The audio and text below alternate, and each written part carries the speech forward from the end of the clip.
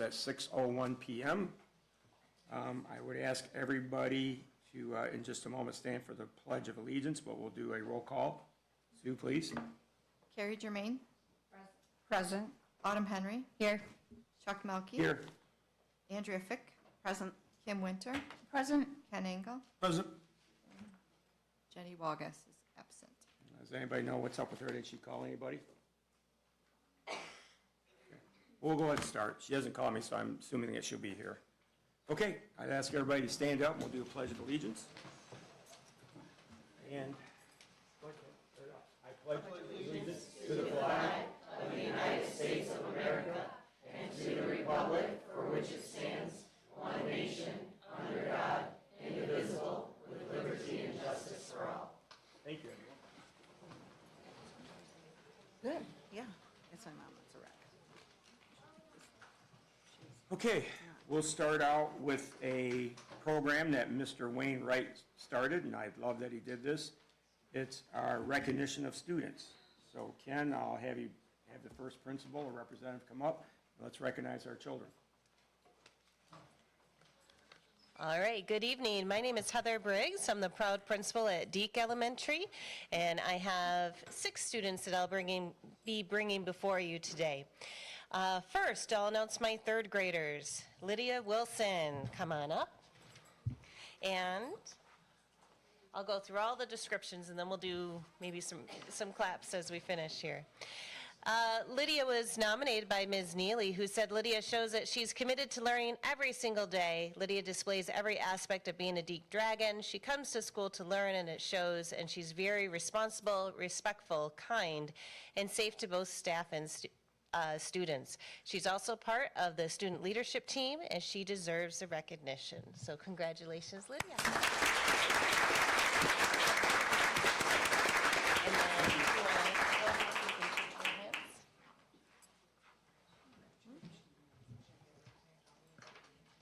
When she gets to the end, I'll get a photo. Congratulations, Lydia.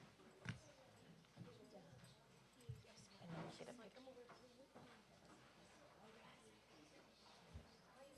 Can you get in the middle of principal and your teacher? Ready? 1, 2, 3. Thank you. All right, next up we have Bentley Harrington. Bentley was nominated by Ms. Bailey, who said Bentley consistently works hard in class and demonstrates the Creek Code every day. He follows directions the first time, is a kind and supportive friend, and is always eager to learn something new. As a member of student leadership, he serves as a positive role model throughout Deke Elementary. We're fortunate to have someone like Bentley in our school community. Congratulations, Bentley.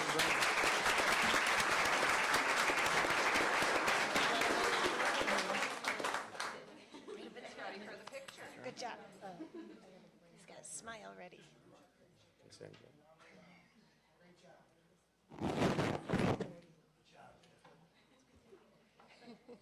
Good job, Brian. Have a good summer. Yeah.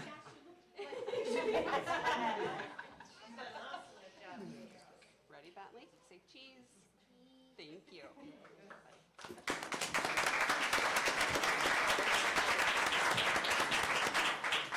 All right, next we have our 4th graders. Next up is Grayson Nestahowski.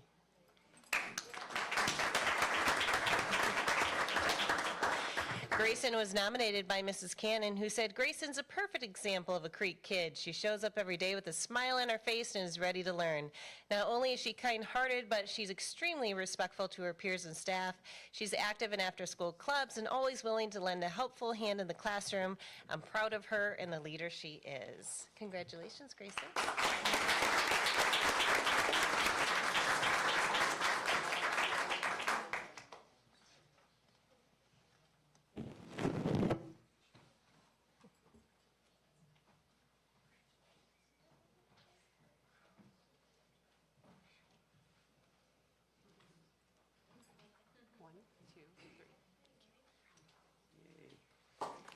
Next, we have Violet Stanley.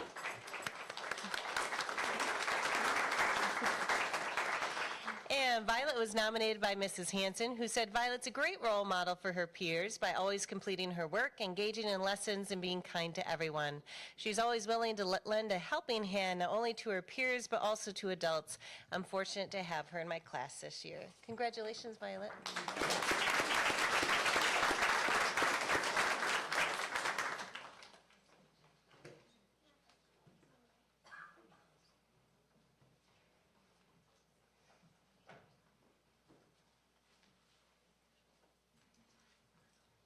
Ready?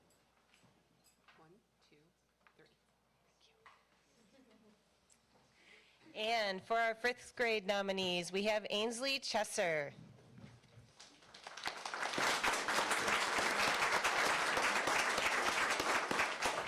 Ainsley was nominated by Mrs. Wykes, who said Ainsley's committed to her own learning as well as the learning of others. She offers help and genuine encouragement to her classmates, especially those who need it the most.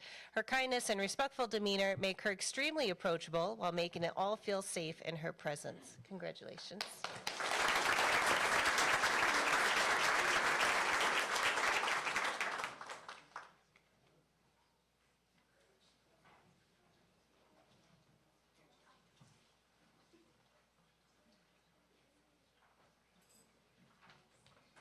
Thank you, Ainsley. Ready? One, two, three.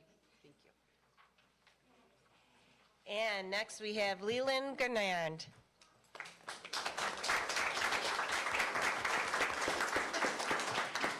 Leland was nominated by Ms. Gent, who said Leland exemplifies what it means to be a Deke Dragon. Through his consistent growth, kindness, and strong sense of responsibility, he approaches every task with effort and enthusiasm, demonstrating both academic excellence and a genuine love of learning. His positive attitude and dedication make him truly deserving of school board recognition. Congratulations.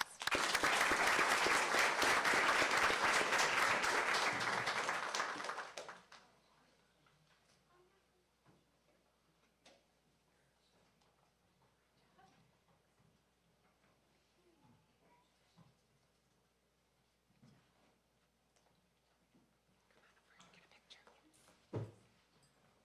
Okay, ready? Look at me first, then Mom. One, two. I'm good. She got it. And thank you for all the friends and family that came to support their kids and the teachers today, too. Thank you.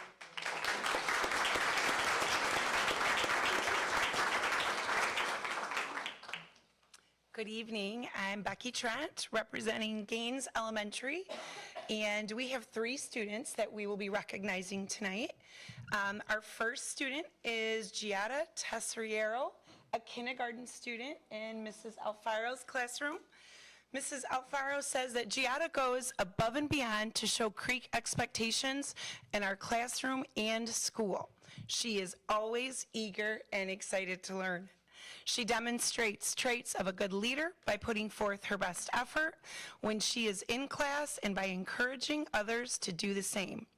She shows up every day with a huge smile, ready to show kindness and compassion to others around her and to lend a helping hand.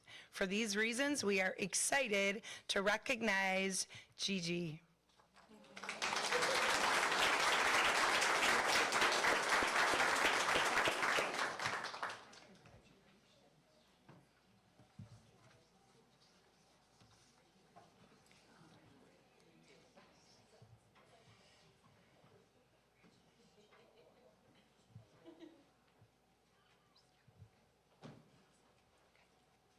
Can you turn your certificate around, sweetheart? I want to see your name. Ready? One, two, three. Now stay there for Mom. All right, good.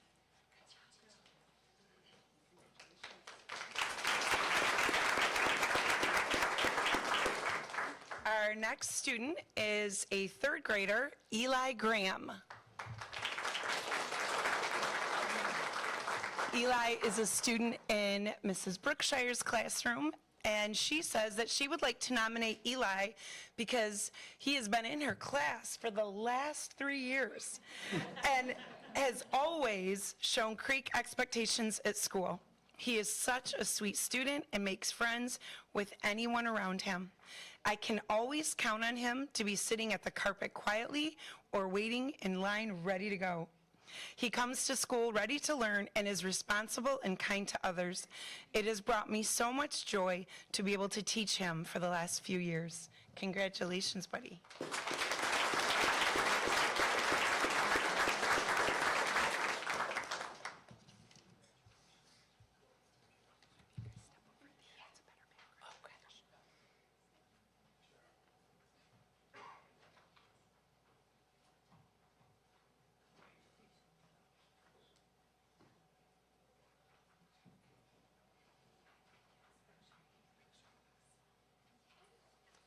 Turn it around. All right, ready?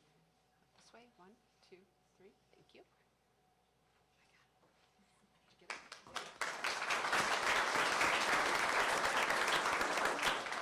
And our last student that we'll recognize tonight is our 5th grader, Leilani Lopez. Leilani is a 5th grade student in Mrs. Vanderlaan's class. And Leilani is a 5th grade student who follows the Creek expectations each and every day. She is committed to learning by showing up to class, ready to learn with materials she needs, focused, and works hard. She is kind, not only to those in the classroom, but others in the building. She is quick to offer help to anyone in need. Last but not least, Leilani is respectful to her peers and her teachers. Yes, ma'am, and thank you are words that are often heard from Leilani. She models Creek each and every day, and she is one of our 5th grade Blueberry ambassadors that represented Gaines as well. Shake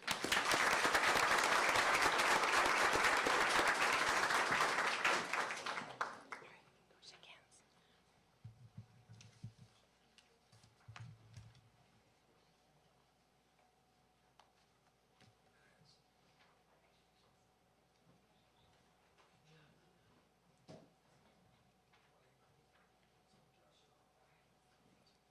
Ready? Here we go. 1, 2, 3. Thank you.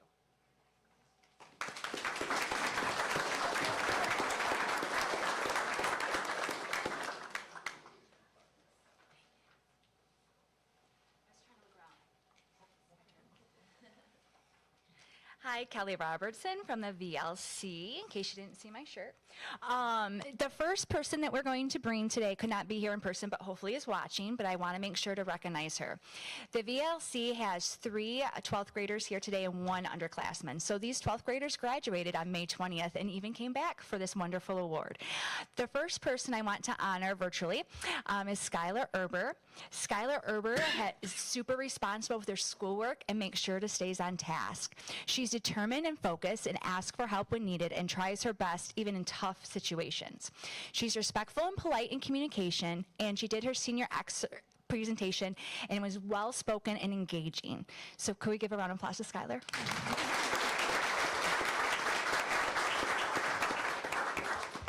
All right, now for my in-person, this is just like school. Kira Pratt, can you come on?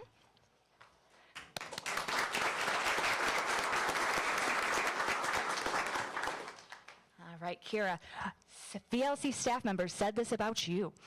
Responsible in your schoolwork, you stay on task and knows exactly what you love. She's an animal lover, and I keep trying to convince her to bring her 2 horses for show and tell at the school.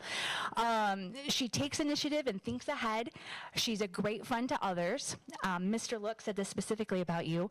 Kira is a model VLC student. She unfailingly completed all online coursework before deadlines, met all attendance requirements, and succeeded in her veterinary medicine program at the GCI. The VLC's flexible schedule allowed Kira to further explore her career interests and still maintaining her academic performance. We at the VLC have no doubt that Kira will continue the success as she transitions into the career field. We are so proud of you.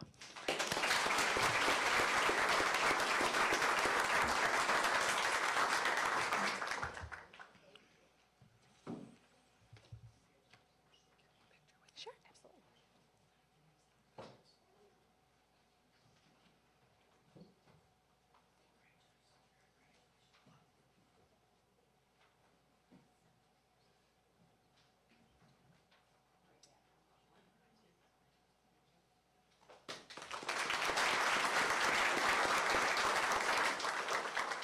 Next, I'm going to bring up our underclassman, Sophia Hudgens.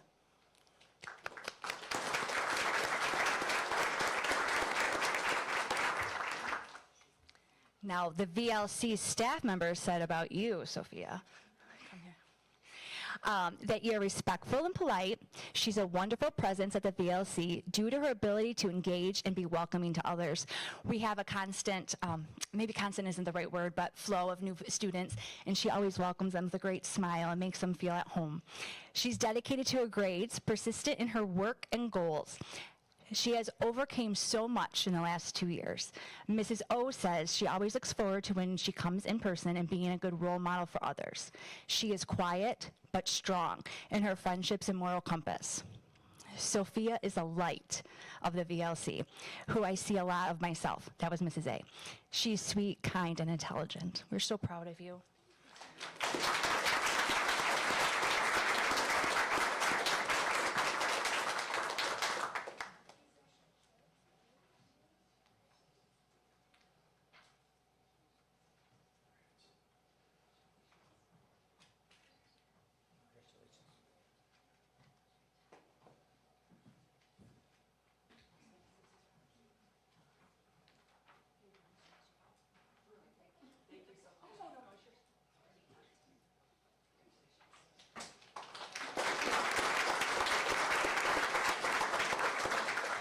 Okay, in case you thought we don't have boys at the VLC, I'm going to bring up Xavier Rodriguez.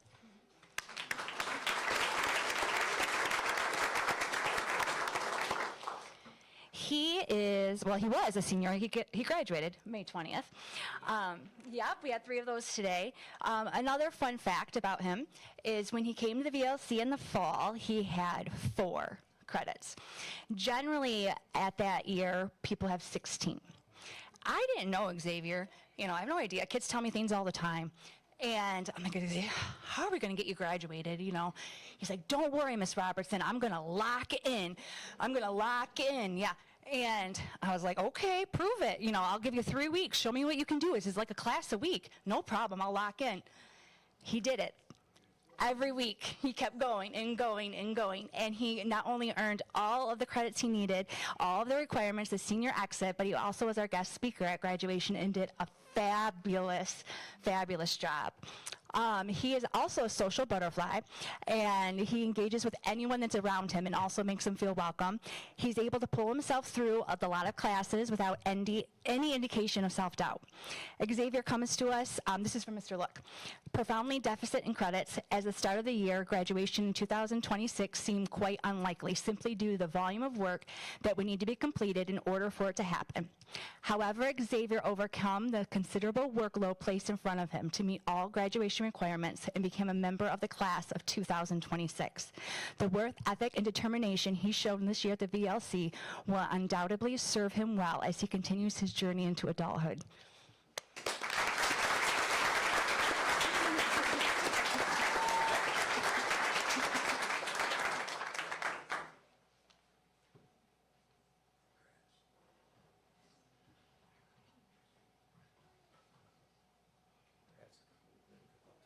Glad you made it through.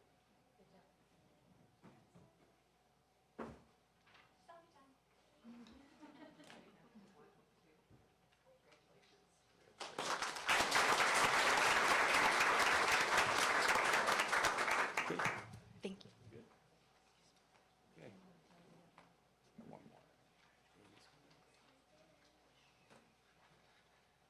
Good evening. I'm Jamie Damon, the principal at the high school, and I took a different approach this month than I normally do. I try to spread it out around the grade levels, but this month I figured it's my very last chance to recognize my seniors before they walk out the door. So I did all 5 of my awards for seniors. The beauty of being the high school principal is what comes across my desk the last month of school is pretty cool. It's tons of nominations for students, for scholarships, for awards, for all the things that come to fruition on June 2nd this year at their senior awards night. So some of the students, all of the students actually, are not supposed to know any of the awards that they're getting for June 2nd. And so I'm going to keep that still a secret. But these students that we're recognizing tonight, all the one common thing is that their name came across my desk numerous times for numerous nominations from numerous staff members. So I felt like no matter what happens on June 2nd, no matter how the scholarships fall, no matter any of those things, they still deserved their moment to have that recognition. So that's tonight. So we're going to start with Gabrielle LeBeau. So she goes by Gabby, so that's what I'm going to call her. Gabby has been with us, I think, forever, right? Always at Swartz Creek? Okay, so she's been with us since kindergarten. Mr. Atwood is her person. We say that we have Velcro kids. Sometimes the kids that kind of gravitate toward us become our Velcro kids. She's definitely in Mr. Atwood's pack of kids that he takes care of and loves on. And he had nothing but good things to say about Gabby, and the dedication and work that she's had since 9th grade to now is tremendous. She's overcome a lot of different things throughout her high school years too in order to excel. She's going to Grand Valley in the fall. She's doing lots of great things. Ms. Hale also had tons of good things to say about Gabby. She works with Gabby a lot as well and has worked with her for numerous years in various capacities and said that the growth that she's seen in Gabby over the 4 years of high school has been tremendous. And so I think this is a great opportunity to recognize Gabby before June 2nd as well.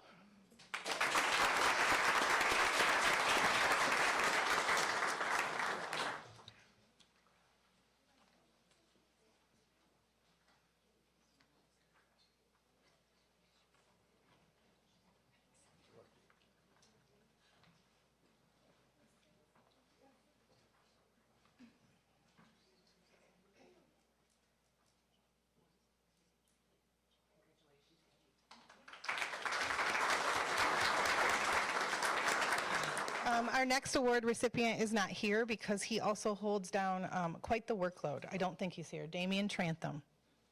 Okay. I was like, I didn't see him, I didn't think. Damian is, among other things, he is very charismatic. If he was here, you would be able to see his personality shine through without him even talking.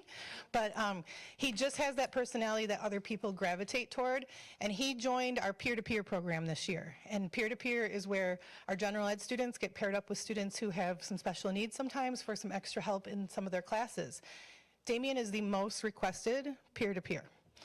If you knew him, it's funny because he comes off as like maybe the class clown, but the kids love him and they gravitate toward him. And I tell him all the time, I really hope you're going to go into education because you're something special. But he deserves his moment as well because he's done some tremendous things in our peer-to-peer group and with our students that do have some special needs. He always makes them feel special. He doesn't make them feel different. He includes them in everything. He goes to Special Olympic sports events for them to support them. He makes shirts and wears them to those events. He's just a really great kid overall, and we're going to be sad to miss him at the high school. So.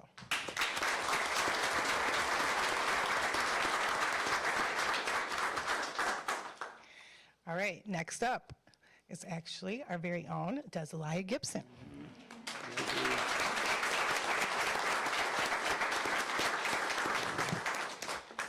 So the application process to be the school board rep is not easy. It's quite a lengthy process that a high school student has to do. They have to want to do this. They have to want to come and sit at board meetings. They have to want to be involved. They have to want to meet with me at least a couple times a month so that we can talk about the things that are going on in the school. Lots of different responsibilities falls on this person, but she does it with grace. She does it with excellence. She does it with her best foot forward. She's always trying to get lots of input from the student body, not just certain sections of the student body. She wants lots of voices to be heard, and she's done a great job this year, and I just wanted to make sure. I know that you guys recognized her last time with the chords, and I just also wanted to make sure that she got her recognition from the high school as well for the job that she's done this year. So. Congratulations.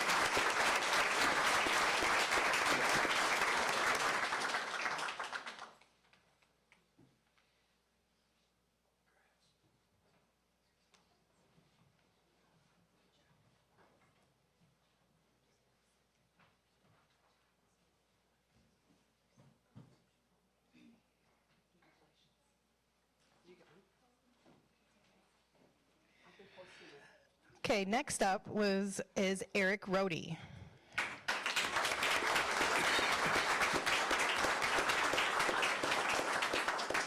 Eric can I say? I'm just going to say. Eric also applied to be the school board rep last year, and we had lots of great candidates, and if I could have chosen them all, I would have, and he knows that.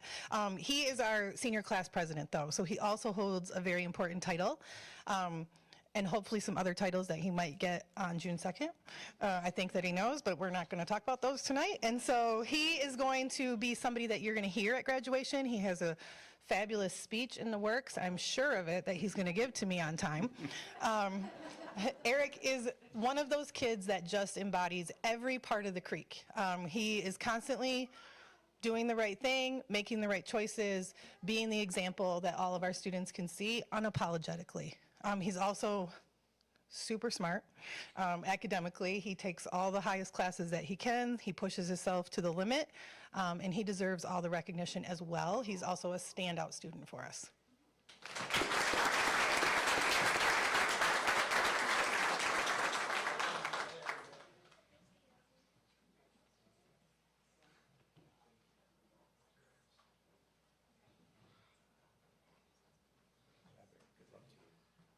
Well.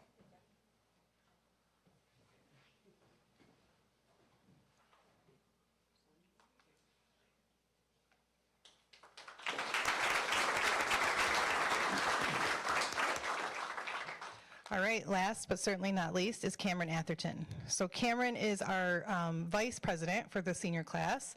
She is going to also be doing a speech this year because we couldn't let Eric have 2 speeches. I mean, it's just not going to happen.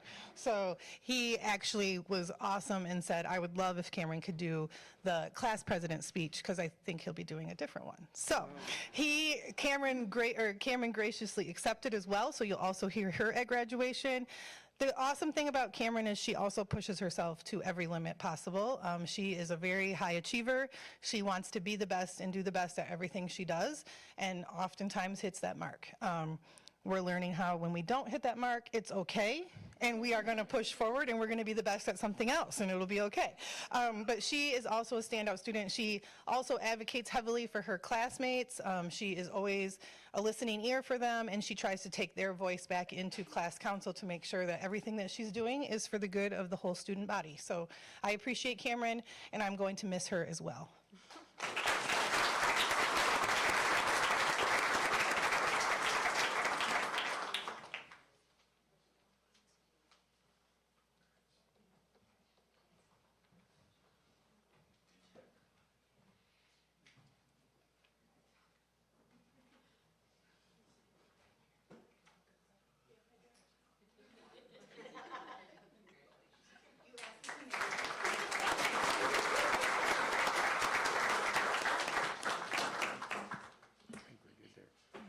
Okay, before we start any farther, I'd like to thank all the parents that came, all the teachers, all the principals, all the students that were given the awards. You guys deserve it. Good job, and to our seniors.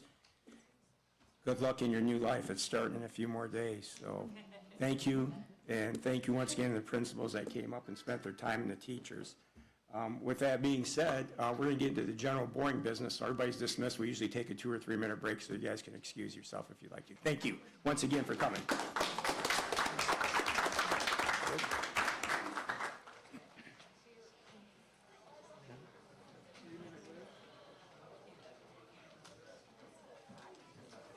Yeah.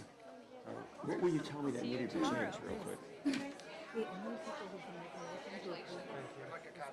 It will be posted, and it will be, they all get emailed to the principals. Yeah, Facebook tomorrow. Okay, perfect. At one of the other buildings. She does the same job.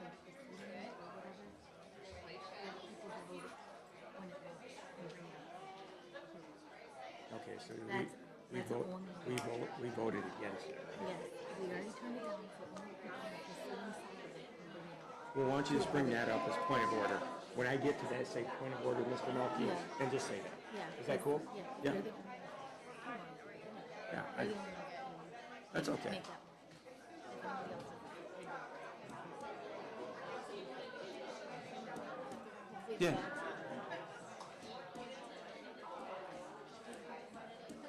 This one,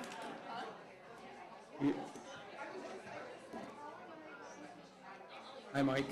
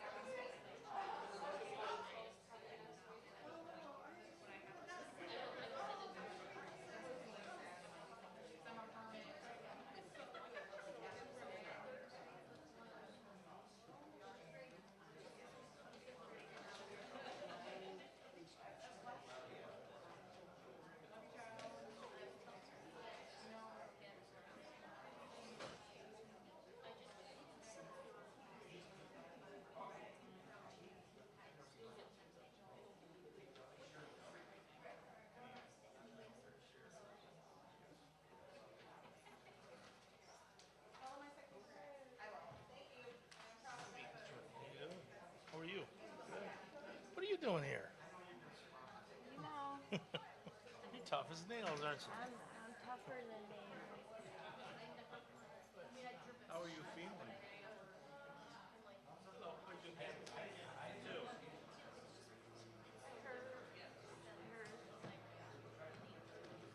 Well, I'm praying for you.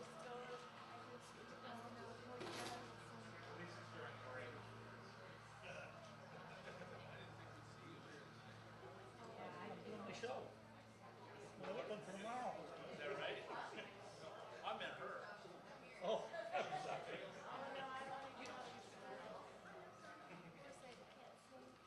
What's that?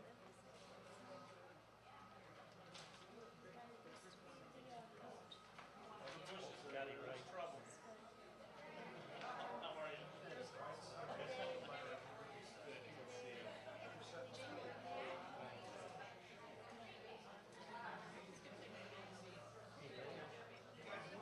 I heard from other people. I don't know.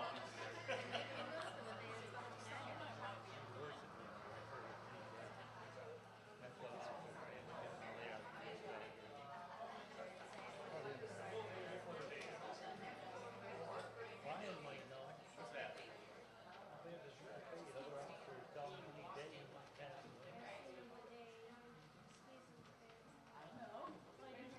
I'm told he's here. I couldn't do the walking test to get the vaccine. No, I couldn't do it.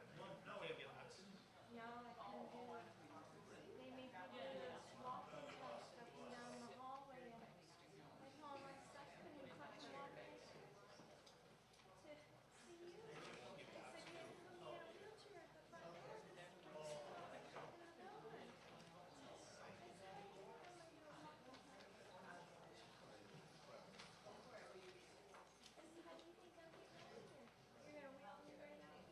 Okay, we'll get started. Travis, you back on?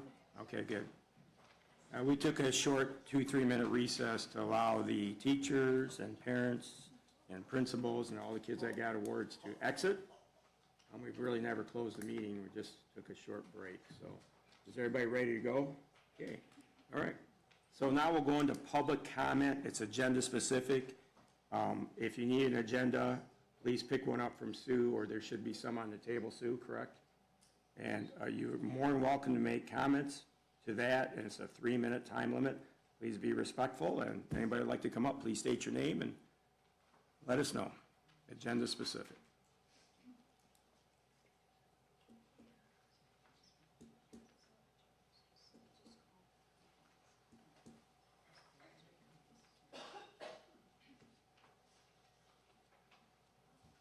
Brian Jones, community member. Mr. Janzrak, how are you? Good. Did you see how easy that was, Chuck? That's called respect. I respected the man. I didn't make fun of his name. I didn't say, I don't know how to say his name and I don't have enough respect to go Please ahead and keep it say agenda it. specific, sir. Okay. Not how I address people. Okay. Meanwhile, so according to the agenda, we're going to talk about school of choice again. I just want to remind everybody that Ken's worried about the invasion from the east, which is apparently Flynn. So that's, you don't want those people here. Chuck has decided that there's a community, and if you let people in from outside the community, it's no longer a community. I'd like to remind him that his business is in Flint Township, not this community, but hey, whatever. She started to say if she had her way, we wouldn't have any school of choice kids. So we just need to keep that in mind. Meanwhile, it looks like we're going to go ahead and talk about giving more money, apparently, to our investigation that's going on. Now, you know, Chuck sent things to the state and all that stuff. He gets up here and tries to virtue signal about. They don't care. They're not going to do anything. Meanwhile, if they are going to do something, if there is a problem, we don't need an investigation. But hey, they're Chuck's people. Let's not forget that. They're Chuck's people that he brought in. They've already run past the amount that you guys voted for. So now we either need to sink more money into that to find out what the outcome is, which apparently there's some people that they haven't even talked to. And man, I don't know, maybe Ken can fill them in on how to do an investigation, because that's a little bit rough. They've had some months to talk to these people. But anyway, that's pretty much what I got agenda specific. So y'all have a nice night. Take care. Thank you, sir. Is there anybody else from the public like to talk, agenda specific? Thank you. So, thank you very much. Since we're going to talk about school choice, let's talk about school choice. School choice was set up so that other kids from other communities would have a chance. That chance was taken advantage of when Swartz Creek started to allow so many people to come to the community. I think what everybody fails to recognize is that our tax dollars, the people that live here, the people that pay Swartz Creek school tax dollars, we are paying for all of these outside kids. There was a formula that was set up by the state of Michigan at the very beginning of the onset of starting school of choice. That formula needs to be taken into account, and I think your board needs to follow that formula. It doesn't include bringing in 900 kids. 900 kids times whatever the cost factor above what you're getting from the state, we're paying for that out of our pocket. Residents are. And that money could be used for kids that are here in this community, that live in this community. We've got kids now that leave this community to go to other schools because they can't go to school here because you have so many school of choice kids. That's ridiculous. Sir, Yeah. it's not your time to talk. It's, that's your first warning. The data. This is your second warning. Third warning, we'll ask you to leave, sir. Thank you. I'll resume my time. That's your third warning. Oh, no, we're still on one. I don't, he must not have went to Swartz Creek. He don't know how to count either. So, That's it. Sir, you do this every meeting. I'm going to ask you to leave, please. how rude. Sir, please leave the meeting. How rude. Nobody talked when you were up here talking. That's rude. You talk about being rude? Yeah. We'll take a quick recess. Recess. Is that okay with the board? Did you pause their time? Okay, we'll take a recess.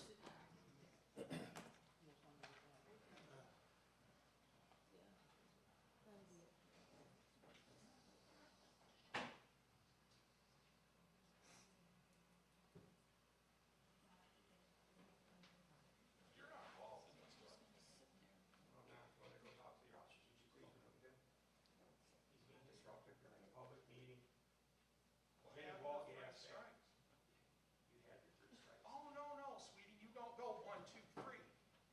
This isn't a boxing match.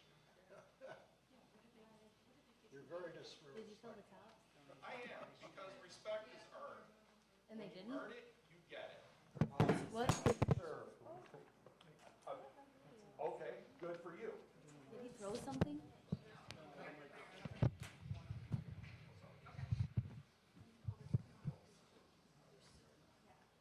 Did they go? Do I need to call our new Yeah. police, Because they didn't do anything. our new chief? Would you like me to call Chief Murphy, or would you like to call him, sir? Yes. Yeah. He needs to leave. I'm well aware. Thank you for telling me how to do my job. I got it. I didn't ask you how to do your job. I said, would you like to call him? Bring our policies and procedures. I got it. I'm trying to do it peacefully, where I don't have to do anything crazy. I feel like you're adding to this situation. Hey, I live right down the road. Y'all want to come to my house and we'll host the meeting there? We gotta post it. Everybody in this room. We're on Post recess. it 24 hours. Whatever it is.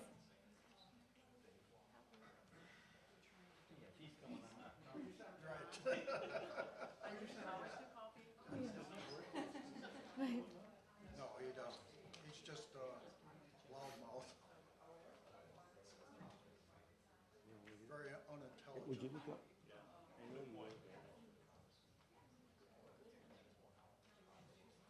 This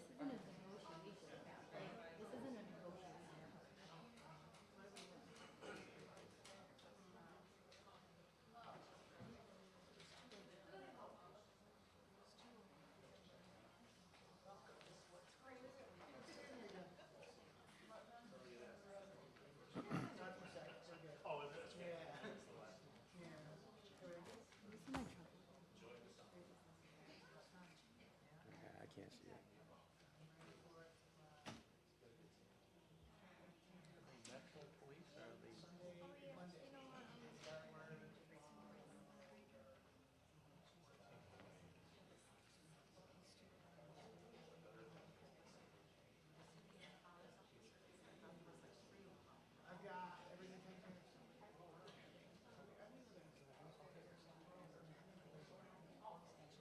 I don't know. What do you guys want me to do? What do you want me to do, Ken?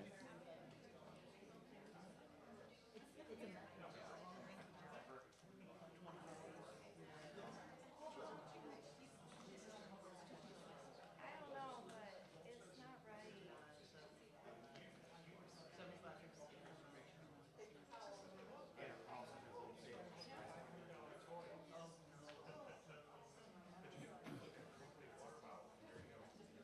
You look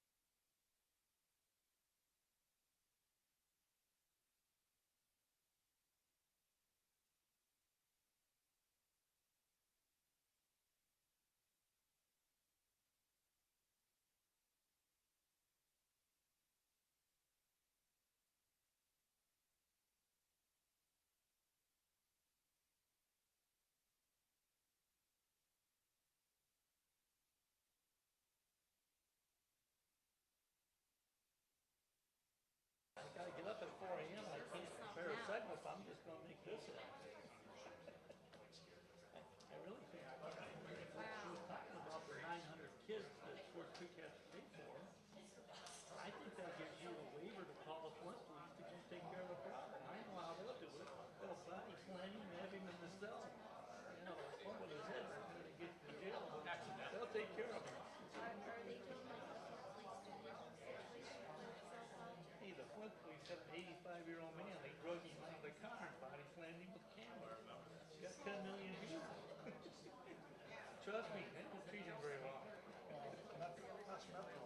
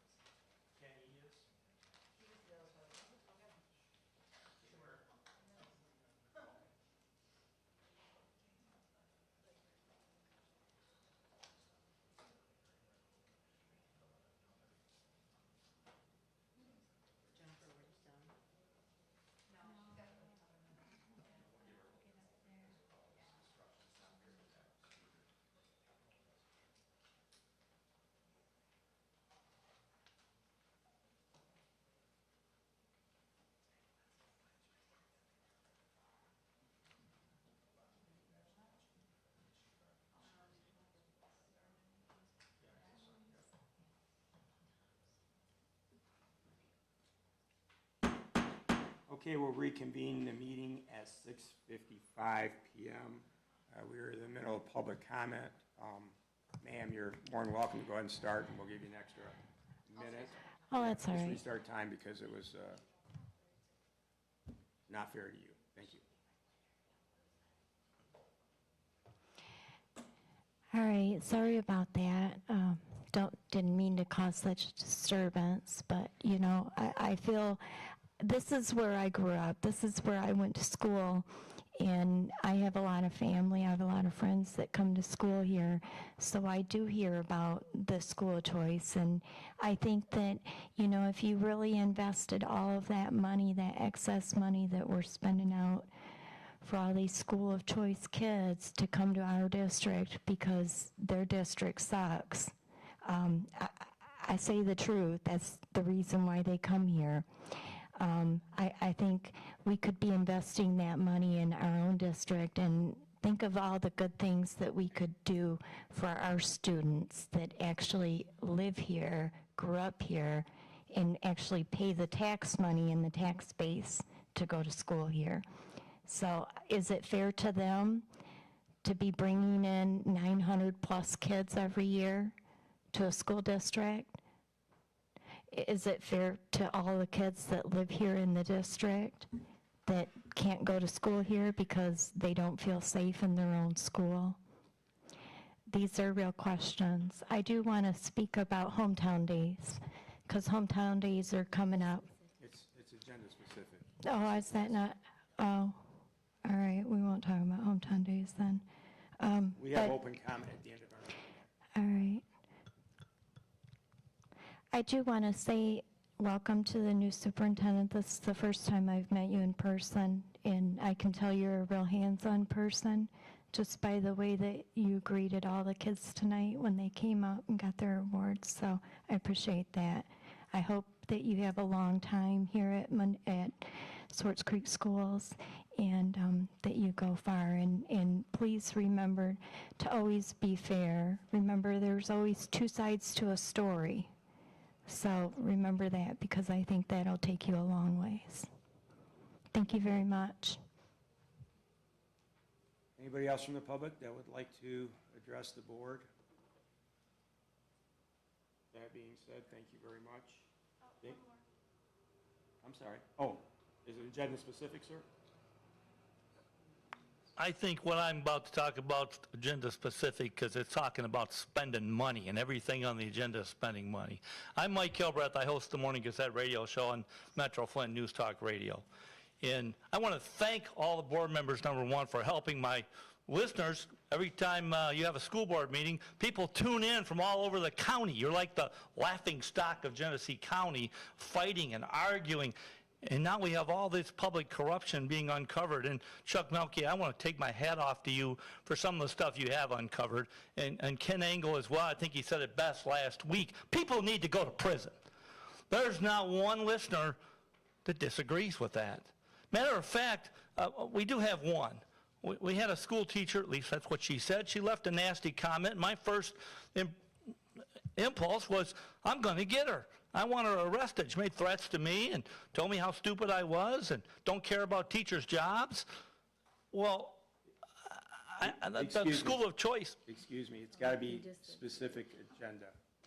I was starting to talk about school of choice. Okay, all right, go ahead. School of choice, the Swartz Creek taxpayers have to pay a lot of money for kids to be educated.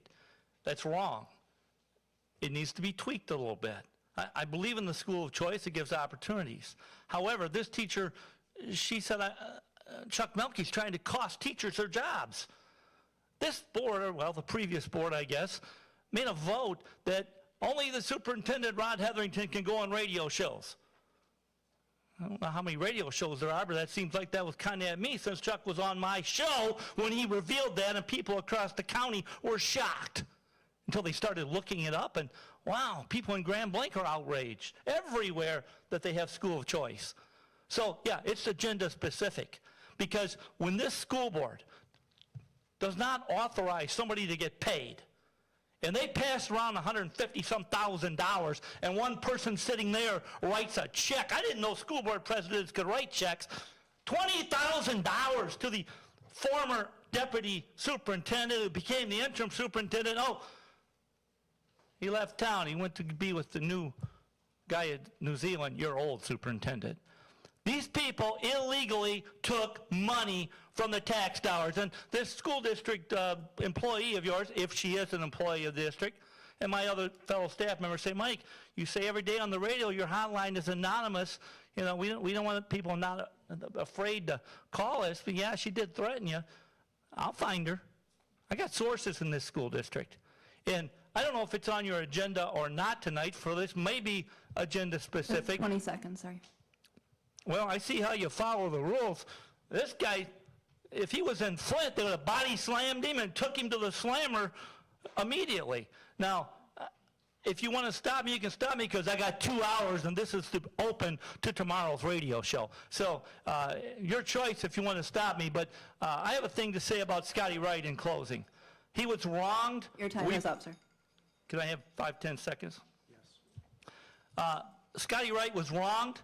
Rod Hetherington had a lot to do with it. And your AD, according to people, they say she got her job by firing the guy. This guy deserves to have his job, and if you're hiring someone else, he needs his job back. Otherwise, he's got a big lawsuit. That's my opinion. Thank you very much. Is there anybody else that has anything agenda specific? I'm Michelle Clark, I'm parent and resident. At School of Choice, you had kids here that received recognition. There were School of Choice children. Not everyone is coming from Flint. And not all the kids from Flint are causing problems.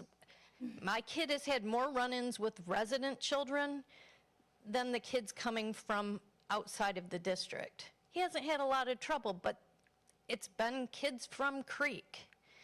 If we cut out Schools of Choice, our number of pupils drops, and then you drop all the good things we have going on with AP classes and the extra things we're able to offer because we have more kids and the per pupil amount that comes from them.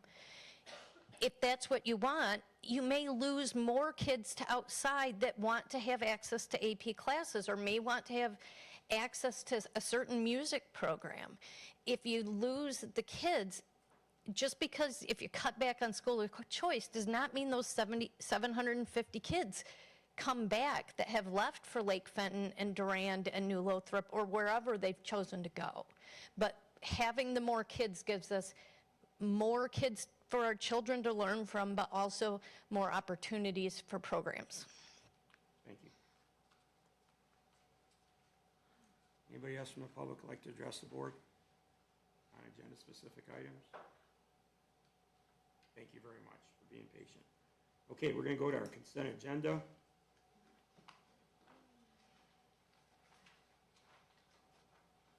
Questions? Concerns? We were going to make some changes to the agenda, right? Yep, I just want to make one change. Actually, it'd be two changes to do it the right way. A young lady from the audience, our union president, came, and one of our teachers is already working hard as an intern, and she wants to get to work tomorrow. And we have a very long agenda. So I would like to move J and K up to the top, if that's okay, once we get to board action items, if nobody has a problem with that. That is the hiring of a new social worker and then actually picking a person to do that. You want to move those to A, B? I'm going to move them to, actually, yeah, we can move them to A, B. Can we move them up any higher? Does it have to be Well, under the board action items? I would like it underneath board action items because you're taking a roll call vote, one to create a new position, one to hire. So I think it should be at least in the board action items, and it'll take us up quite a bit. So it'll save a couple hours. I think they didn't have a problem with that. I talked to their president, and they said that's a reasonable compromise. It's all about compromising. Is that okay? I'd rather move it further up, but if that's the highest we can move it, then that's okay. Well, it's an action item. It has to be in the action item section. Yeah, I'm fine with moving it up to AB. Okay. Maybe and move everything else down. Yes, is that okay with everyone? Does anybody have any concerns? Okay, everybody understands it. I don't think we need a roll call vote, till we get that, that's what we've changed on a consent agenda, so. Now we need a roll call vote, though, for the consent agenda. Well, I Everybody's move okay. to approve the consent agenda with the changes made. There's a motion by Ms. Henry to change the consent agenda as just stated. by And moving- approve it. And approve it. We're moving J and K up to A and B. And we'll just move everything down. Any questions? No. Was it seconded? I'm sorry. I'll second. I'm sorry. Yeah, I didn't. Okay, thank you, Kim. Any discussion on the motion? None? Sue, roll call vote, please. Chuck Melkey, Yes. Andrea Fick, Yes. Jenny Walgast, Yes. Carrie Germain, Yes. Kim Winter, Yes. Ken Engel. Oh, sorry. Autumn Henry. Yes. Okay. Motion passes 6-0. I didn't realize that Ken hasn't come back yet, so we'll keep going on. All right. Student Board Representation Report. Desi, this will be your last report. Am I mistaken, or are you coming one more time? No, that's You've had enough? Yeah. You sound like you've had enough from us. Okay. Well, please give us a wonderful report. You've done it every month, and you've done a great job, and congratulations on your award today. Thank you. Yes. Good evening, everyone. The seniors are officially out of school as of May 21st, wrapping up their school year with a clap out through the school and a fun day following that. The senior banquet is tomorrow, cap and gown pickup, and the elementary walkthrough is on Monday. Awards night is on the 2nd, and graduation is on the 4th. The 9th, 10th, and 11th graders are preparing for their their end of year finals, and their last day of school is June 10th. Last Thursday, our Elms and Gaines Elementary Blueberry Ambassadors helped put together a student versus staff basketball game to support Whaley Children's Center. From the players on the court to the volunteers helping behind the scenes, the event continues to be a powerful example of kids helping kids and what can happen when a community comes together for something bigger than itself. This year's event raised an amazing $2,546.88 for the Whaley Children's Center. For the rest of the month of May, the SCCS Class of 2029 Class Council is encouraging our entire community to help spread kindness throughout Swartz Creek.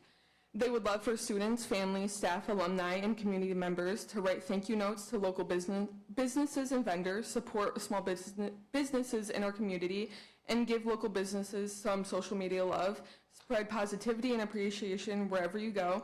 And if you participate, snap a photo and share it on your personal page or in your local groups using #KindnessThroughCreek. Congratulations to the 2026 graduates of the Swartz Creek Virtual Learning Center and the Adult Education Program. Last Wednesday was their graduation, and 190 students crossed the finish line towards their future, including 168 students who completed the requirements for their GED or high school diploma, along with 22 VLC graduates.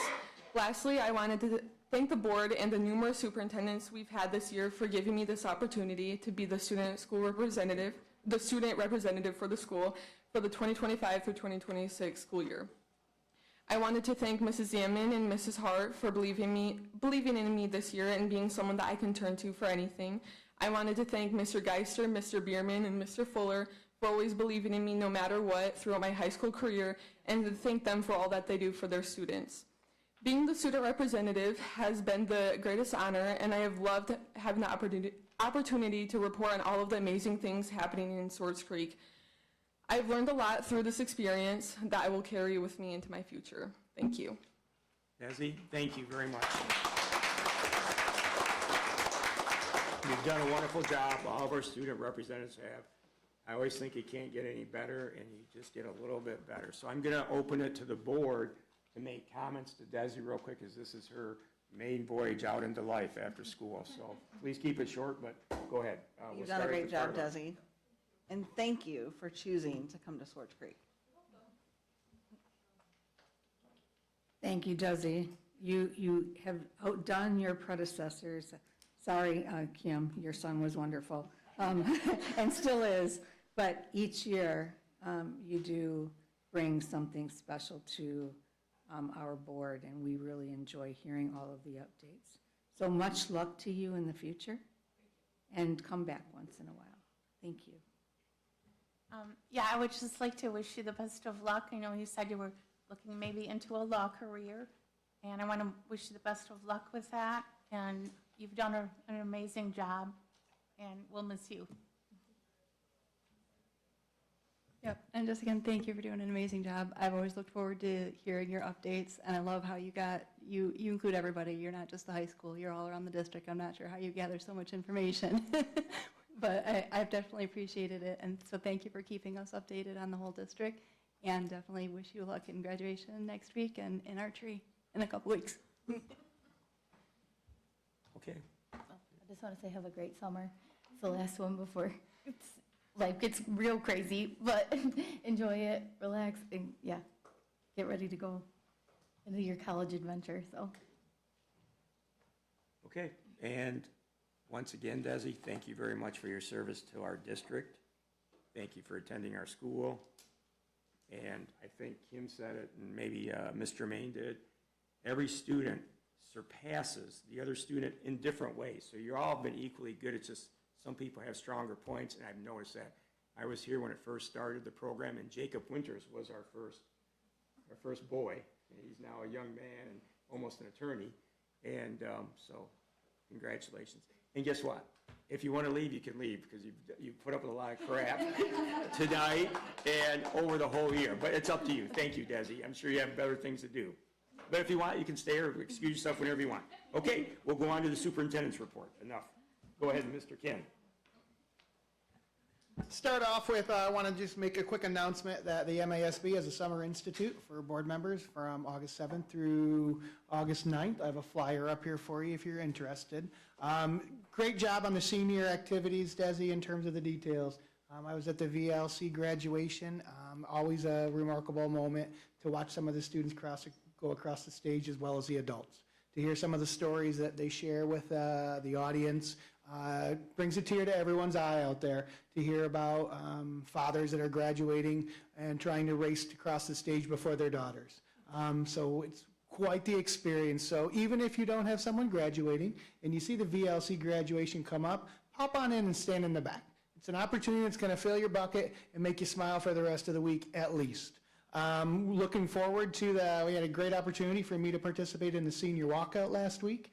Looking forward to honors night, looking forward to graduation. I know that opportunity for the seniors to go back to the elementary school is very exciting, not only for the seniors, but also for the students that are currently there. Meetings have continued for me. Had a great opportunity to meet up at the staff meeting at the high school, go to the middle school here soon. I've had individual meetings. Sue the other day apologized and said, I'm sorry, I didn't realize how busy your calendar was. But for me, coming in May was that opportunity to meet with as many people as I can. It's an opportunity to build some of those relationships as I move into the next school year. And they're going to continue to the last day and beyond. Looking forward to hometown days. Coming up this weekend, my wife and I will be up to tour around, so if you see us out there, please stop, introduce yourself. I'd love to have a conversation.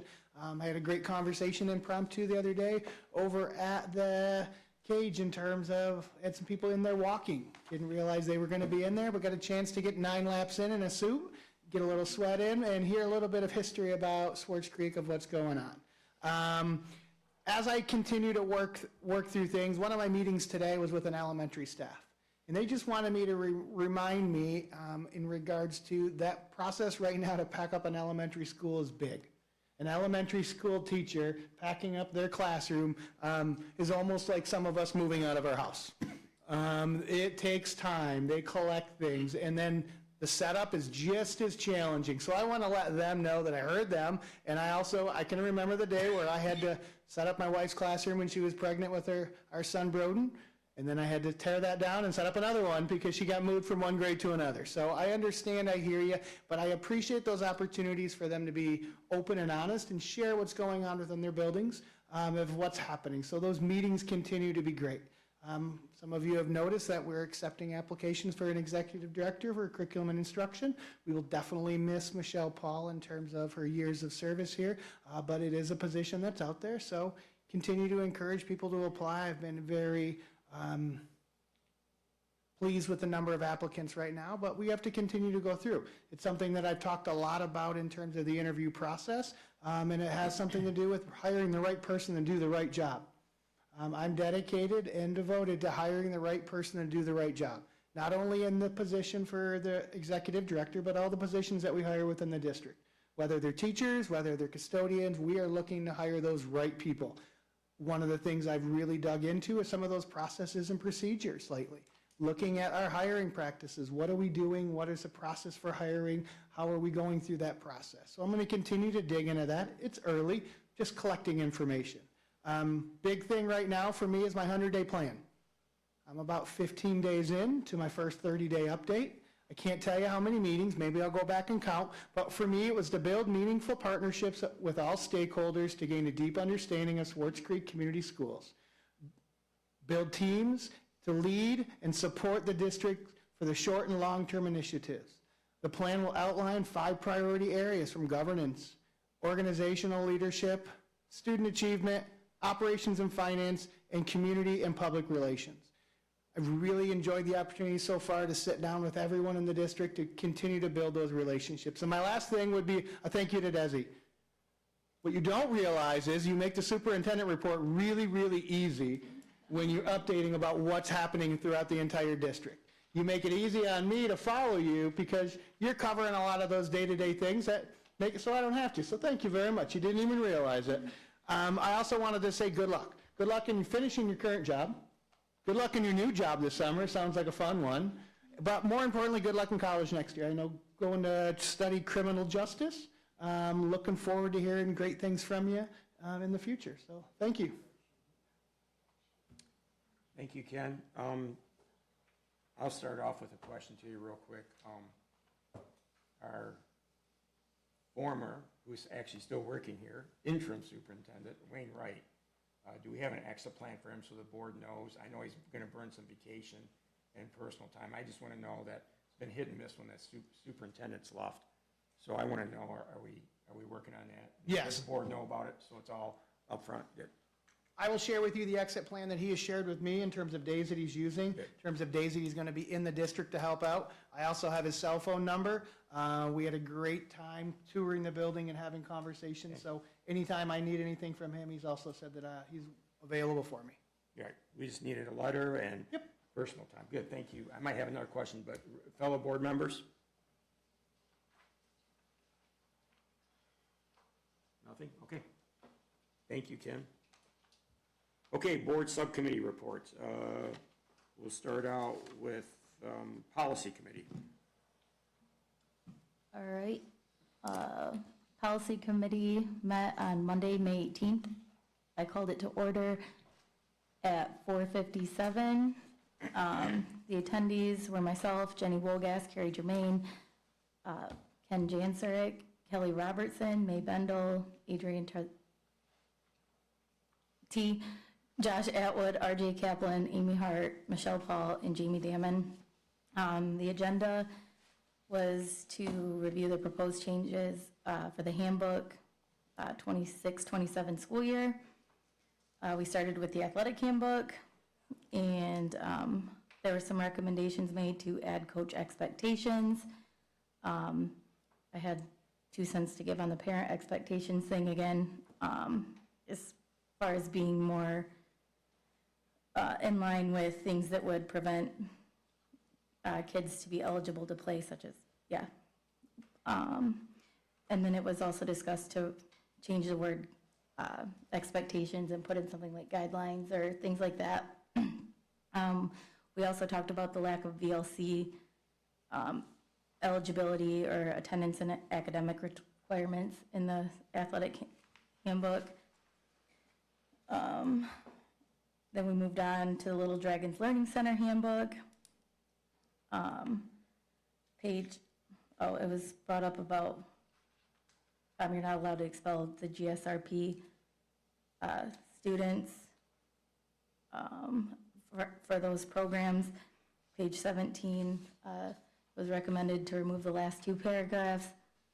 Page 23, under immunizations, should say shall, not must. 25, we talked about removing pests because of the lice and other things that aren't enforced. And then there were other grammatical corrections discussed. Then we moved on to VLC. I don't know if we decided on adding the athletic participation requirements here or in the athletic handbook, but it was discussed in both places. And then the enrollment for the VLC, it's strictly through the VLC, it's separate from other buildings.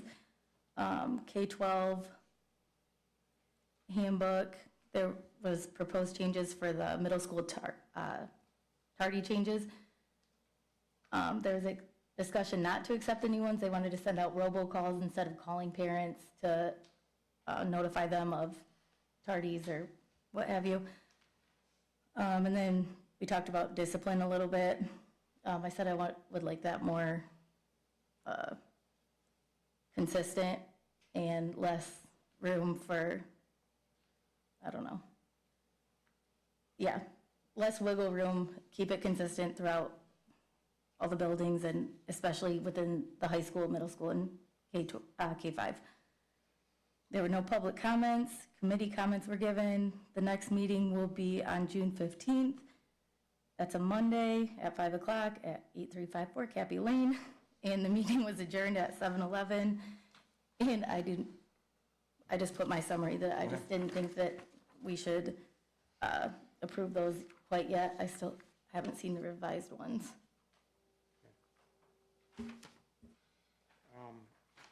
Yeah, your summary, okay. Looks good. I think this is your first full one. It's better than my typing or penmanship. Okay, that's a lot to say. Any questions of Autumn?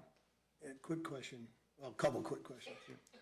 The GSRP, you say they can or cannot expel Cannot, for any behavior? 0, no expulsions. Child brings a gun to the, You're not expelling them. Really? interesting. I learned that meeting. I just thought I would share with the rest And of the class up here, but And that's because it was- from the state or the ISD? That's part of the grant, I think, if you want to receive the funding or something of that nature. I don't, Can Yeah. you answer that? Okay. yeah. I think that's a valid question, Ken. Because I mean, that would go against our policy as far as being a weapon-free zone. So if that's, Go against a lot of, I mean, you're never going to hold that child criminally responsible. I'm not looking to do that, but if a kindergartner did the same thing, we would expel them. But we can't, a 4-year-old that's here for GSRP, that doesn't make much sense.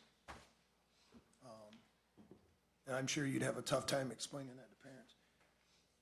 VLC academic requirements, is that to play sports? yeah, they're And that's academic not, attendance. that didn't get added?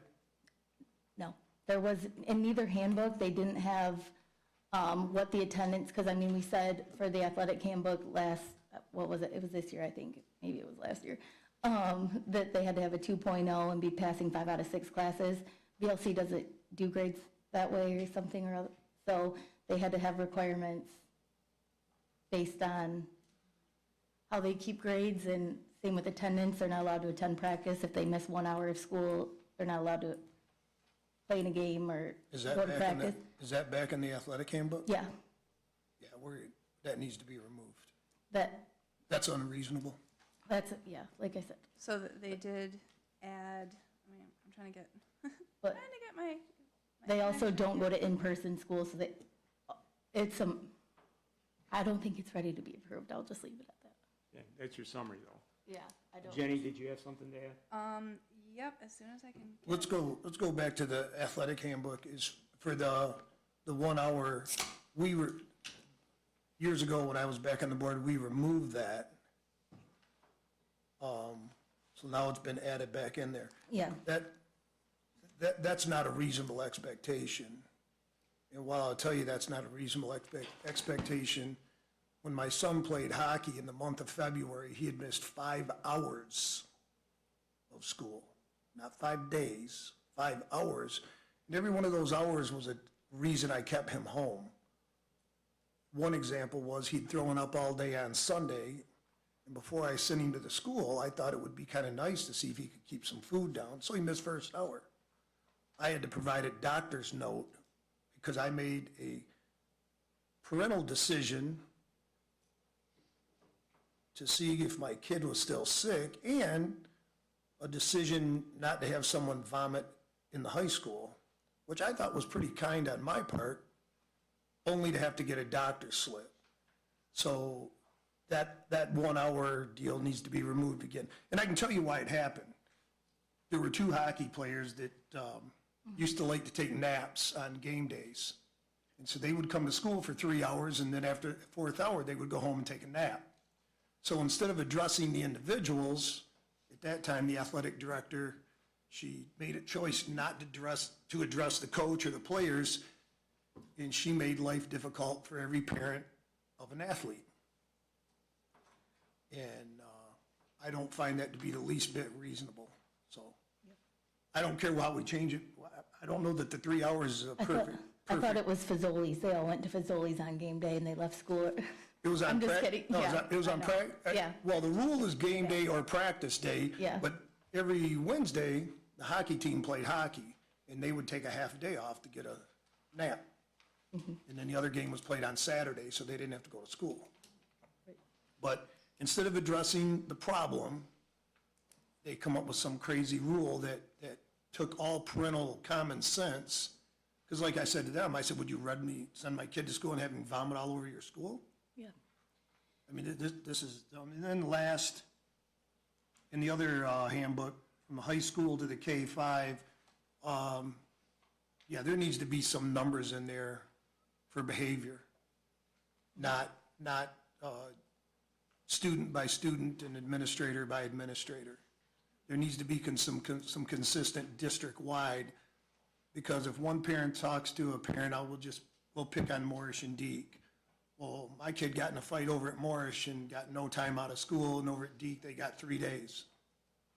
Well, that's not consistent within the district. We need some consistency. Or my phone's gonna ring and Ken's phone's gonna ring, and that's, it's not what the principal thinks today. Mm-hmm. Or this little kid gets a break because of whatever. If you get in a fight, you get kicked out for X amount of days. If you steal something, you get kicked out for X amount of days. And I understand there are some things with IEPs and everything else. I'm not addressing that. I'm addressing normal, everyday situations. So I would agree there's some things need to be fixed in the handbook. And also, Anything else? I would meet you halfway on the missing school, going to practice thing. I don't know if your kid is sick, they're gonna be gone for more than an hour. They're gonna be gone for more than, they don't need to go to practice later that night, I don't think, I don't know. But I would meet you halfway on that one, maybe, like if you miss the majority of the day, or if you miss whatever. You could go back to the 3 hours. My whole thing was, I kept Yeah. him home for an hour. Yeah, And when and he that, I'm fine. kept his food down, I sent him to school. He was here for second hour. So he went to school second through 6th hour. Yeah, But I mean, if I would have sent him to school and he got sick, well, then it'd be, well, I can't believe your dad sent you to school sick. Well, I didn't have a choice. right. So, I mean, you have to allow, you can't ask for a doctor's slip. But Yeah, maybe if I it know. becomes a continued behavior, but I had to literally get a doctor's slip. Yeah. So he could go to practice on Monday. Yep. That's not reasonable. Why don't you do that discussion Yeah. there, and you guys Okay. will hammer it out, okay? Yep. All right. Ken, do you want to give your report? Oh, I'm sorry, Jenny, did you have a question? Well, I was just going to say, they did, there was a version posted finally that did have additional information for Virtual Learning Center in the athletic handbook updates. It does not say anything. I know we discussed in the committee something about attendance because they have to check in with mentors or coaches, I think, on a regular basis. It does not look like that actually made it into the updates. The updates just say for Virtual Learning Center course load, students must be actively passing and enrolled in at least 66% of a full credit load.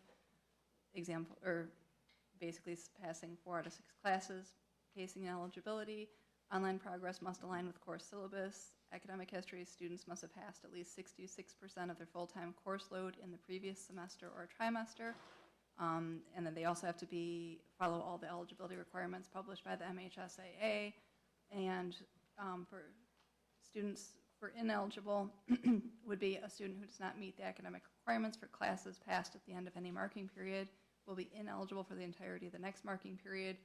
Any student who's failing a class they're currently enrolled in will be ineligible for competition until they are passing a class they are enrolled in.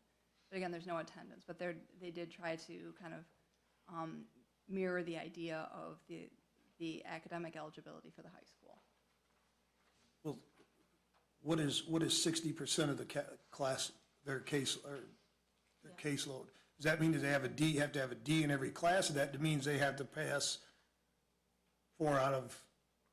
So a full credit load, and that would have to be, I think it depends on the student's plan. I don't think they all have the same. Ken wants to go for it. chime in. It's the Michigan High School Athletic Association, the number of classes that a student must be taking to participate in athletics. They don't have to be taking a full course load, they need to be taking a 66 point whatever course load.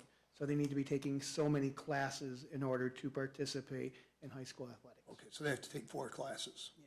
Okay. All right. And then if they were, in that scenario here, if they were taking 4 classes, they would be required to pass all 4 with a C or better. Well, do they keep C grades? It's a, Yeah, No, I don't okay. think they do, but Okay. just, We'll someone at the figure high that out. school could be doing that. Okay. all right. Thank you. Ken, go ahead and give your report, please. Your treasurer's report. Sure. Finance Committee meeting of the whole met, Administration Building, on May 19th, 2026, from 4:18 PM to 5:28 PM. Attendance was Ken, Chuck, Bill, Autumn, Jenny, since we have 2 Jamies, Jamie Cowan, Kim, and Derek. Under board action, Adrian explained the proposal for a 3-year deal at $45,000 for all 3 years, not a year. It's for Huddle. Simply put, they videotape football games. Well, let me rephrase that, because that's one thing we did get clarification on. Anything on the football field, anything in the gymnasium. So whether it would be lacrosse, football, halftime with the band, this stuff is all being videotaped. Similar deal in the gym, from volleyball to basketball.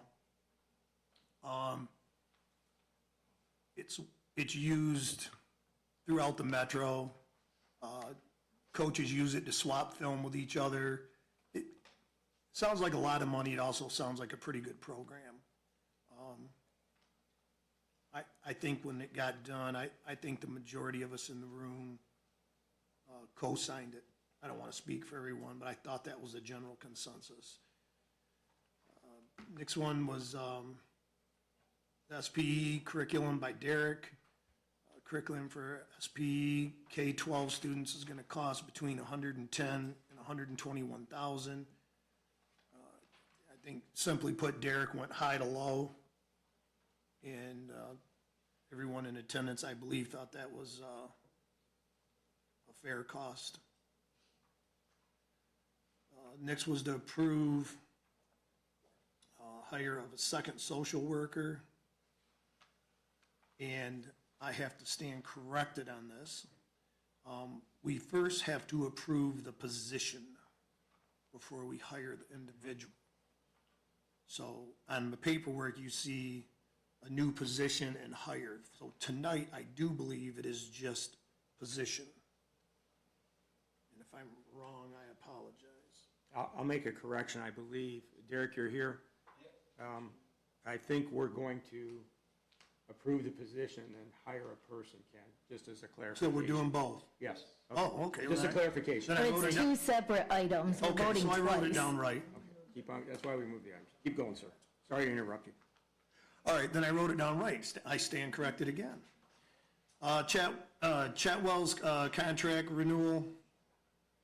This is the last year renew at a 3% increase, and they'll, I'm assuming, maybe Jamie will be looking to get a bid for the next year. And if not, someone's gonna have to. Fiscal year 26 final and fiscal year 27 preliminary food service budget reports were presented at the meeting. We're gonna approve Gaines Kitchen remodeling, that should be for a vote. Financials, Jamie went over a review of April of 2026. Everything was within the budget at this time. Under grants, 27L2, employee compensation distribution, I hope I got this right, is going to take place on May 22nd. And it will be $8.45 per person. This is state money that was divided equally with every district employee. Is that correct, Ken? What was the date, May 22nd? Did I get it right, Jamie? Oh, look at that. Thank you. All right. And so this was a pot of money that was given by, simply put, pot of money given by the state. They divided it equally amongst every employee. So whether you were an aide or you were the superintendent? Oh, you didn't get, okay. Oh, okay.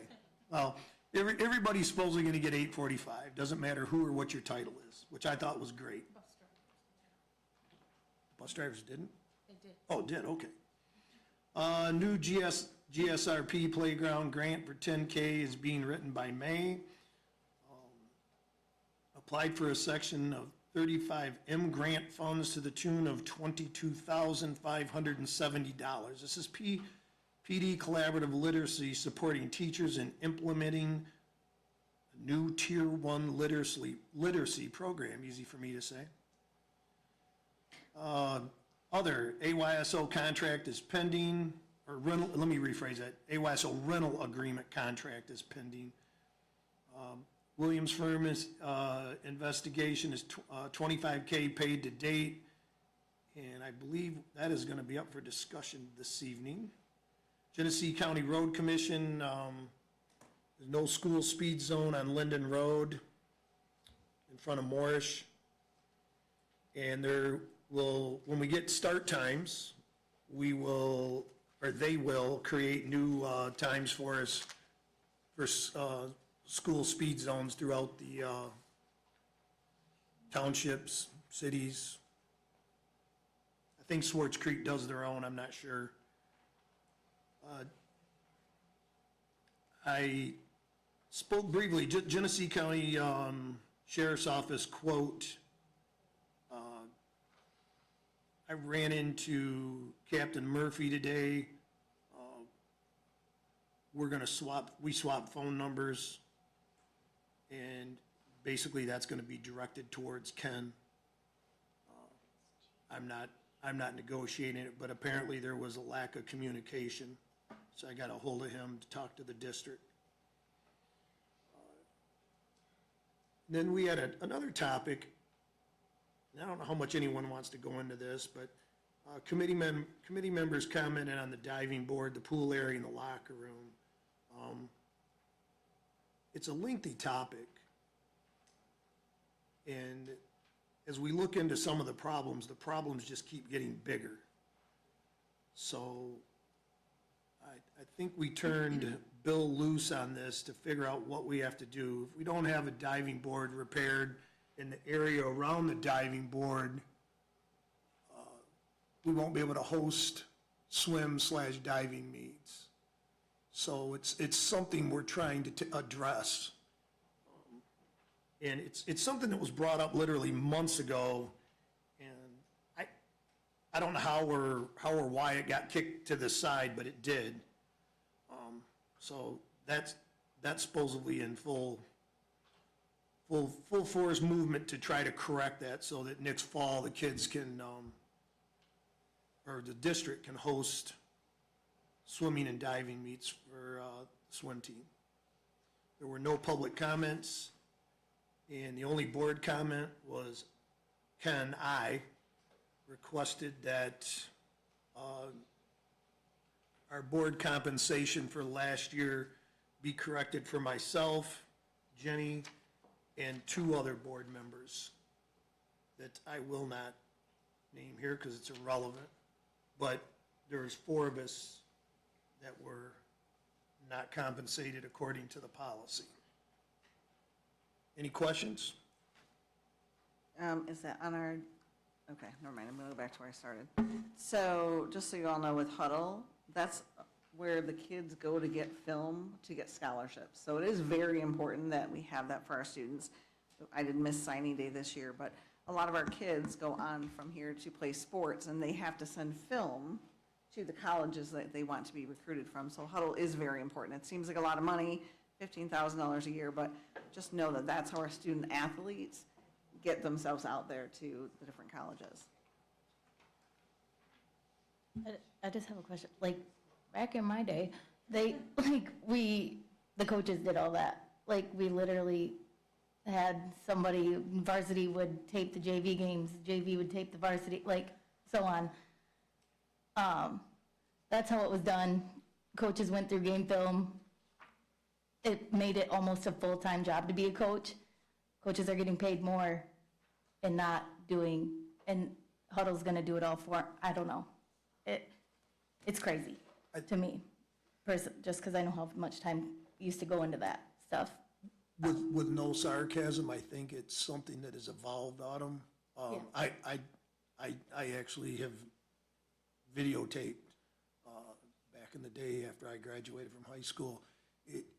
It's something, I guess, that's I called a friend of mine that coaches in the Metro and asked him about it, and he goes, he said the selfish answer is it's very, very, very helpful. Right. Not only to the coach, but as Andrea said, it is something the children, they can literally get on there and create their own, film to promote themselves. So I think it's just another one of those things, technology. I get that. It's just, and then who owns the video? Does the district own those videos? Do the like? When they can make that's just something I'm personally weird about, is like data being sold and bought by people out you would never guess. Like, and I don't know where that data ends up.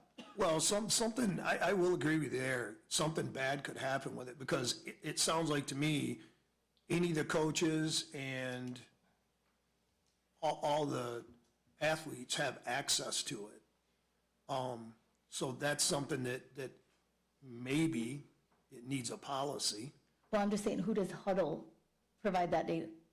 Do we own it? I think just back to us. That's it. We're the only ones that can access our schools.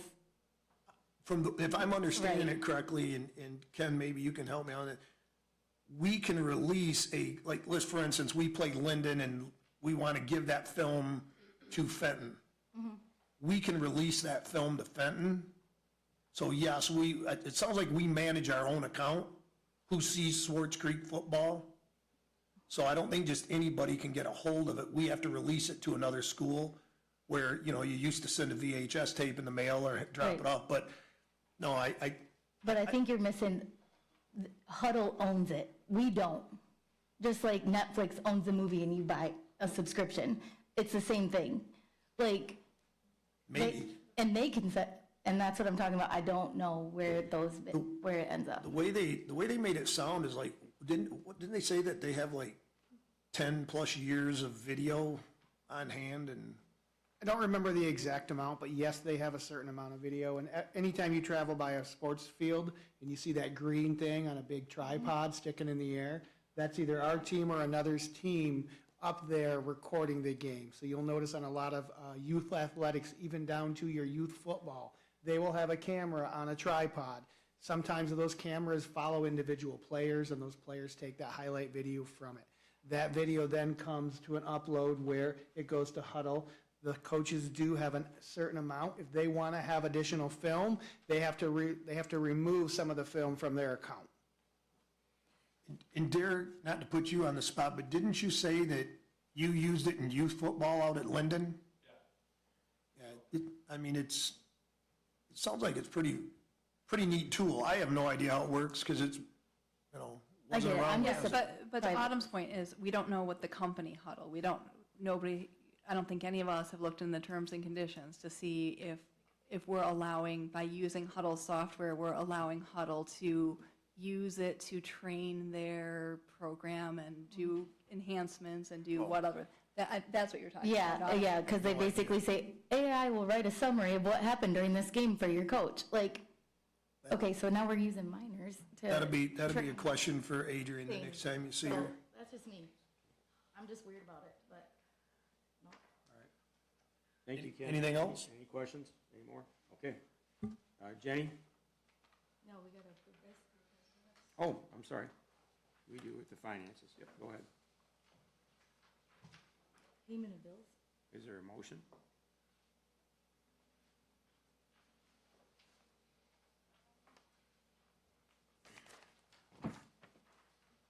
I'll make a motion that we approve the Finance Committee minutes as presented by Ken. I'll second. Seconded by Andrea and motion made by Jenny. Any further discussion? None? Sue, go ahead and give a roll call vote. I haven't, sorry. Those stipends that we talked about freezing for now, those aren't in here, right? Sorry. In my report? In the payment of bills that we're supposed to. We already approved that. Oh, okay. Just kidding. Okay. We approved it. At the top, because they lump it together. Well, last meeting, we froze all that. It can't be overridden with, that has to be a specific motion for that. Right, so payment of bills, and maybe Jamie can, I don't know That's- if I mean, payroll falls Well, into this payment says of bills. payment of bills on it. It shows a bulk entry for payroll, so there's been no movement. We are still in the pause position. We made a motion, and that motion would have to be specific to that, so if somebody put it in there, then that would be another violation of our previous motion. Okay? I think we're good. All right, roll call vote, please, Sue. Kim Winter, Yes. Carrie Germain, Yes. Andrea Fick, Yes. Autumn Henry, Yes. Chuck Melkey. Yes. Jenny Walgast, Yes. Ken Engel. Yes. 7 ayes. We're gonna go to the bond, but that reminds me, and I don't know if I'm gonna put you, did we hire a coach for basketball yet? Okay, we haven't, okay. I don't know if that was gonna be a no. Recommendation has been made Okay. to me All in right. terms of it with policy that we talked about, but I can mention that here. No, we're good. If we haven't chosen somebody, or you haven't chosen somebody yet, that's fine. Or I was gonna say that to my board count. Okay, 'cause that's fine. I've heard Well, I just different thought about it. stories We were out talking there. about coaches, yep, okay. And I've had a lot of calls. So next board subcommittee meeting is Jenny. Go ahead, please. Okay, so we had the bond committee on May 19th in the Edmund Building. Present were Chuck, myself, both of the Kens, Jamie Cullen, Bill Loader, Derek Bouchon, Jordan Hawk, Adrian, Suzanne Carlson from French, Sydney Schultz from Auk, Jake Ensley from Spalding D. Decker, and then Kim arrived towards the end. Called the meeting to order at 3:03. So the bond update by Auk in the current work. Clayton Township has issued permits for the work at Deke. There's pre-construction meeting started, and they're going to start there on June 15th. The work has started in the PAC, and they've started some of the pre-construction activities for the middle school and high school for the construction that's going on in the summer. Still have ongoing testing and balancing of the HVAC, and the PAC electrical work. And we're going to be starting the construction projects in the high school and middle school. Scheduled start is June 15th. We're working on the design and planning work under the design and planning work, excuse me. The Elms Elementary site survey was complete, and I'll come back to that one in a minute. And the middle school pool renovations are in design, and I'll come back to that one in a minute too. So we also talked about the Gaines Kitchen bid. The bid period closed noon on the 19th, which was the day that we met. They had bids for every category. Most of the low bidders were contractors that already worked with Auk, but there was one that they was new and they needed to review and work with and interview. So that's why it took a little bit longer to get the bid packet. We did receive that, and so hopefully we've all had a chance to review that for the action item for tonight. The next thing that we talked about was the Elms Elementary site survey. So SDA, anyway, they completed the site survey. There were environmental consultants that evaluated for wetland soils, plants, and other things. There's 2 significant wetlands near the north end of that site, so that's going to be between Elms Elementary, the current Elms Elementary property, and the new site. And so those would fall under Eagle regulation. The combined size of both areas is about half an acre. So if we do make any plans for utilizing that area, we would have to do some mitigation. So we'd either have to replace wetlands on site at a rate of 1.5 times the area impacted, or we would have to pay into a wetlands fund. And we did have about a $1.2 million project for larger ball fields at that site in the bond pre-qualification. There's currently no district need for the ball fields, like we have the Mary Crapo Park. However, the youth ball programs need larger fields in order to participate in Little League, and that's been the motivation for the newer ball fields. So we did not have any public comment. During committee comment, we did discuss the middle school pool. It was kind of surprising that neither French or Auk had any idea that we'd had any more discussion about the middle school pool and the diving board and all the other things that we discussed in length in previous meetings. But we did bring those to the attention of both Susanna and Sydney, so they are aware. Hopefully they will be giving us comprehensive options. So we definitely need to get the diving board back to operation. We need an ADA compliant lift, and there is other work that needs to be done, but it's likely going to be different options depending on, going up in price. Where there's going to be some things that it's going to make sense to do while we have the diving board and other work having things opened up in the pool drained. So we will find out more about that later. And we do have the Gaines kitchen bid as an action item and for tonight, and we adjourned at 3:35 p.m. The next meeting is June 16th. Any questions? Yes. Okay. Okay. I'm going to start with the bids. Okay. Does AUK send out posts, what have your bids? Is it handled by finance? Please step to the podium. What? If you're going to ask her a question, have her please step Oh, to the podium. sorry. Because I don't All right, know. let's do this. Is that okay? Yeah.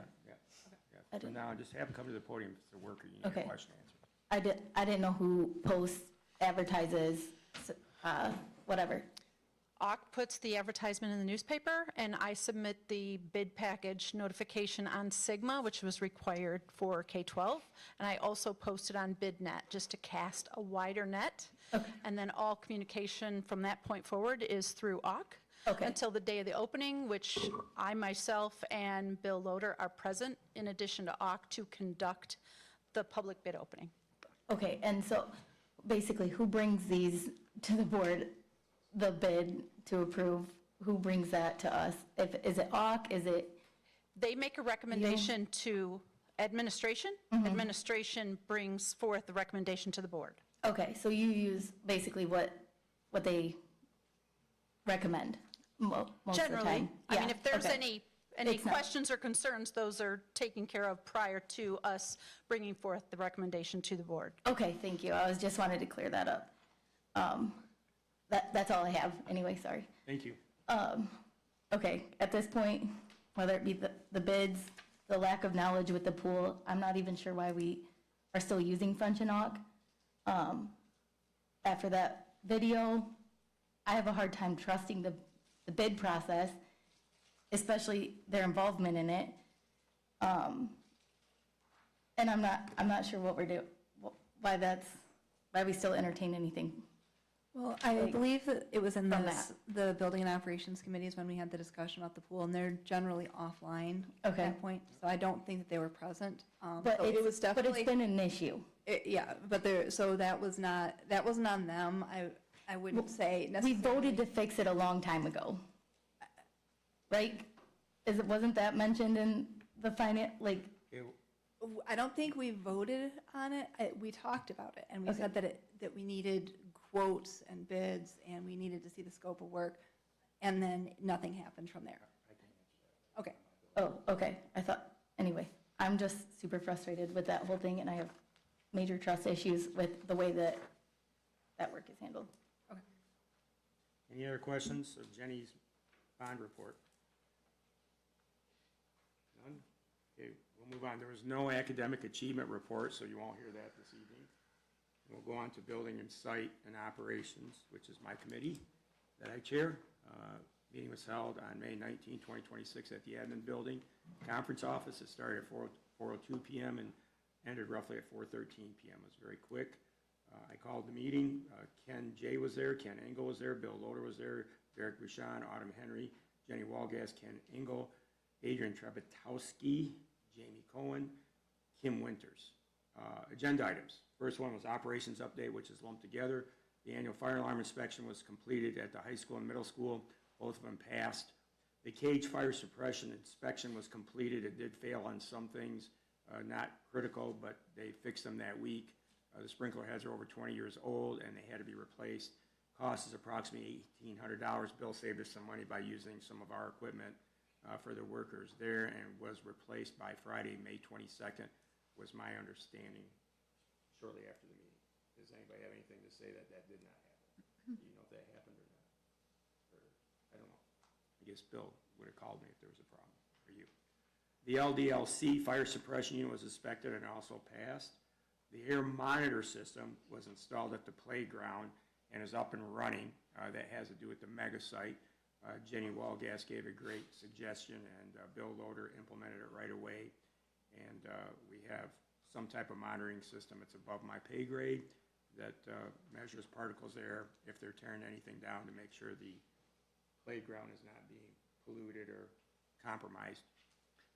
New cameras, according to Travis and Bill, were installed at the bus lots and the garage.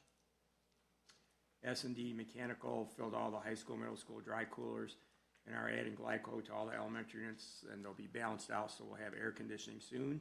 Should have been done earlier, but we've had crazy weather, and they'll be up to full service within a week. But that was a week ago, so they should be up and running. The Gaines kitchen upgrades, Jenny touched on it. The contractors had a site visit who wanted to bid on it. The bidding openings were posted, and we will decide at this meeting on who we're going to choose for that. As the finance director and Jenny said, a lot of times it'll be the bidders that are already here working because they could do it for potentially less money instead of having a bidder coming from another state or another area that's new to the facility. Although they're not given the treatment, the preferential treatment, they're all treated the same, and then they decide that. And if they're the same price, usually we'll give a bidder somebody that's already located on site working on it, because they can be a little bit less money. K-5 reconfiguration, Ken touched on this. Ken J. Teachers are working on packing, cleaning rooms in prep for the big move. The tunnels are being cleared out and cleaned. And I guess that's about it on that. I don't think there was anything else for the new, oh, I'm sorry, there was. They're making new signs up for the school start times now that they'll be adjusted for the K-5. Correct me, Jenny, if you were there with me. Discussion. Mary Crapo, punch items. Everything's done there. The AstroTurf needed to be fixed. Divots in there. The plaque was installed on the concession stand.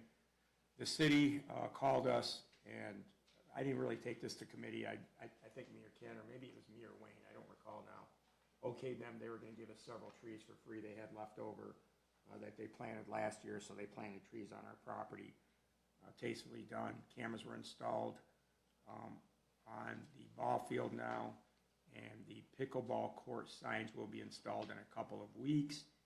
And I did not put the time. Can somebody help me with the time? Was it 8 a.m. in the morning to dusk? Does anybody recall? I don't remember now. I didn't put it down. I didn't put it in my notes. So there's going to be signs posted when you can and cannot play. There is no public comment. The next day will be June 16, 2026. Sue, you forgot to remind me. Sue Gould. Okay. what time is our meeting gonna start? Remember, I called you on the phone the other day and said, we'll clear that up right now? Yes, sir. Okay, and the discussion was, are we starting the meetings at 2 or 3, because we had some conflicts of interest for people. So I'm asking the board real quick, what time do you want the subcommittee meetings to start for the finance, bond, and operations? Because there was some discussion, either start at 2 PM or 3 PM. What's the pleasure of the board? I don't care one way, I'm gonna work with you guys either way.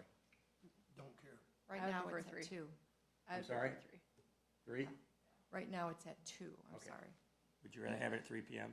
I mean, I would make it, I tend to come after work on Okay. those, well, I have been. Sue I will don't- make a command decision and say Okay. it's 3 PM now, because some people are having a hard time getting there.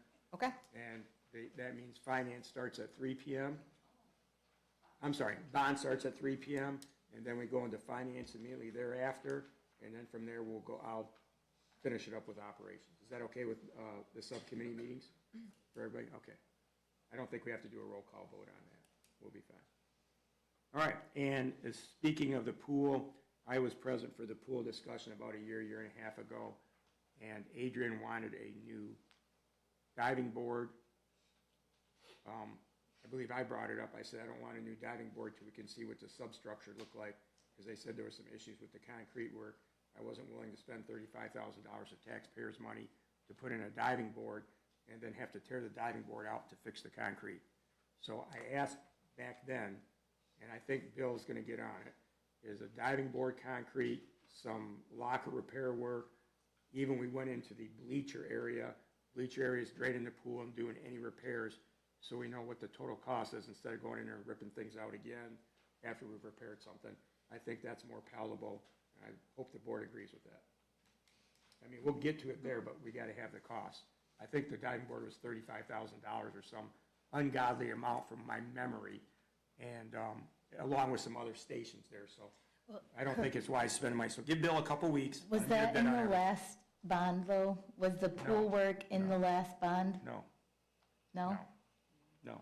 I think some of it is in the current bond, but I think we're gonna end up kind of probably expanding Okay. the scope Yeah. of what was originally. Well, it's dated, to say the least. Well, but we're it- fixing it. We, Yeah, I know. Jenny came up with a good idea to maybe not expand those ball fields so much, because there's not a need for them, and we'll take some of the money on that particular bond and spend it on the pool. Yeah. Let's just see what we need first. I'm We all may- for whatever. We may have I- enough to do yeah. both. Let's just It's- give it a couple minutes, and let's see Yeah. if we have enough to do both, because we are under budget, from what I understand, on our bond.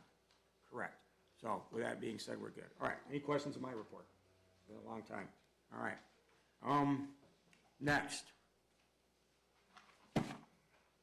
is board discussion items. I know some people were upset about school of choice, but it's actually a positive one going on now, not a negative, so I don't know why everybody got so upset later, but it's neither here nor there.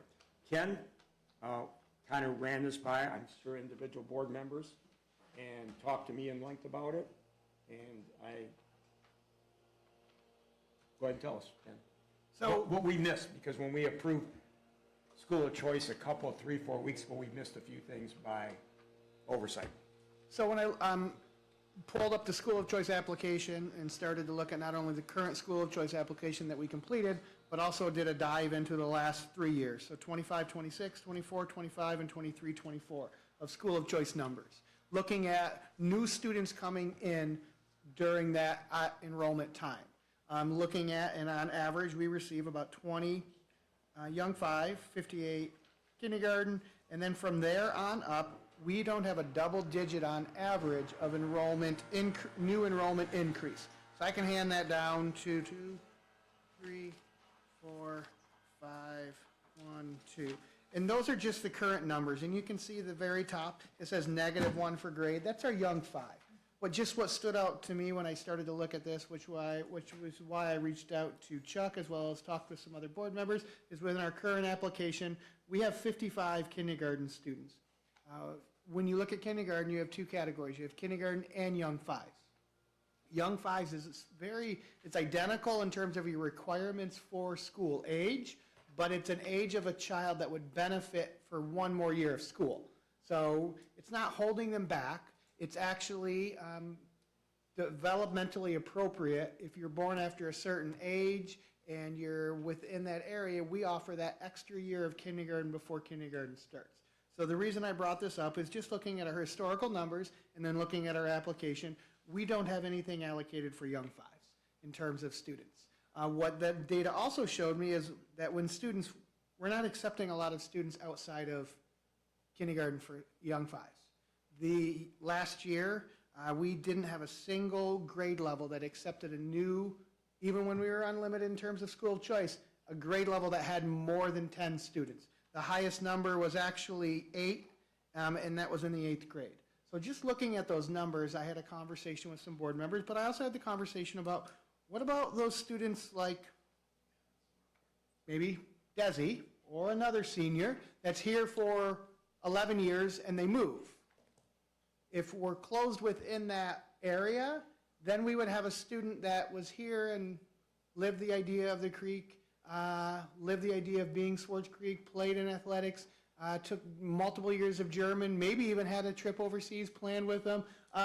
But because the school of choice window was closed and they couldn't get a release, we wouldn't allow that student to finish. So after talking with Chuck, I just made a comment about, could we look at young fives as an option in addition to kindergarten as we're bringing students in? When we bring a student in kindergarten and they stay with us for the whole year, their entire career, they're a Swartz Creek student. In terms of every year that they're here, they're continuing to contribute to an amazing group of student population at all the buildings. But also looking at those other grade levels and some of those anomalies and some of those unique situations. We can't always, if a student's family moves, there could be a variety of reasons that they left. They could be here for 10 years of a student, but now all of a sudden they left.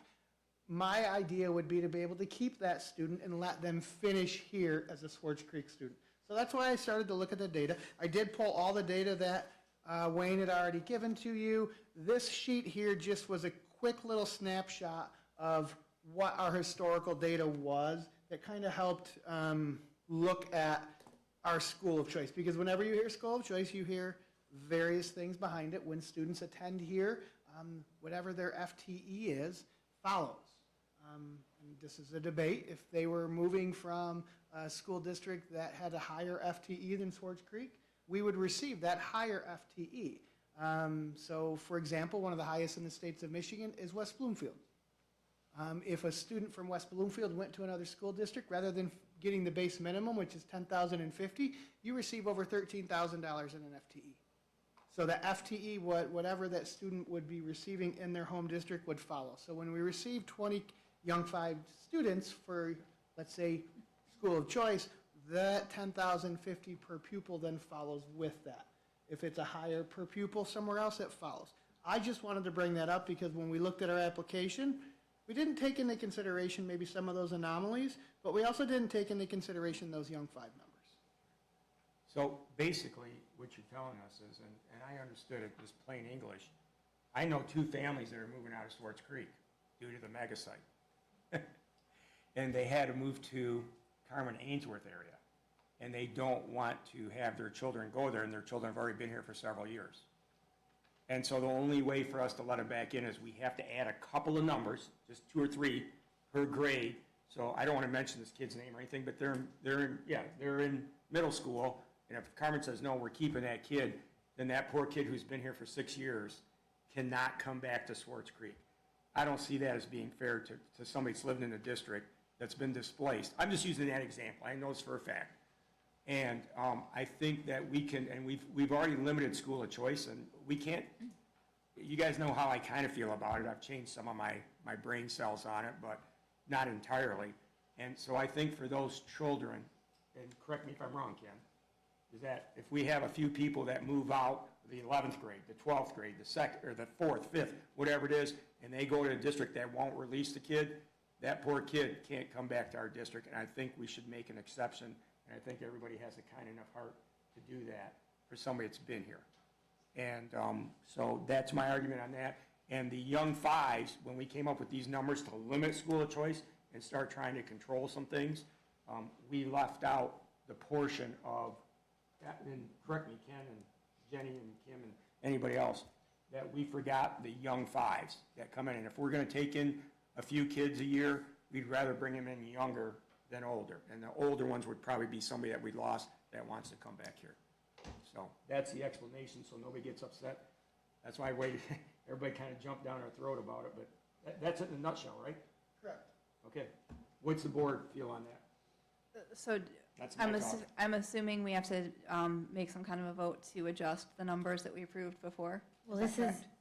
discussion, it's not Well, a board action. I'm wondering if that's the next step that needs to be taken, is since we voted on it before, do we need to vote on it again Yes. to adjust the numbers? Okay. Or, no action is action, so technically it's closed. Right. We don't, I'm not saying we have to Yeah, take action. I know, I'm just saying, like, technically, you don't have to if you want to keep it closed, because no action is action. Correct, but if we wanted to make changes Yeah. to, taking into account the new information that we've received, I'm just clarifying that that's Yeah. what we would need to do. Okay. I'm not opposed to make those minor changes from our original numbers. That's all, I'm not saying. I would like to know how many kids are currently enrolled before deciding. Are we going to have to provide additional classrooms? Are we going to have to hire additional teachers. Like, I would have to see where the numbers currently are.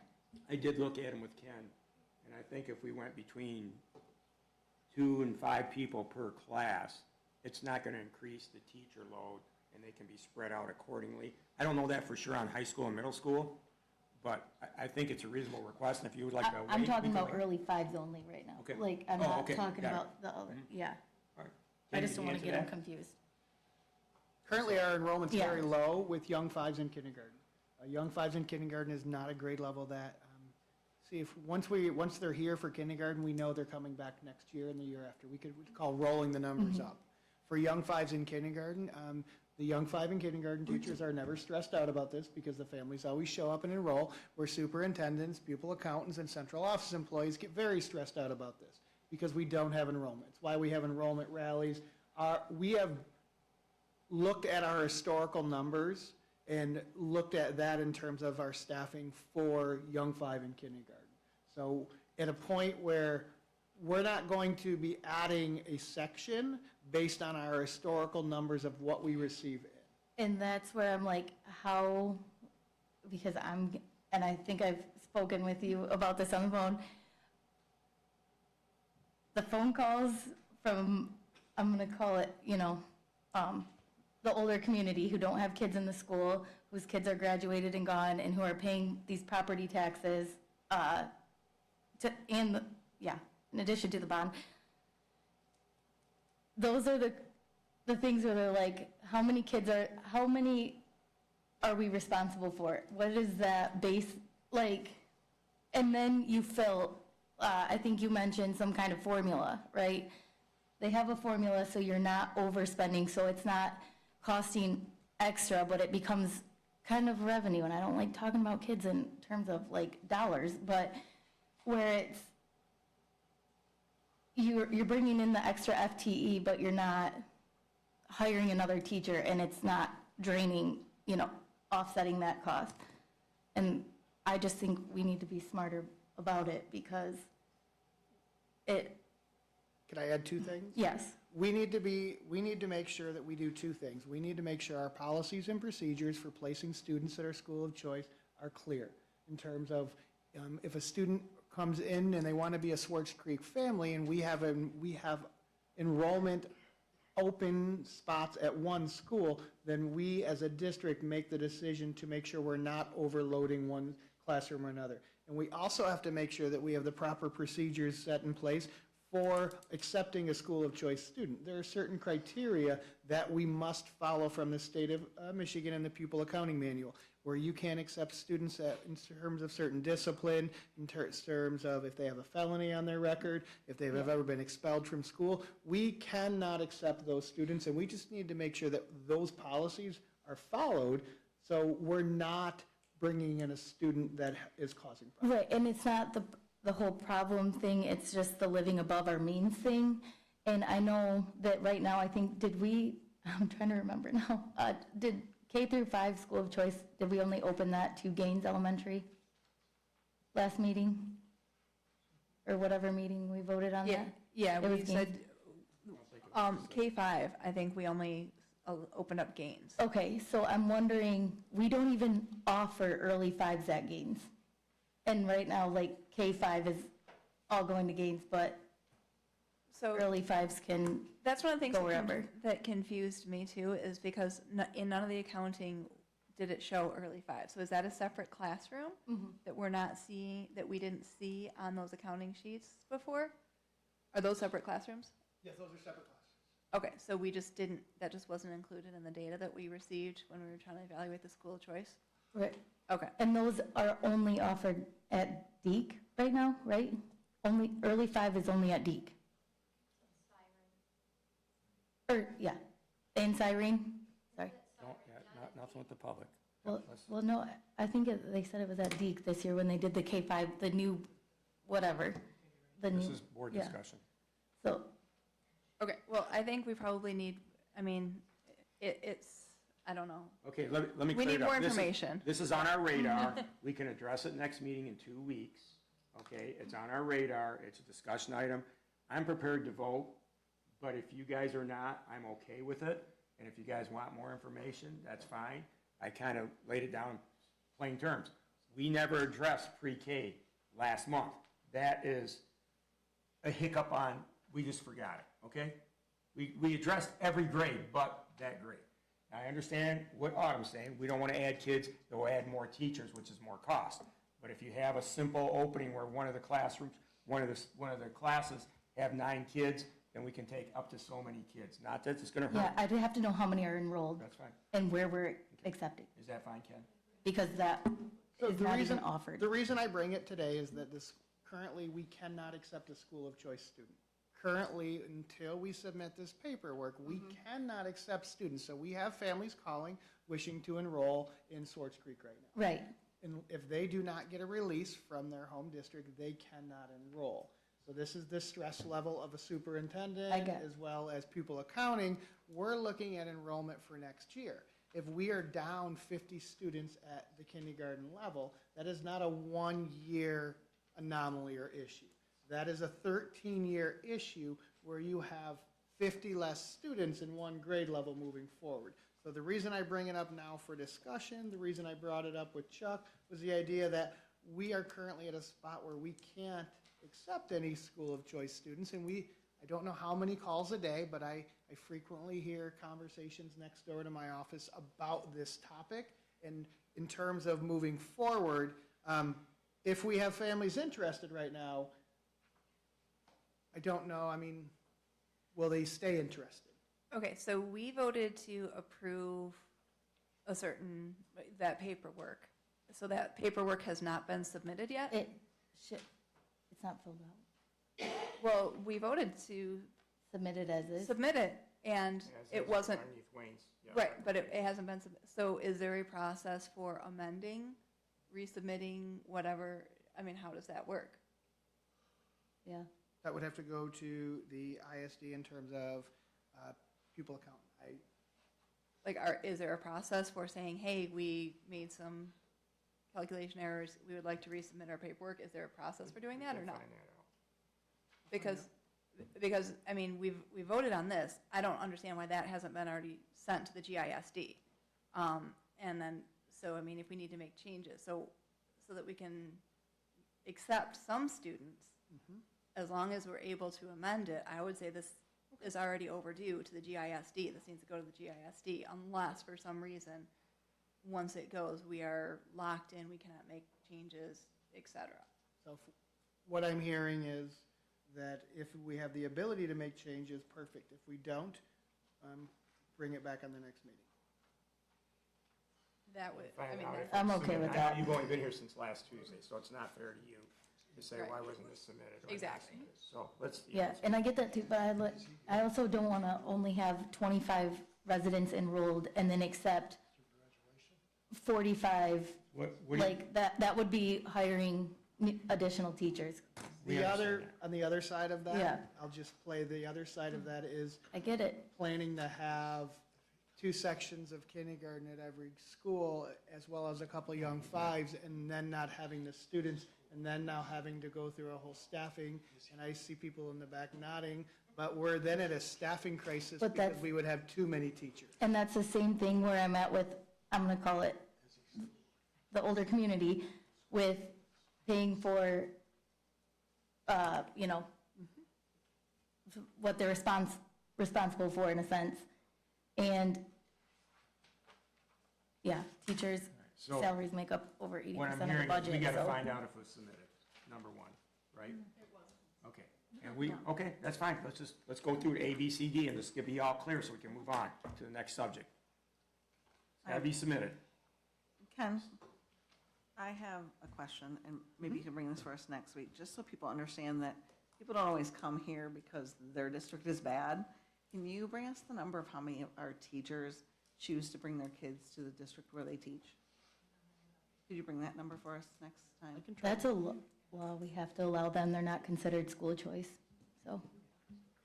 We have to allow them no matter what, But they would still be a school of choice. but we have to allow them. Yeah. I understand that, I'm just saying, like, I would be interested so the public understands. We're not It's discussing whether our just- school is great or not, our school is great. It What we're is great. discussing is to Right. get the numbers, let's stay on topic, the numbers that we need right now.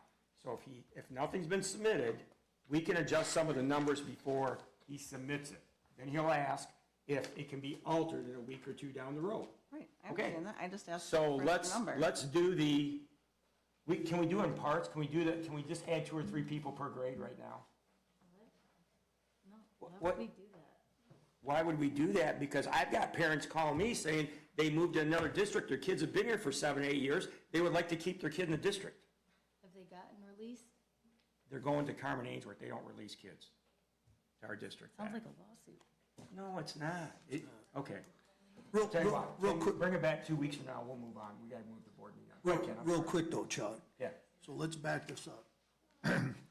First thing is, we asked for all the numbers multiple times from the administration. Yes. And this has nothing to do with Ken. We asked for them multiple times. Every document we were given by the administration was missing what?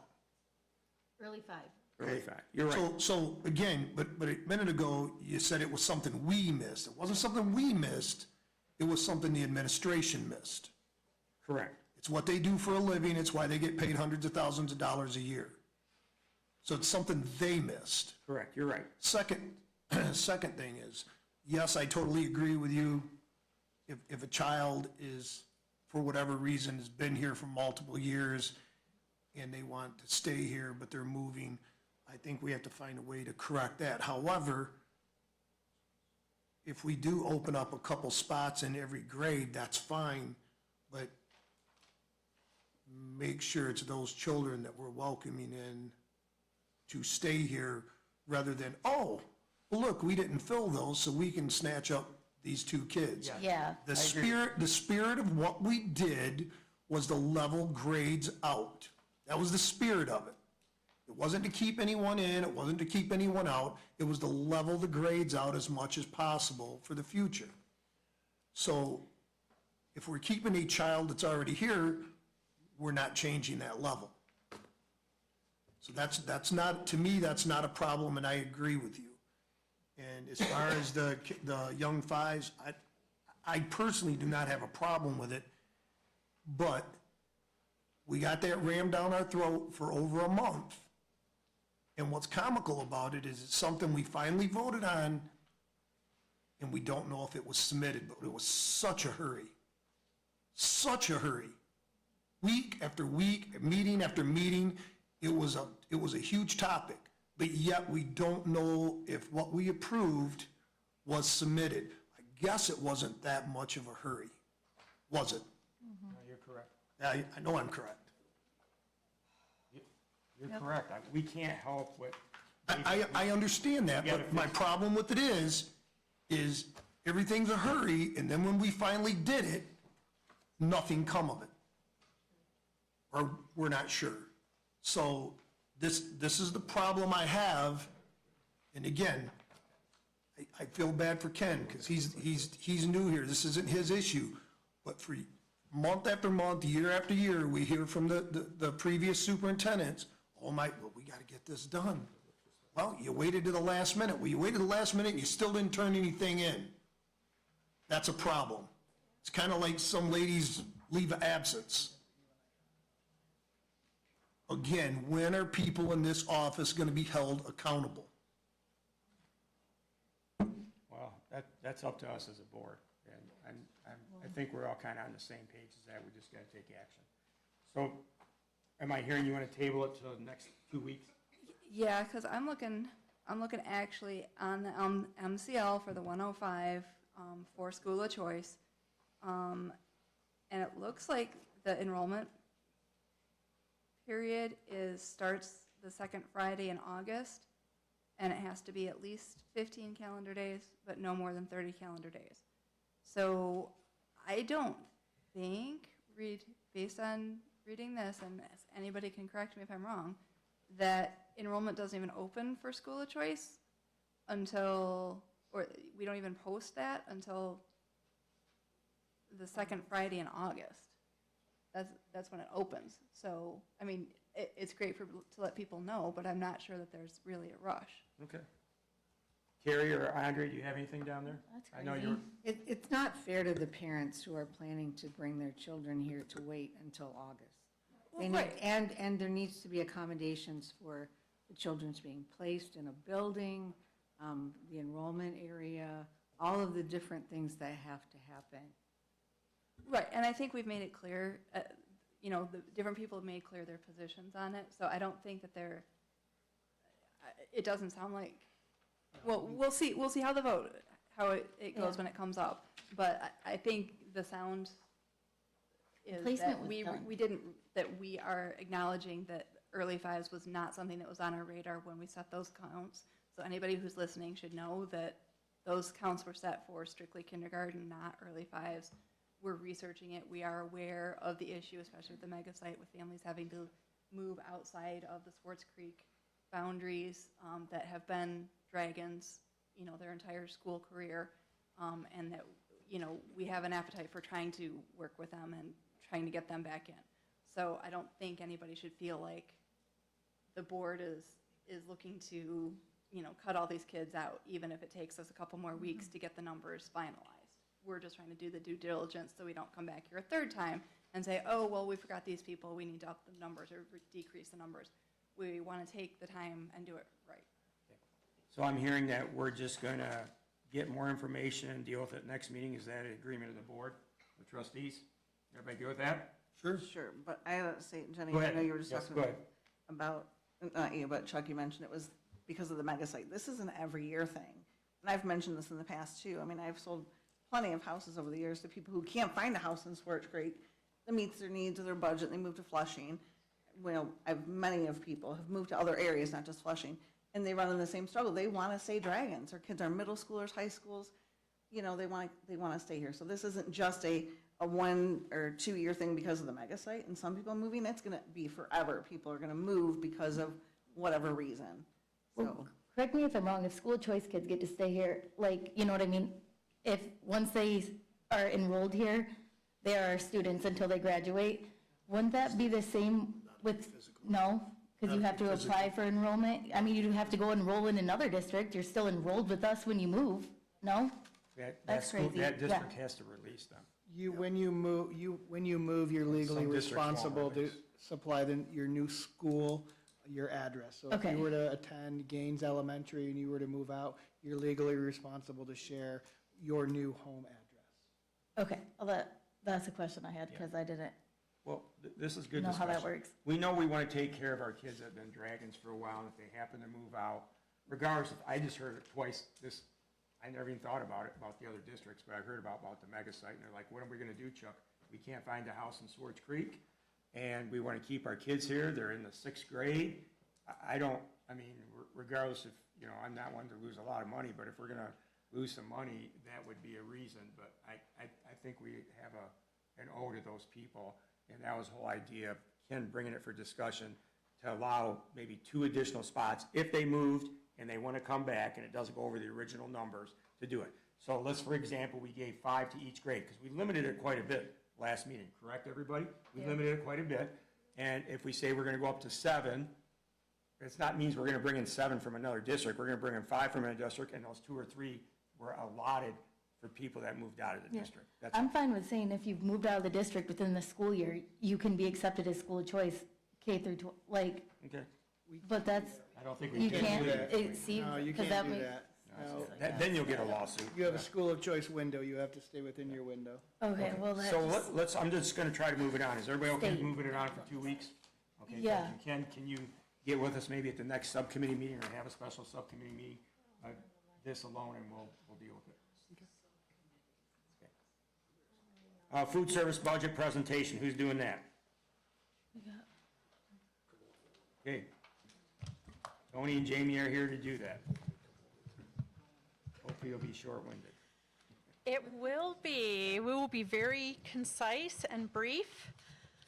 We know how precious everyone's time is. Good evening. We're here to do the food service budget update. I am Jamie Cowan, Assistant Superintendent of Business and Finance, and I brought along Tony Delgado, who is our Director of Dining Services. I always try to give you a little agenda to tell you what we're going to talk about. As I've mentioned before in the past, we are required to do a preliminary budget for our operating fund and for any special revenue fund. Food service is a special revenue fund. In addition, student activity funds is also a special revenue fund. So I'm going to go over the numbers to allow us an opportunity to adopt the final figures because we know more now, do the mandatory preliminary proposal for the adoption of that, and then Tony is going to go over some participation statistics. Same format I've used in the past. We look at changes. So the final budget for food service, the revenue changes, we're increasing them by $13,912, and here's the various reasons. We adjusted ever so slightly downward the student meals and refunds. As we've mentioned in the past, with universal feeding, there's no student purchase of a meal, so that is very diminished. There is still a la carte purchases, which technically was on the rise because of that, more disposable income to spend elsewhere. Reduction of state funding, universal feeding, just adjusting the numbers, and again, that shifts between state dollars and federal dollars. Increasing the 31A at-risk transfer, a very intentional move. We have the opportunity to maximize our 31A dollars to the food service transfer, a maximum of $10 per identified at-risk student. So we're going to maximize that opportunity, and that's going to tie into the remodel for the Gaines Kitchen. And 31J, which is 10-cent grant, which brings in fresh foods and vegetables. I referenced that R equals E, revenue equals expense. These, in that category, revenue equals expense. So every increase in revenue, you're going to have an increase in expense, and the converse. Increase in federal funding, again, we looking at the whole. And finally, a net increase in grants that are fresh fruit and vegetable and commodities. Those are also grant-like. Looking at expenditure changes, we're increasing expenditures for $145,891, a minor increase in overall Chartwell's expenditures, a transfer from general fund. I think I had mentioned that in the operations committee meeting that we start out very conservatively with a $50,000 transfer, and we know more now. So last year it was about $147,000, so this year the budget is $150,000. Which is very in line with what we've been seeing in the past. And as I mentioned before, revenue equals expense. You see the state expenditures following suit, as well as the federal, and then a decrease in other miscellaneous expenditures. So what does that look like for the budget? So the final budget, this is the presentation that is also in your package. So our total revenues just south of $3 million, expenditures just north of $3 million. We had a very, very healthy fund balance beginning at $915,000, and we're projecting an ending fund balance of $751 plus some change. Now, let's go to the mandatory portion, which is the preliminary budget for next year. And as we've mentioned before, we don't know everything, so we start off with some major assumptions. Same routine as before, and every budget is a change from the last position. So this is a change from the final budget that I just walked you through. We are going to assume local funds are flat and state funds are flat. That's very conservative. We don't expect anything, we don't know that anything's going to change, and we think it will be fairly static. We are going to take a conservative position in reducing the 31J grant because it has not yet been revealed to us that it will be renewable. if and when it does, we will definitely take advantage of that opportunity. There's going to be a slight increase in summer feeding program and a net reduction in other federal grants, specifically the fresh fruit and veggie grant program. On the expenditure side, we're going to see an increase in expenditures, $337,494. The majority of that, if you looked at all of those lines, is really the Gaines kitchen remodel. So if we break it down to a little bit more of what goes into it, we're going to see some, salary increases. We have the add of the Gaines kitchen.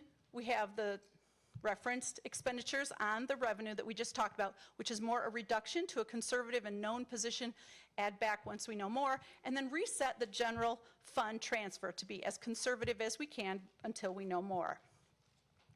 That visual on the resolution will look as such. Again, total revenue is just under $3 million, very consistent, and expenditure just under $3.5 million. Taking that same projected beginning balance from the final, 751, which again is projected, and that brings us down to a projected ending fund balance of $224,000.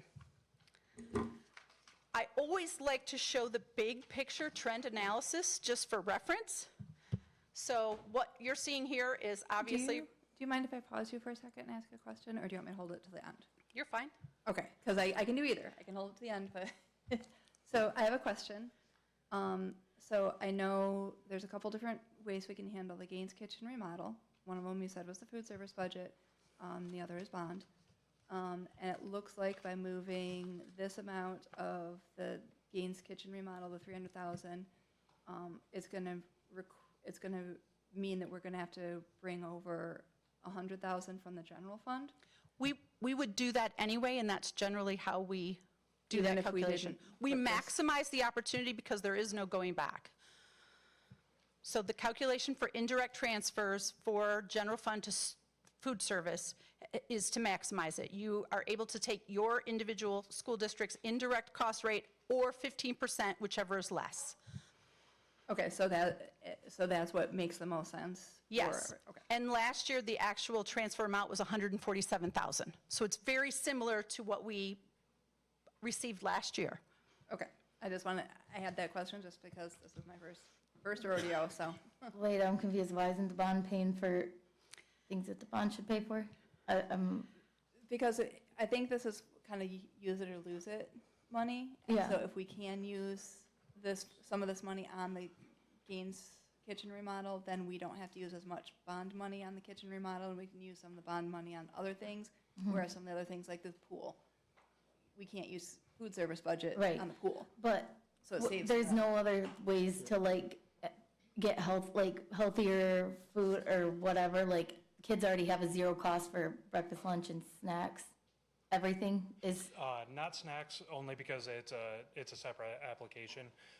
Michigan School Meals is only breakfast and lunch. Snacks, though, we go through CACFP, so we have to put in applications for it, but it's still, the majority of the snacks are covered through GSRP program. Any of the at-risk after school go through NSLP, which all of those are free. So basically, any of the ones through GSRP is paid for by the GSRP program, but we use CACFP to get them a lesser cost for it. And then any snacks that go to any other grade level is going to be free as long as there's some sort of like program. So we're already eliminating every single cost we can with this money for families. Yeah. There's no other, okay. And like she was saying, absolutely nothing else to spend the money on. well, we have to use all the money that we bring in within, like, I think it's 3 working months. So if you get an excess balance, no matter what, you have to plan to spend that down. And we've been progressively building up that balance and trying to chip it back down. So even using the funds for it, we're going to build it back up again as long as everything maintains the way that it has. This visual speaks exactly to that question. So for several years, we've had an excess fund balance is what it's called in food service. So this is an intentional plan that kind of takes care of 2 opportunities. The Gaines Kitchen was not listed specifically in the bond, so we definitely wanted to look at other funding sources first before displacing things that were listed. And this is actually a great opportunity. We don't see it as a hardship. We see it as a wonderful fit for leveraging the excess dollars that we have accumulated. And under universal feeding, which we expect will continue, chances are we're still going to have additional revenue contributing to fund balance, and it will be, you know, not a negative for the program. Yeah, I guess I'm just so confused how we have access, because normally the state's pretty stingy, like, or whatever. It's federal. Oh. And I think Tony already stole my thunder, but basically the definition of the spend down is the state does not want you to have more than 3 months worth of expenditures because they're concerned that you're not putting money in or you're being too skimpy with some of the things that you're putting in. You're not reinvesting into the program, or you're buying low quality, or you're not paying staff enough. So all of those items are positioned with our preliminary plan to be addressed appropriately, and we have a very, very successful program that we're very proud of. So I always like that visual, and now I'm going to hand it over to Tony to share with you some participation stats.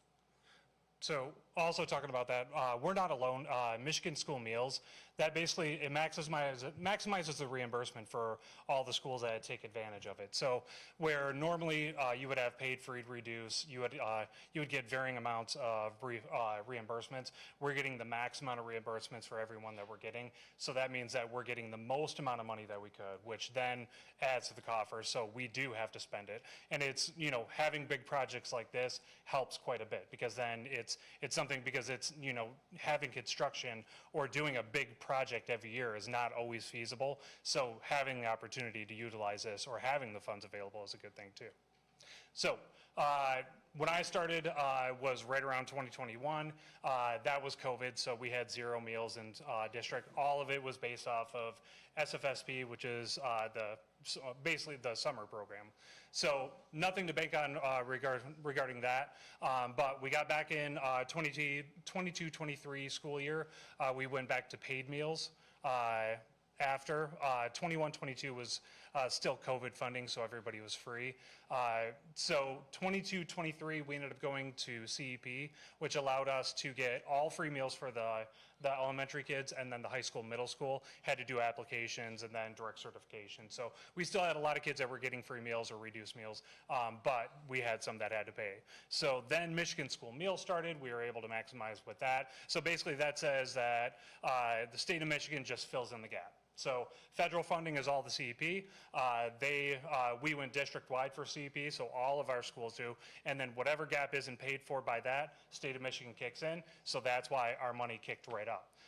Maintain that next year, this year, and as it stands right now for the 25-26 school year, just in April, we're still in line with what we would do from last year. So we've hit our levels. I mean, there's still opportunities in regards to it, and the next slide will show you that. So one of the big things that we've been maximizing is our summer food service program. So 2021, I didn't put that on there because the numbers would have skewed the graph really drastically, because it was upwards of what our normal school year meals would be, and it just wouldn't fit in there correctly. So we started off 21-22, that was still distribution from COVID. After that, we dropped down, didn't have the same funding, so we couldn't do rural non-congregate. So that's when you start getting into the 23-24 school year. Then we got into our distribution. We were eligible to do that. 24-25 kicked right back up. 25-26 even higher. And oddly enough, we haven't even finished that portion of it for summer yet, because we still have roughly like a week or two of June that we're going to get some more. And I'm assuming it's probably around 10,000 meals between breakfast and lunch, but it's debatable. I mean, it depends on the turnout that we have for the first week, and we're hoping that it's going to be big. So we are planning for 1,000 meal kits, which is 7 days worth of breakfast and 7 days worth of lunch for every single week. We did about, I think we pushed for 900 last year, so we're going for a little bit more. And Tony, remind everybody when the summer feeding program kicks off. So it's going to be June 25th will be our first distribution day. We do not have it the week of the 4th of July, just because a lot of people out of town just not as feasible. And then we'll be finishing up on August 13th. It's Thursdays. We'll be going from 2 to 5 at Moorish Elementary, and it's first come, first serve. 18 years or younger, it can be picked up by a parent. You cannot pick up for somebody else, but you can pick up for all your children.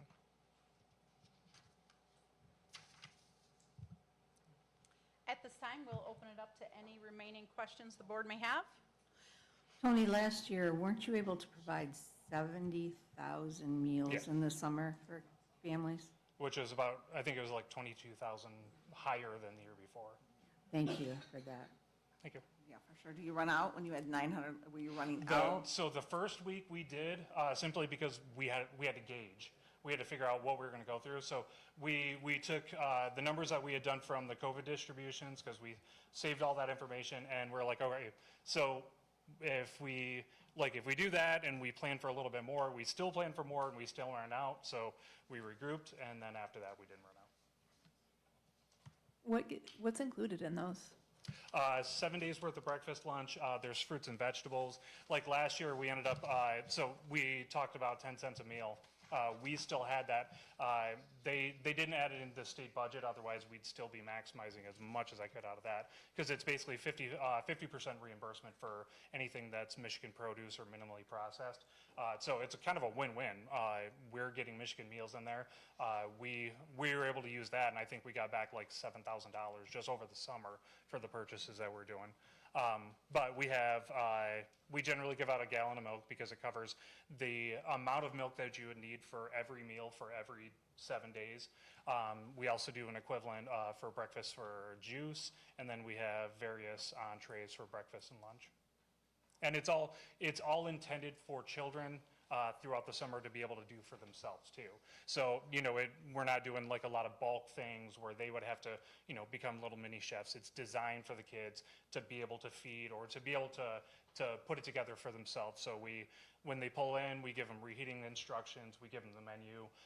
And even this year, I'm looking to kind of elaborate a little bit further to make it easier for kids to figure out what to do with it. Constant retooling. Thank you very much. Appreciate your time. I do want to share with you that I noticed in the resolution, my mistake, that the resolution to adopt Gaines Kitchen, the statement says bond funded, but it's not, it's food service. So just wanted to point that out before I left the podium. Thank you.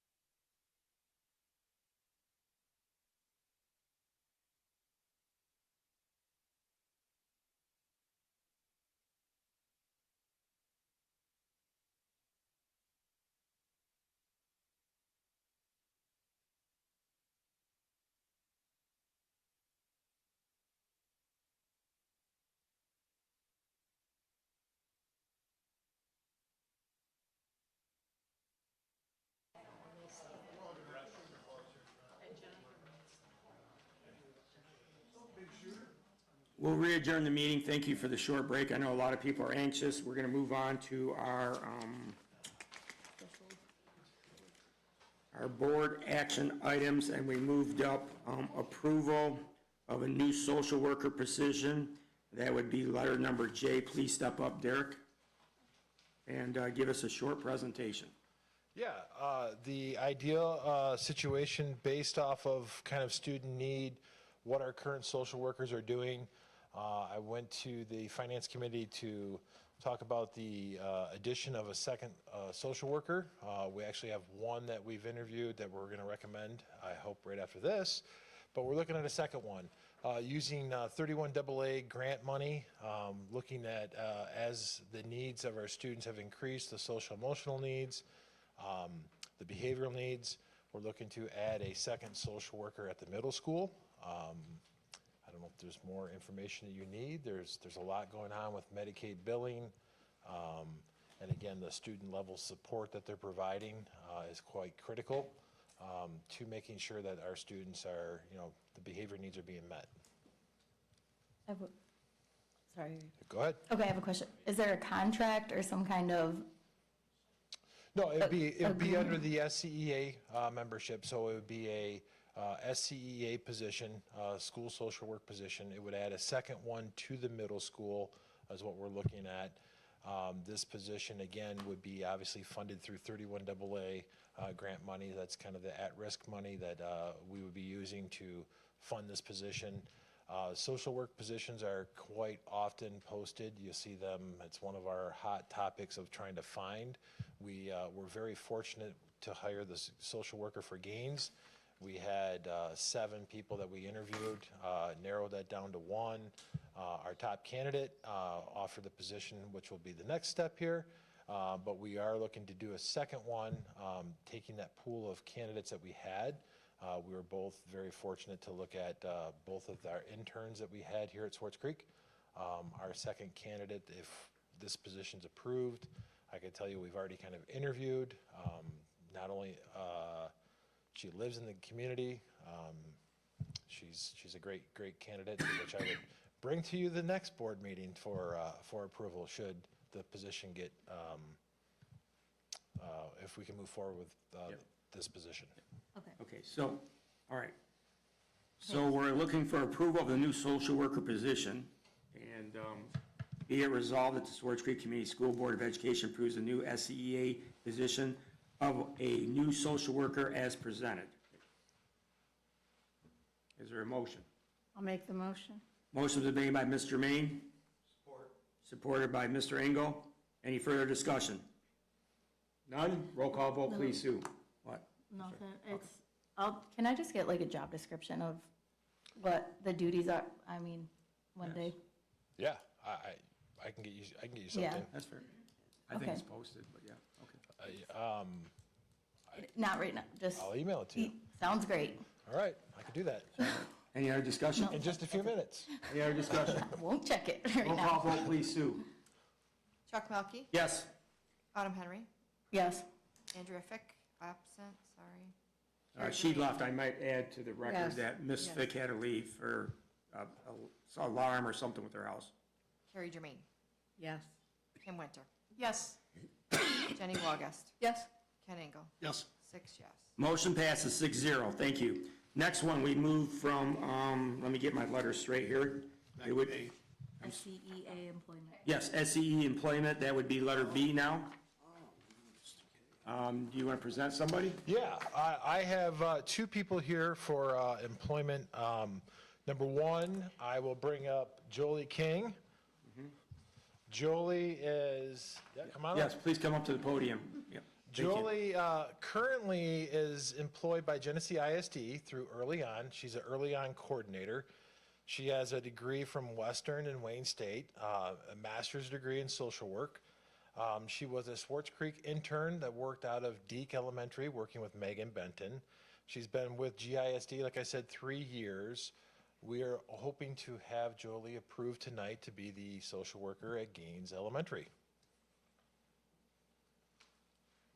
Give us a little bit about 30 seconds or less. Wow. No, I'm only kidding. No, I'm only you're good. kidding. I mean, I think- I'm only kidding. No, you're good. Go ahead and give Derek us a little bit about yourself and why you want to come to Swartz Creek. That's a He did standard. a great job introducing me. He's pretty much summed it all up. But I came to Swartz Creek because of my experience interning. I loved getting to know the staff and getting to know the students, and that really is what drew me here. I'm a resident of Genesee County, so I'm familiar with the area, and I wanted to stay close. So I appreciate you guys letting me come tonight, and so grateful for the opportunity. Okay, there'll be a couple questions that some of our board members may have. Anybody would like to start? I'll ask you. So other than your internship, why did you choose Swartz Creek? I know that social workers are in high demand.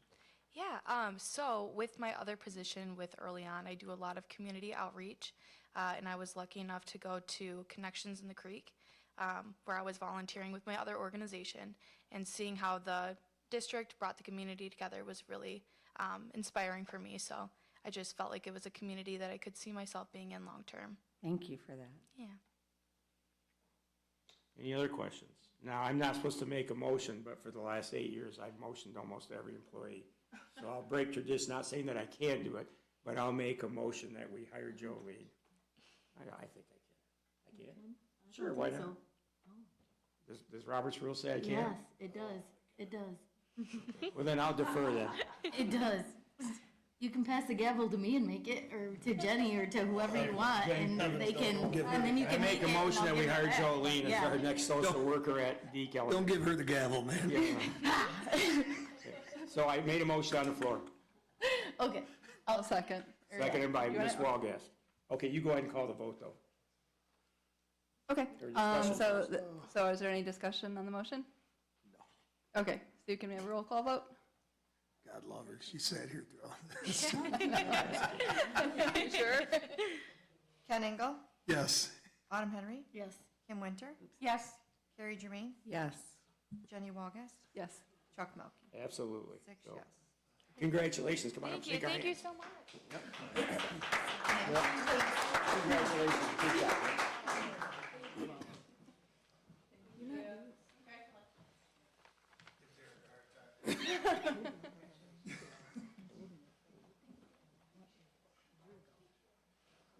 Feel free to go if you want to. The next candidate I'd like to bring up is Holly Wheeler. Holly Wheeler is looking at a position as a replacement for a speech therapist, which is kind of like I call the unicorn position in special education. Just very hard to find. They're kind of like the mythical creatures that just don't exist. But Holly has a degree from many universities: California State, Utah, Wayne State, Michigan State. So whether it be public administration, speech and language, she's worked at Ingham ISD and currently is employed at Atherton and has been there for the last 8 years as a speech therapist.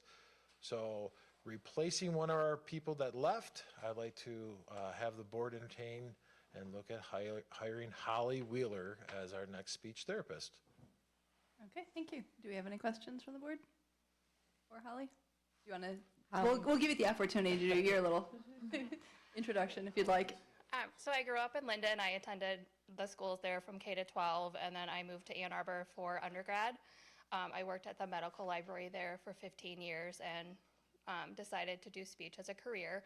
So I moved back to Genesee County for my clinical fellowship, and I've stayed in healthcare schools since then. So I am looking for the opportunity to be in a bigger district and contribute and also learn from the people here. So is that your why? Yeah. Thank you. Thank you, Holly, for choosing Swartz Creek. Yep, thank you. I make a motion, is there any other discussion, Madam Vice President? No, anybody else? Nope, okay. I make a motion that we hire Holly for the full-time position. Is there a second? Speech therapist. Okay, and any other discussion? Okay, roll call vote, please. Autumn Henry, Yes. Kim Winter, Yes. Carrie Germain, Yes. Chuck Melkey. Yes. Jenny Walgast, Yes. Ken Engel. Yes. 6 yes.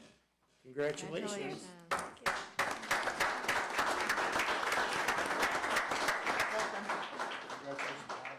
Thank you.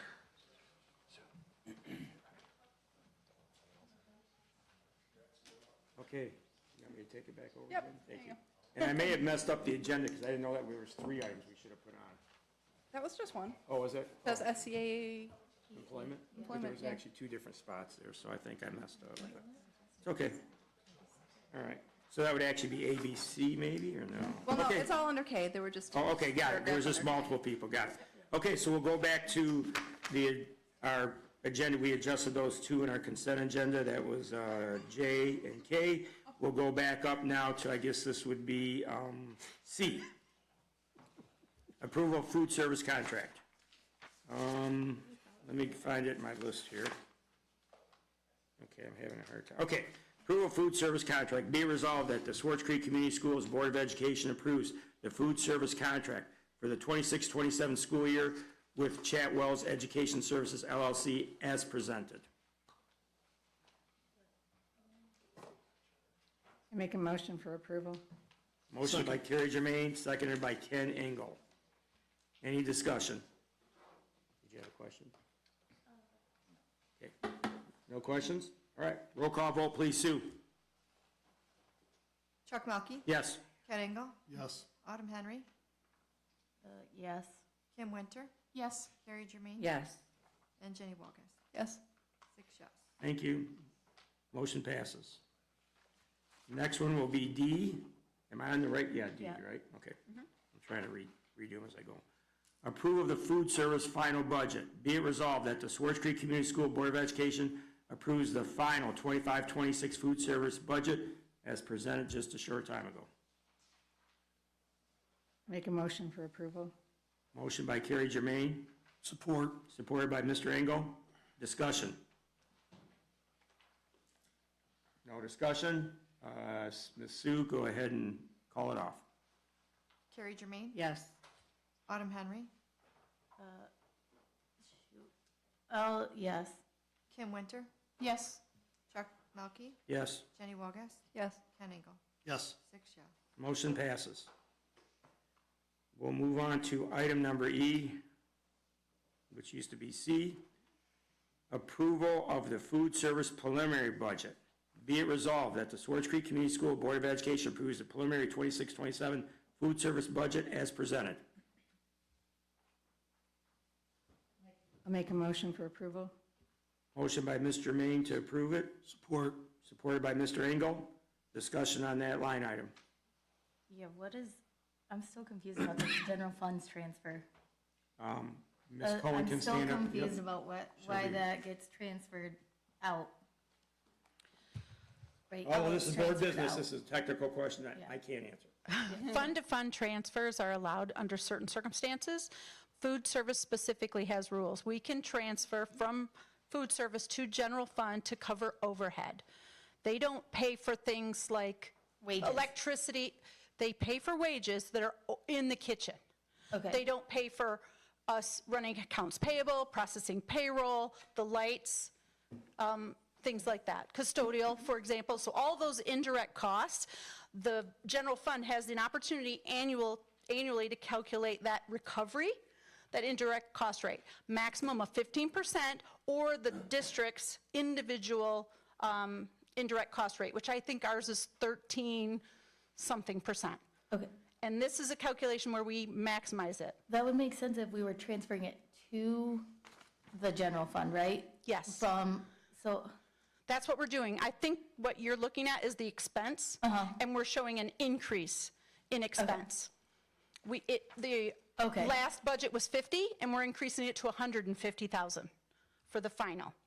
Now I'm resetting it back to 50 to be very conservative at the start of the school year. Okay. It's just a cautionary position. Okay. So that's why it's a negative on the preliminary. Okay. But basically that comes out of the food service and back into general fund when the money is received. Yes. Okay. Thank you. Any further discussion on the motion? None? Sue, roll call vote, please. Ken Engel. Yes. Chuck Melkey. Yes. Autumn Henry. Yes. Carrie Germain. Yes. Kim Winter. Yes. Jenny Walgus. Yes. 6 yes. Motion passes 6-0, thank you. Next one is a letter, I think I changed it to F now. Approval of Ken Janzarak. Did I do it Good close? job, John. I mean, okay, revised contract. Be it resolved that the Swartz Creek Community Schools Board of Education approves the revised contract of Ken Janzarak as presented. Sometimes I just don't want to say it. Did everybody review it earlier? Yeah. I think there were some typos from the first time.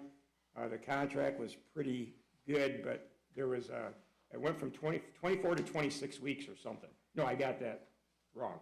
It should have said 26 weeks pay. We only paid him for 24 weeks. He's going to work for a month free. Oh, that's cool. Yeah. Man, I don't I think like he this wants guy to do already. that, but normally it says 26. And the other typo in there, Ken? So just to be clear, there's no changes in compensation, there's no Right. changes in the agreed compensation. Right. It's just changing from previously under a 24 pay to a 26 pay. I didn't want the district to have to go through additional payrolls outside of their normal payroll just to pay me. So going to the 26 pay is consistent with the remainder of the district. And then looking at the remainder, the district itself, the idea that the annuity previously was paid out per paycheck of 26, so didn't want the district to go through another process to do something special for me, wanted to include myself into the process for it. And then the last thing was just clerical in terms of wording. It was approved, the salary shall take place upon board approval. Within that, looking at the language saying prior to July 1st, because the contract's for the 26, 27, approved based on approval, but just wanted to make sure that language is in there since we were adding it in there of dotting the i's and crossing the t's. So Thank once you. again, there's no salary, no additional funds, nothing, just adjusting language within there to really meet standard process for our business department.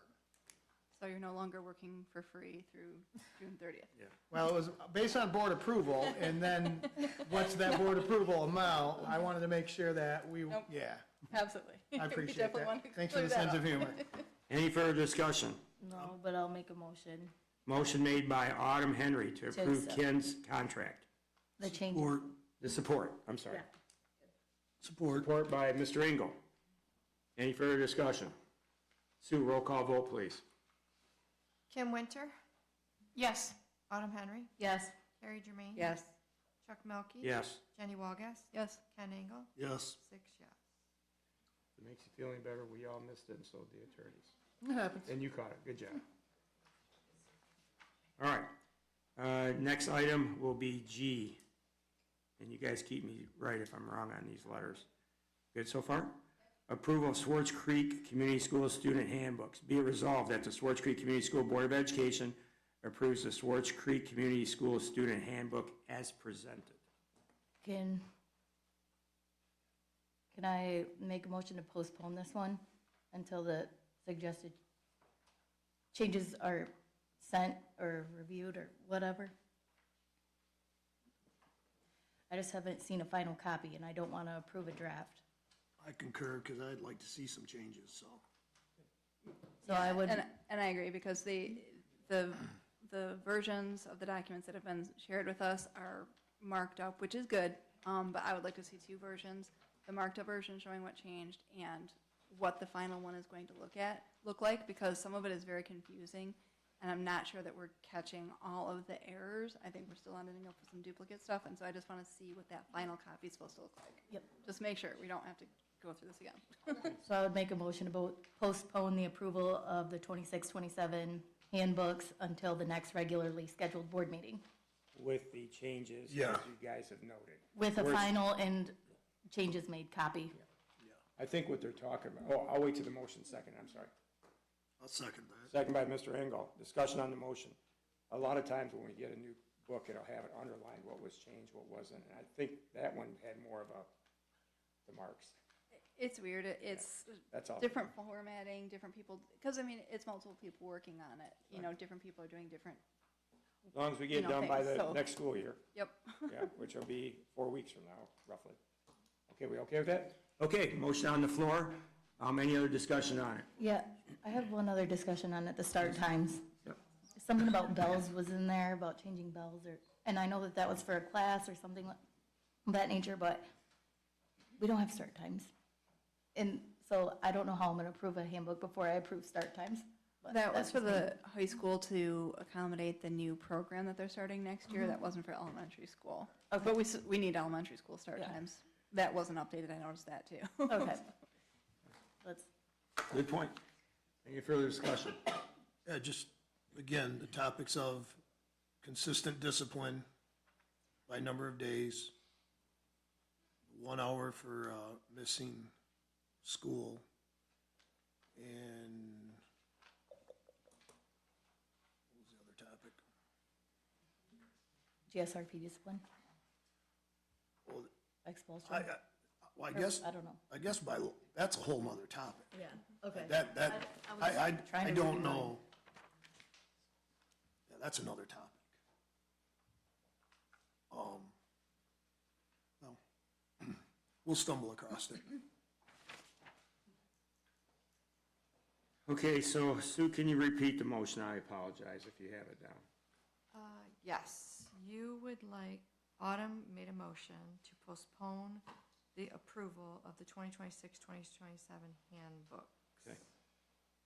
To the next regular meeting. Yep. And it was seconded by Ken? Oh, the other one was, what was it? What was the deal with the conduct, or? You wanted consistent conduct or something? No. What was the one about the conduct? There was, parents had to behave, the kids had to behave. Coaches. And you wanted you wanted the coaches to behave. Yeah, they added. Just the right to that, yeah. Well, that'll be in the hardwire part. We're just, yep, motion, that's good. Okay, Sue, roll call vote, please. If there's no, I'm sorry, is there any further discussion? Everybody good? Okay, roll call vote, please, Sue. Jenny Walgast, Yes. Ken Engel, Yes. Chuck Melkey. Yes. Autumn Henry. Yes. Kim Winter, Yes. Carrie Germain. Yes. Motion passes 6-0. Next one will be, oh boy, H. Approval of teach time contract. Be it resolved that the Swartz Creek Community Schools Board of Education approves a 3-year Tech Town curriculum. I'm sorry, I mispronounced it. Teach Town curriculum contract not to exceed $121,000 to be funded by the general fund as presented. I just have a question. Derek, did you say that this one was evidence-based? Yes. Okay. And what are the tools, were they, thanks, were they books or were they tablets? The curriculum is formatted two different ways. There's an online option where there's opportunity more web-based, and then there's hands-on materials that come along with it. So there's an ability to do both. Okay. I'll make a motion for approval. Motion for approval by Mr. Main. I'll second it. Seconded by Mr. Engel. Any further discussion? Roll call vote, please, Sue. Autumn Henry, Yes. Kim Winter, Yes. Carrie Germain. Yes. Chuck Melkey. Yes. Jenny Walgast, Yes. Ken Engel. Yes. 6 yes. Thank you. Motion passes 6-0. Thank Next you. one. Thank you, Derek. I, approval of the Huddle contract. Be it resolved that the Swartz Creek Community Schools Board of Education approves renewal of Huddle, HUDL, services with Huddle for the Athletic Department Gold Plus package in the amount of $15,000 annually for the next 3 school years. I do have something to say. Go ahead, Kim. I think that Autumn brought up a good point. I mean, I don't want to hold this up, but she's right. Companies sell our information to other people, and these are our students that we're talking about. So if we could just verify hold this off until we can verify that they're not going to be doing that. I've got no problem with that personally. I mean, me as an individual and as a board member, Okay. but I have no problem with that. The only thing, I think Adrian was concerned that they keep increasing the prices, and so she wanted to lock in this pricing. And so that's why she brought it at this time. So I don't know if they just recently had a price increase or she's anticipating a price increase, and that's why she was looking at doing this at this time. I also have the same issues with the privacy concerns, and as we discussed in committee, we have students whose parents do not sign photo and video waivers. So they do not release us to have and publish images or videos of their students. So I'm not, I haven't seen anything that shows that we are making sure that those parents that choose not to sign that waiver are properly being, their students are properly being excluded from this footage, or if that doesn't apply because of athletics, I think we definitely need to investigate this topic more. Yeah, and if the price goes up, I mean, and we do find out that they're selling our data, then they should drop it, because, I mean, they're selling our data, so. Adrian brought up the point that the Metro League, like the whole Metro League, except for 2 other schools, use this, and that allows collaboration so that you can plan ahead for competition. I'm passing Yeah, along I information. get it, but I'm just not okay with third parties having videos of.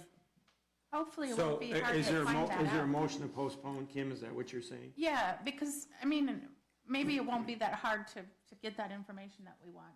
It's a valid question to find out before we sign anything. Okay. Okay, so your motion is to postpone? Yeah, till the next board meeting, maybe we can know by then.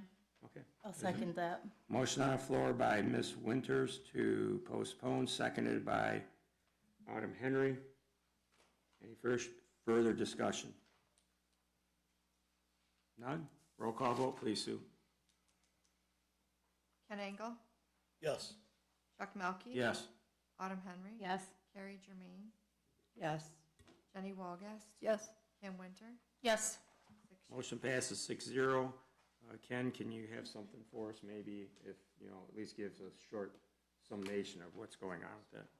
And if we can maybe get a copy of the terms and conditions from Huddle, that should list. I mean, it'll be legalese, but at least it'll give us the, Well, I suggest he sends it to our attorney and let them well, I would like to Yeah. see it too. I mean, Yeah, no, definitely yeah. to the attorney, but, I would like to read see if it. there's any weak points in it. Okay. All right, that's Huddle. Approval of the Gaines Kitchen remodel bid. Be it resolved that the Swartz Creek Community School Board of Education approves the following recommendation of vendors: Cass Erectors and Fabricators.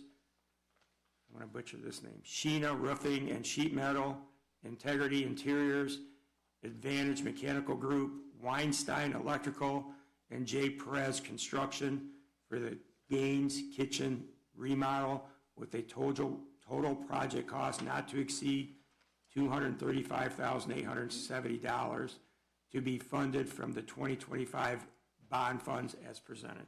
It wasn't supposed to say bond, it was Yeah, supposed we're to. going to strike out Oh, I'm the sorry. to be I'm sorry. funded by the. Yep. I'm sorry, I apologize. Correct me, From the food services, I'll reread it. I did it, you're right. didn't the food service only show 143,000 being allocated for that? 314. Okay, thank you. Okay. Be it resolved that the Swartz Creek Community School Board of Education approves the following recommended vendors: Cass Erectors and Fabricators, Sheena Roofing and Sheet Metal Company, Integrity Interiors, Advantage Mechanical Group, Weinstein Electric, and J. Perez Construction, Inc. for the Gaines Kitchen remodel with a total project cost not to exceed $235,870 to be funded from the food services as presented.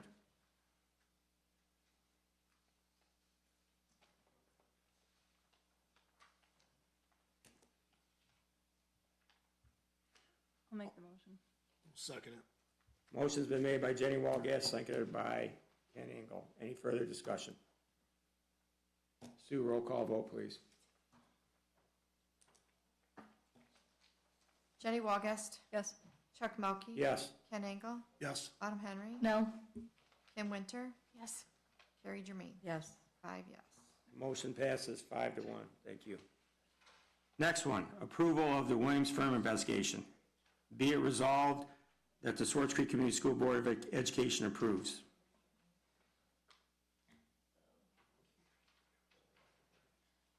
Well, Do it you want just me to says take this one? approves.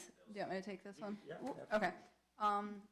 So basically, Chuck and I both spoke with Kendall Williams and Tim.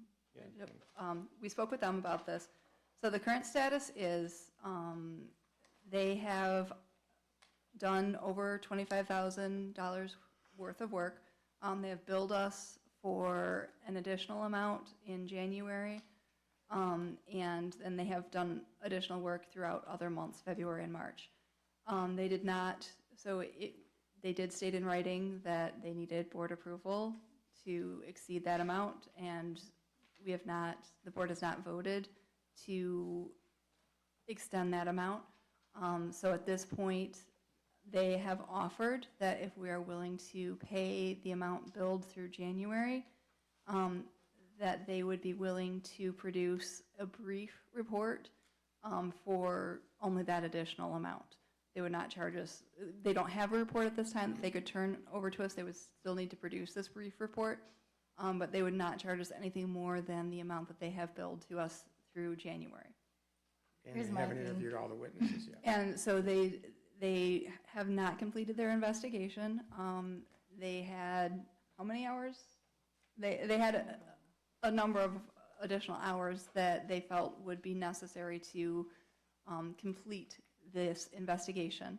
I want to say it was going to take us up to 30,000, or no, like 10,000 more plus maybe a little bit more, but he may. more like 40,000, I think, to complete the investigation.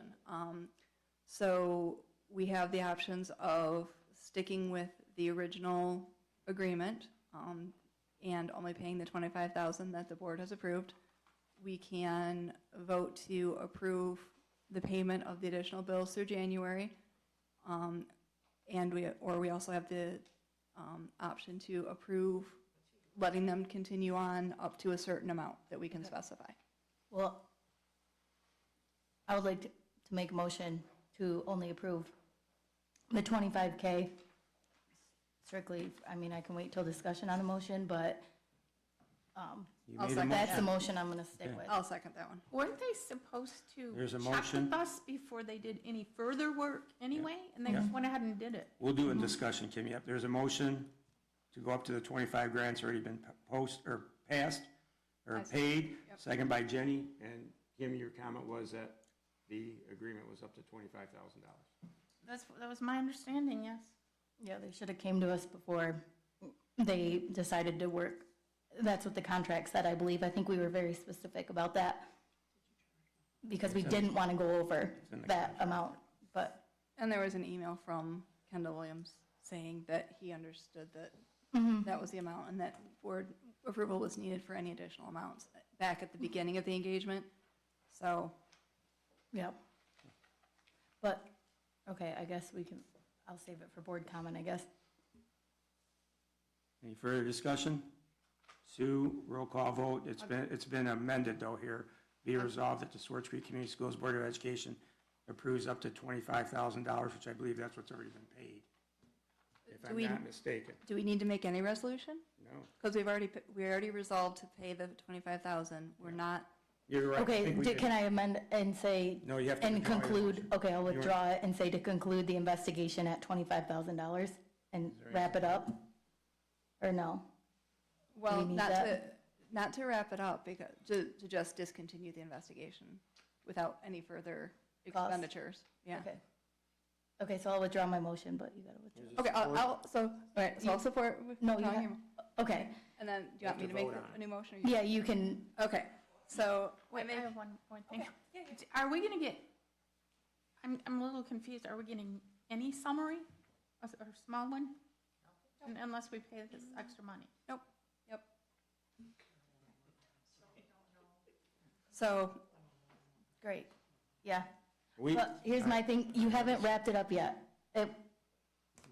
I don't get I it. sent him a book of I don't- 10,000 pages. You're more than welcome to have it. That has a summary. I can make my, yeah. right, yeah, so, That's a- so, yeah, at this point, It's you know, still, they it's had. still up to the board. They Yeah. don't have any They- legalities in it. It's up to the board on Yeah. what you guys will say after seeing the information. Yeah, they knew what the hard cap was.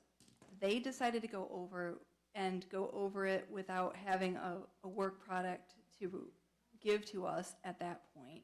So I don't feel justified in giving them additional funds just to get you know, a Yeah, work when does product. it stop? Exactly. So, I mean, they did give us an amount that they would accept to give us a work product, but at this point, There's enough it's gonna evidence. be, it's gonna be incomplete. Yeah. They, you Yeah, know, it's like they, they're holding it for ransom unless we give them this extra money. right, and they haven't even completed. So even if we give them that additional money, they would only give us their findings up to the point where they stopped. It wouldn't be anything additional, and they don't feel that their investigation's concluded. Sweet. So what, do we, So do you need to make? is there- the motion? Okay.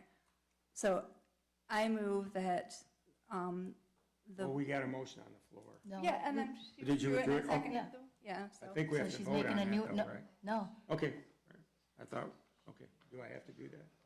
I don't know. Robert's rules You now, think- we adopted, you Sue, think what's your okay, Sue? suggestion? Didn't you withdraw Yeah. Yeah, okay, we're good, okay. Yeah, Okay. Support it back, okay. So I make a motion that the contract with the Williams firm is concluded. No additional funds will be dispersed to them. No additional work products will be received by us from them. Second. Motion on the floor by Jenny to stop. Help me out, Jenny. Just to conclude. Conclude it, and Yep. no more funds paid. Second by Autumn Henry, discussion. Roll call vote, please, Sue.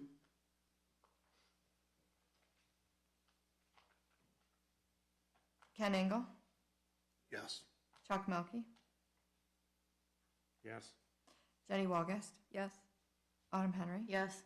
Kim Winter, Yes. Carrie Germain, Yes. 6 yes. Motion passes. Okay, help me out here. Now I'm kind of confused because we're going to approval. I go down to LOA extension? Okay, number L now. Am I back to L? Yes. Oh, it worked out, okay. Approval of the LOA extension for SCEA member, be it resolved that the Swartz Creek Community Schools Board of Education approves a leave of absence. Yeah, this is the one we had a problem with last week, or last month. Extension for the SCEA member as presented. Should be an easy one. I'll move to approve the leave of absence extension for the SCEA member. Motion made on the floor by Ms. Henry, Support. supported by Ken Engel. Any discussion on this? I don't have any discussion. I want to apologize to the young person. I'll just leave it at that. I won't mention gender, names, or anything. And it wasn't her fault. Oh, shit. Sorry. Okay. Good job, Chuck. Almost made it. It wasn't the person's fault, okay? All right. A lot of people in the room know who she is, so I'm not, you got a 50-50 hit, right, at the school. So the poor young lady did nothing wrong, is what I'm trying to state. It was nothing to do with her. It had to do, well, yeah, tentatively, yes, somebody in the front office. So we'll just leave it at that. So that's my apology to you, Miss Union President, and to that young lady that we've established now. It's a her. So with that being said, any further discussion? Sorry about that, guys. I do, I'd like to second exactly what you said. Yes.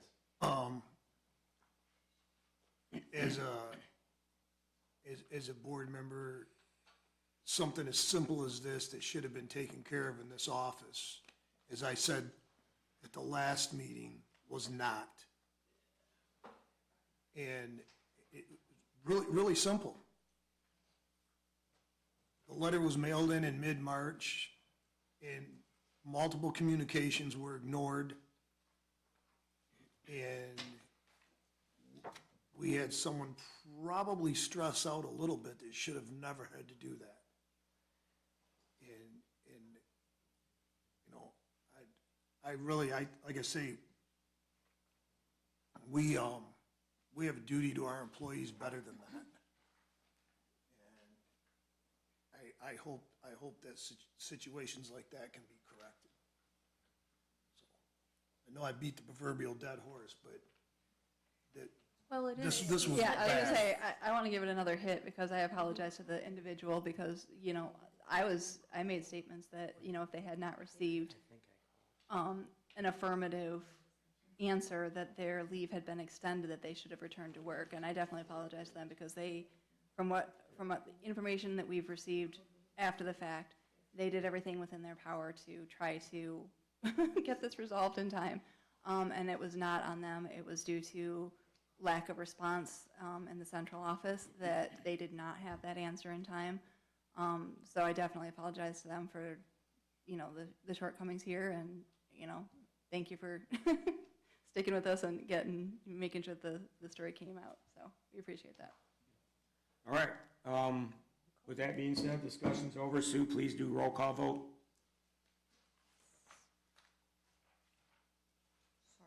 It's okay. I'm going fast now. Okay. Chuck Melkey, Yes. Jenny Walgast, Yes. Ken Engel, Yes. Harry Jermaine, Yes. Kim Hunter, Yes. Autumn Henry, Yes. 6 yes. Motion passes. Thank you.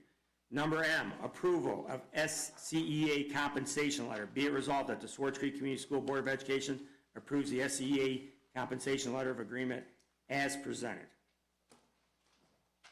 So I'm going to ask that we postpone this one, just because I know I had a list of like 7 or 8 questions that I shot off to Ken this afternoon, and he did a great job of getting to as many of them as he could, but I still have some more questions. And I'm not sure that we have the right people here to answer all the questions. Well, I just want to say that when we do this, we have to be very careful because we already voted on this and it failed. So only the people on the prevailing side of that vote are allowed to bring it up for a vote again. So I just want to be mindful of that. Some people sitting up here tonight are not allowed to bring this up for a board vote. Okay, I guess I can read. I don't know that answer, so. I can read off my list of questions, and then Wish Jerry was. so that we all have the same information. So my first one I asked for clarification on was the Dean of Students, because the amount here was for $10,000. I just asked the person that's currently in that position, what is their salary and what is their title? And so they have a salary of about $83,000, and they're an instructional coach. So then they get this an additional amount for being the Dean of Students. I also asked about the teacher merit and what the conditions were for receiving that amount. And so the response for that one was any SCEA teachers that receive an effective or highly effective rating receive that stipend. The performing arts director, I asked what the responsibilities were for that particular role, and I don't think you were able to track that one down. Okay, because I want to know. Okay, so I'll move on, and so we can come back to that one. Okay. Okay, so then I was asking about the AP semester. I was just curious. So right now, as written, it's $100 per day, $50 per half day. I was just curious how many days this was actually covering. Like how many teachers were we doing? How many days? And so it was just paid for once for an AP teacher to attend training to be AP certified. So that clarifies that, because I was thinking that was to teach a class over the summer, not to receive training. And we have other trainings that are in that same range, so that makes more sense. I also asked about the Teacher of the Year award, and so I asked how the recipients were selected, and the response was teachers are nominated from stakeholders submitted to the central office. Central office works with SCEA for input on the list, and after input is gathered, the central office team uses a rubric to determine the recipient of the award. So that is just for Swartz Creek, right? Okay. Because there's all kinds of teachers here. I wasn't sure if that was ours or GISD or, okay, so I wasn't sure what that one was. I'd also asked about the 6th grade survivor camp, and so I'd asked how long the survivor camp was, and so it says this year there were 2 to 3 people, and it was for 9 to 12 hours. Yep.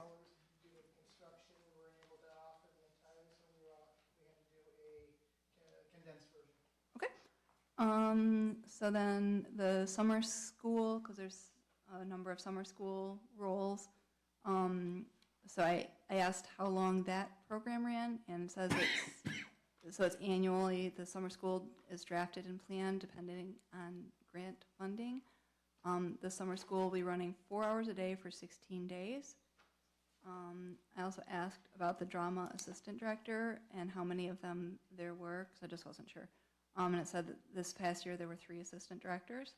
And then I also had a question about the soapbox derby, just because that's not anything that I'd heard of before.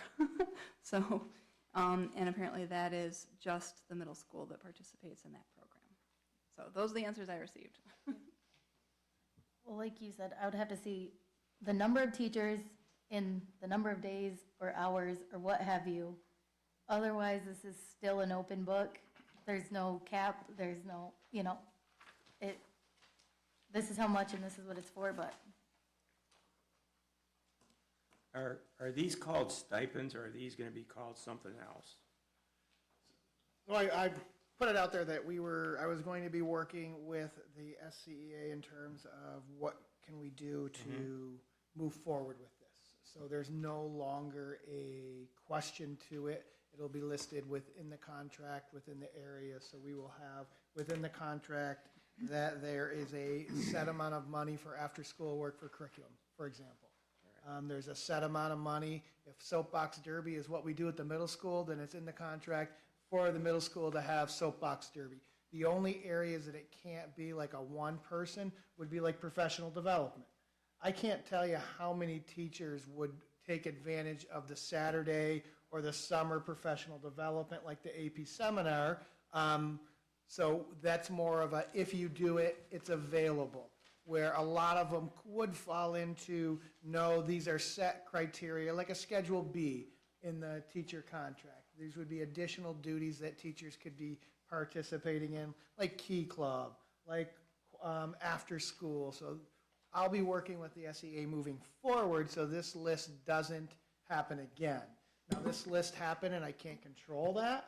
I've collected the information we have here. So everything from the chemical hygiene plan, that was a plan to eliminate the chemicals within the high school that were no longer being used in the biology class. And I have a great detailed plan of what happened with that, because I also had questions about it in terms of letters training. We can't control the number of teachers that complete the various sections within the letters training, but that's additional training that they do outside. So the big one for us is also summer school.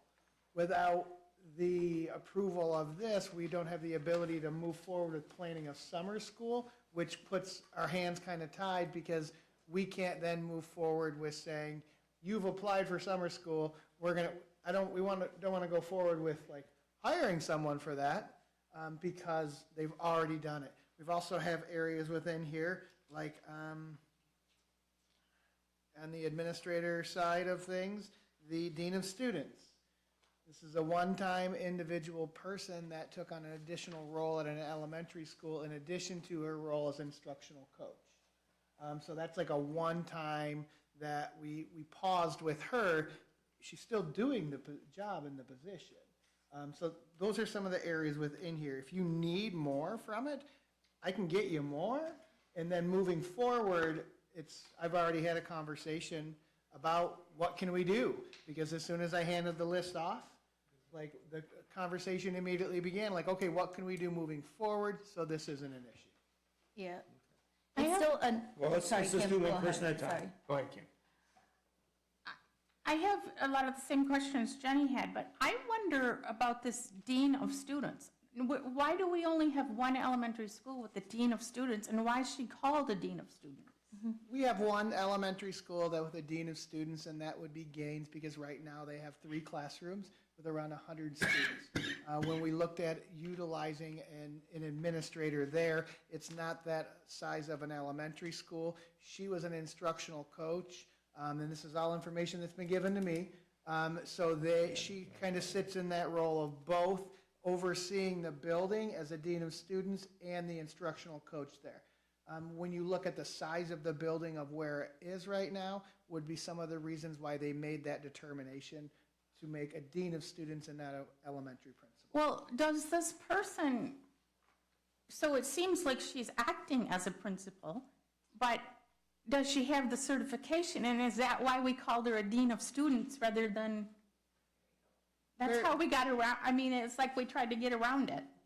Very similar to like a teacher that would be working towards certification. You do have the ability to hire an administrator as long as they're working towards that certification as well. Well, I don't know if that's the situation, but that is a possibility for us to hire an administrator, and then they have to work towards getting that certification. Okay, who came up with this amount of $10,000? Where did that come from? I think that was from. Not me. Does anybody know? Sorry. This was done, what he's going from is the information, I forward you guys all this information, because I've counted up between $80,000 and $100,000 in stipends, not including the teachers, where Michelle Paul sent the letter saying there's, I don't know, a couple $100,000 there maybe. So I forward this all to you, because I'm trying to make heads or tail of it, as I'm doing just a brief report to give to you guys so you can make a decision.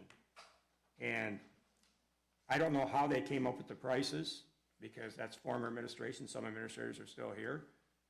And number two is, and here's my problem with it all, they chose people, and I'm not saying that that's bad, but how do you, if you have 200 teachers, how do you choose one and not offer it to somebody else? That seems very unfair, and almost seems like this was favoritism, because that person may have been at the school, but if you have 50, would you call them, not instructional coaches, I'm sorry, they were counselors. Yeah, but if I've got 15 counselors throughout the district, why would you not, if you're gonna offer $10,000 to a counselor down there, was there interviews? Was somebody qualified? I don't put a person in a paramedic unit, that's not a paramedic. And if I do, I pay him extra stipend, money, he's right in his contract. So I'm not against these being paid, it has to be in a contract, there has to be rules. I don't think, we don't need, that's up to you to choose the person, or I'm not saying you, but whoever was here before should have said, I've got 5 social workers, who wants to be a dean of students? Okay, you're the most qualified, I think. They have a little committee meeting, they pick them, and then they bring it to the board and say, hey, we gotta come up with $10,000 or $15,000 to give this person. So everybody's a little bit like shy of it right now, at least for those types of ones. Go ahead, I'm sorry. I just want to address what you were saying, Chuck, in terms of, I totally agree. We need to be making sure we're making the decisions to hire the right person to do the right Yes, job. that's fine. Now, there's certain situations you bring up counselors. For example, the VLC is over in the middle school. So it makes sense if we were to offer a middle school counselor additional duties to take on the VLC, that they would be there. We really couldn't have a high school counselor traveling across the parking lot to see students. Right. So with a lot of these positions, we couldn't have an elementary PE teacher do the chemical hygiene plan. They would have to be qualified. So Right. that's the idea of hiring the right person to do the job, not just handing it out. So there needs to be, and I talked And about it you're gonna earlier. do that, yes. Process, procedure for all of our hires, not only for our new positions, but for our internal things that we're doing. We need to have those processes and those procedures down. So if someone says, why did you make that decision? We can say, we made that decision because of X, Y, and Z. That's what I want, some accountability, and I want it to come to the board when we're handing out $9,000, $10,000, $15,000 stipends. And I don't know, Some of these will be in the teacher contract, could be in the teacher contract. should it be called merit pay instead of stipend pay? I don't know that answer. I'm asking it just up front. I mean, No, well, Teacher merit? Yeah, and I had an issue with that, like, I wrote 100 contracts at the county, there's no stipend pay, everybody gets paid the same amount. If you get extra duty, it's written into the contract that if you are a sheriff's deputy, you get paid this amount. If you work overtime, you get this amount. If you're a paramedic deputy, you get assigned a built-in raise in your contract based on your education. So when I left, we got, I think it was $2,500 a year, but it was built into the contract. Here you got like $1,200 for extra duty paid. I don't even know what that means. And I'm not saying that they don't deserve it. We just have to have, with our lack of trust of the front office, we have, which it's proven now, because I'm going to show you guys that in my closing comments, that we have to come up with some system. Ken, you want to help me out a little bit on it? I'm just waiting for you guys to all finish. Okay, well, I'll finish and just withhold for a minute. Go ahead. I'll let you guys talk. I should. I was gonna say, I'll like, facilitate. Go ahead, Jen. the teacher merit one, like, so it's for receiving effective or highly effective. So if you do your job, you get a merit stipend. That doesn't seem like that tracks for me. Like above, you're highly effective, sure, but I don't understand why. I mean, it's not that much, but across the district, I'm sure it is. I guess I'm not understanding, and maybe it's just because I'm new to all this, maybe this is standard, but to me, that seems weird. Like, I don't get a bonus, you know, if it's a merit bonus, it's for going. We above and technically don't beyond. have highly effective anymore, everything's just effective. Yeah. So they eliminated a highly effective within the state of how we classify Is teachers. that for our teachers too? Or the Everyone. Okay. So you're just Everyone- supposed to be effective at your job and you get a merit? This is something that I did not come up with in terms of the I know ratings. you Now, the did. merit pay, on the other hand, was totally different, but the effectiveness ratings, we used to have highly effective, needing support, Needing support. Sounds like that was our out to eliminate that merit pay. Like, if it's I can't control that now. On the merit pay, weird. teachers that were receiving the effective received the merit. Mr. Ken? I would like to know, can everybody at this table, you have a understanding definition of each one of these? And the answer for me is absolutely not. That's first problem. Okay. Second question, and, you know, if you do, then God love you. But I bet there's a couple here that we could have fun with. The other one, real simple. Is there a written definition someplace for each one of these? Or a job description? You know, is there actually a job description for chemical hygiene plan? New dragon training. That new employee training? So it's a new teacher training, It should say teacher. yeah. But it doesn't specify, is that for, We have is that for the Well, new employee, or is that for whoever's mentoring them? Because I'm assuming, or whoever's running the Don't, training. or well, we whatever. don't, that's what I'm saying, we don't know. Ken would like to answer that question. Admin retreat. Well, if this is in the teacher's contract, why would the admin get a retreat? Or is that the teacher that's going to the admin's retreat? What exactly is it? Signing bonus. Did the people we hire today get signing bonuses? If not, why not? It's here. I mean, we can go on and on and on and on and on these. I mean, they're, you know, come on, everybody. I'm sure the acronym people out there know this. LTRS certification. Letters. Letters. I don't know what it is. I don't either. Grant writing. We just hired someone to come in here in this office and do grant writing. Yes, and an assistant, yeah. I mean, so who is getting grant writing training? Is this anyone that writes a grant? Or is this our new person that we hired? Or is, yeah. You know? I can answer all those. Yeah, but the problem of it is though, Ken, is we can't. We've been asked to vote on this. There's, you know, if we're gonna do this and there should be a written definition with them. I'm sure there's an answer, but, you know, I'll quote some people that sit out in those seats that always wanna tell us, well, you should ask the expert. Well, I am. I'm asking the expert that before I vote on something, if I handed this out there to those folks, they would be just like us. We're sitting here like the village idiots because we don't know the answer to all of these questions. And someone just wants soapbox derby, robotics coach, powerlifting coach. What building? Is that during the school year? Is that during the summer? Physical conditioning, is that for the football program?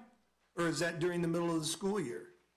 Is that teachers that are getting physical training or conditioning? I mean, you can go on and on. I'm sure they all have answers. We don't know what they are. Bridges training.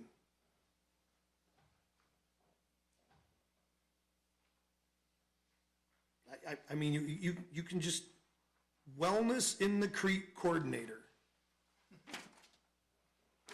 What is that? That is, there's two coordinators that work on the Connections to Wellness in the Creek event that we've had annually for 4 years. And those are the two people that do all the coordination. See, but we don't, I mean, again, it says coordinator. So it's actually plural, so instead of being $500 for a coordinator, we're paying $1,000 for coordinators. Out of grant money. It doesn't matter. So, It doesn't matter. I mean, we're throwing money at something that we have no idea what all this is. Promoting Adolescent Health Survey. And it says GSID. I mean, the GSID's doing it? So I guess when, and I'm making someone have busy work, but before I think anybody up here should vote on this, I think we should all have a little bit of an understanding on it. That would make a lot of sense. So we can vote on it again tonight, but I'll bet you there's gonna be 4 or 5 no votes. Can I ask a question?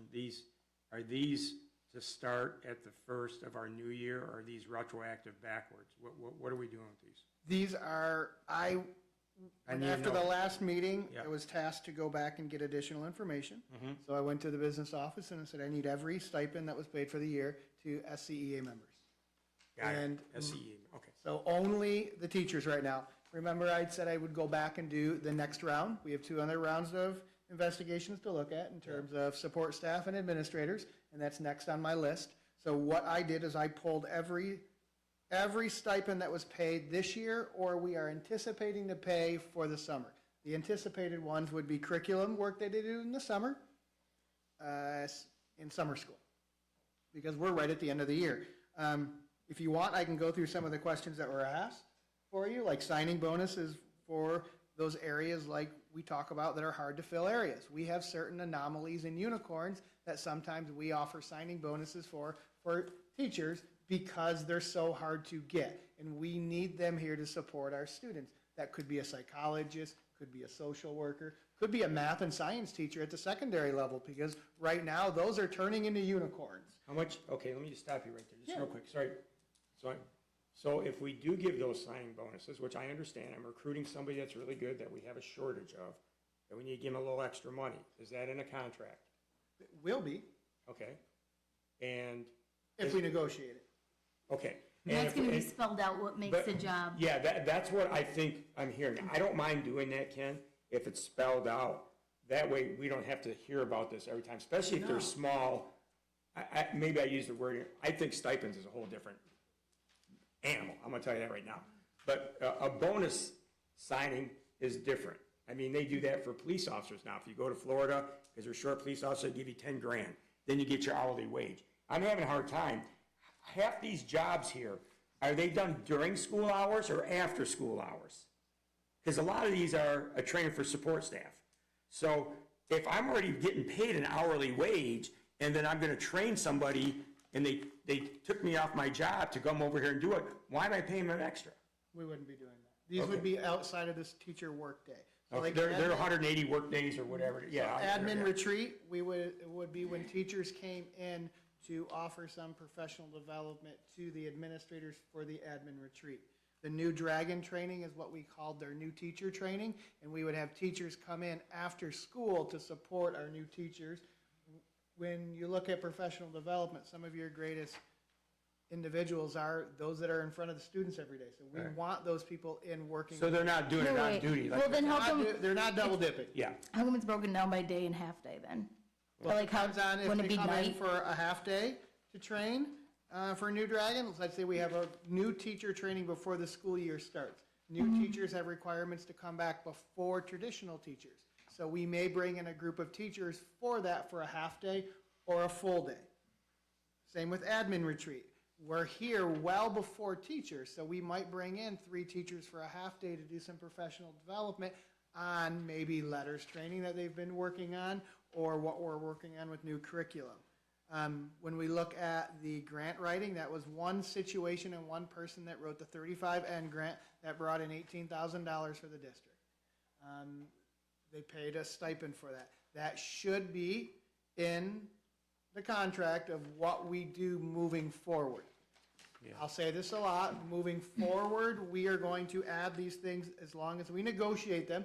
There might be some things here where the union says, we see great value in that. we want to continue to move forward. But we also see areas where they're going to say, let's make sure we have a consistent process and protocol for it. When you look at some of the other ones that were the middle school cheerleading's after school, robotics is after school, physical conditioning would have to be after school. We can't put high school students in a weight room and say, go have fun. That would be a recipe for disaster. So when you look at physical conditioning, powerlifting would be after school. All of these are additional above and beyond. Soapbox derby, I really thought it was elementary when I started digging into it. Until Jenny sent me the message and I realized it's not the small little cars that the dads make for the elementary kids so the dads can win. These are full-size middle school cars. And everyone agrees that the kids that won sometimes had a little help. My boys both did not do well in that area. Yeah, okay. Well, I can give additional information. I just need to know what you need so I can give that. Like, I'm more than happy to dig in. Yeah, let me make a suggestion. I like what Ken said, a definition of that, and I know that might be difficult, but maybe Brianna could do most of these anyways with you. And then the summer school, I think we need to get on right away. So, I mean, do we have 2 weeks to get on the summer school and at least get that part over with? We need summer school, and I'll just be very frank. We need to move forward with summer school really quick. We can do that. We can do Last summer. month. We can do summer school Is tonight. that your suggestion, Ken, down there? We can do summer school tonight. I don't have a problem with summer I school. I have questions about summer school. Okay. So have they already received some of this? Because it looks like some of this work is done throughout the school year. So is this a one-time thing? Do they receive a little bit throughout the year? How does that work? I don't know the answer. I would assume that they're going to receive it for doing summer school. How many? Please So step like, up to the podium. So there's do you mind answering So this we one? can- If you know, you're on I don't know the if you know these, Jamie. So there's a position listed as summer school coordinator for $9,000. So do they just receive that at the end of summer school? No, we Have try, with IRS regulations, we try to smooth the stipend with the duration of the task. Okay. So the coordinator, for example, would be split into 2 to 3 pays because it runs for 4 weeks. So it depends on kind of how it lands with our pay schedule. But we would break it out in chunks that line up with the weeks. So they start receiving that when summer school starts? Or shortly thereafter. It might be on a Around slight that time. lag. It's not But like no money earlier in the has school year. Okay. been exchanged this year for this pending summer school as of yet. It's been on a pause. And it wouldn't have started anyway based on the way we structure it. Okay. I was just curious if we'd already started paying towards any of those or if they're, Correct. And then the other positions are hourly, so it's based on time, and there's a lag on that. Could I just add in, just for clarification on the conversation, some of those items that we collected, which was the task, are one-offs. The hygiene cleanup, that was a one-off. The dean may be a one-off. The grant health survey from GISD, those are mini grants that occasionally come to us. But I think the part that, thank you, Sue, I think the part that we're trying to rectify is to make sure that they are properly embodied into the SCEA contract, which is always approved by the board. And the generic format, I think that was our first blush stroke, was very similar to the way we see it in the current contract. It doesn't necessarily have that description of detail of what is this, what is this. There's probably a lot of line items in the contract that any one of us would have to investigate But I or look know at. how many teachers are in that contract. I don't know how many teachers I'm paying right now. Well, that's What kind of thing? That's Like, another example. It's an expected, yeah. In the contract, and that's information that can be given, but in the contract, it does not say how many FTEs in any line item. It says, when you have one, when you budget for one, when you choose to fill one, here's how you pay it. That's where the contract comes in. Not telling you how many, not to say that there aren't paragraphs that do dictate exactly how many. But by large, most of it is just saying, how do you pay it when you have it? Like, for example, PD, half day, full day. Very generic, and it spreads across something we do in-house and things that are grant funded, like letters training, for example. That's a bad example because letters training was a certification that was above and beyond. We had to put a limit on it. Yeah. So What about the one-offs you said? You said these one-offs here, some of these one-offs. Did they ever get approved by the board? I think that that's the thing we're trying to cure right now. And who would have authorized them? I don't know, I think that for the most part, they're situational, but it depends on which line item you're looking at. Another one-off Well, let's example. take like you said, the chemical hygiene plan was a one-off. So if we're gonna give a gentleman 10,000, or a lady, or somebody else, $10,000, that would have to go through the superintendent, the deputy superintendent, HR, the chief financial officer, and more importantly, the Board of Education. So why, I'm just asking, if we're gonna have a one-off every now and then, why aren't they done by, according to law, which everybody should know in that front office? I think that is what we will do in the future. All I can say is. But how was Well, it hold on, done? yeah, so. I came up here to offer some No, insight yeah, I'm to not gonna, clarify. but you said the one-offs, Jamie, that's what keyed me up, is that you said the one-offs, and nobody cares. I mean, the $200 and $100 here, if the poor person did the work, they deserve the money. I mean, we're all hourly workers, police officers, my sons are both, I mean, we get it, you know what I mean? And you get a bonus if you have some special certificate or training, as I said. But if I was still at one of the police departments, I gave an officer 10 grand, and the board found out about, or I just did it because of this officer. We'd be filing a grievance. Yeah, no, you'd be maybe in shackles somewhere. Well. Yeah, we'd be once the filing board a found out grievance. about it, yeah, so, well, yeah, that's the first step. So I just, the smaller ones and and thank you for coming up, the summer school, and I think Ken already alluded to this, maybe we need to get at least the summer school done. Yeah, I think we should. Right now, and then just have a couple of weeks to digest all this information, because it's so much. And as I said, this was kind of, all these stipends were found by accident, by me tripping on things. So, I don't know, I mean, is that okay if we do it for, is there enough information for us to do summer school now? When does summer school start? I don't know how many teachers we're hiring at $45 an hour. So we don't even have the roles filled at this point? We Okay. can't, without it being approved, I'm not moving forward with hiring someone to do a job that's not been board approved to pay them. That's reasonable. Okay, so. How many are you and when looking to does- hire at When does 45? summer school start? I believe 14 this year. Again, we organize summer school and what it will look like each year based on facts and circumstances, funding, et cetera. At Risk currently funds summer school, and I believe off the top of my head, 14. I will also add that often a lot of these conversations are had in a different context. Again, I'm not making excuses, I'm just adding information. So we talk about 23G as a grant, and we approve the grant, and we talk about the concept of the grant, and this is what it'll do. I think procedurally, we missed a step, and we are on track to rectify that. Because I would not approve stuff if I knew that this isn't going back to the kids.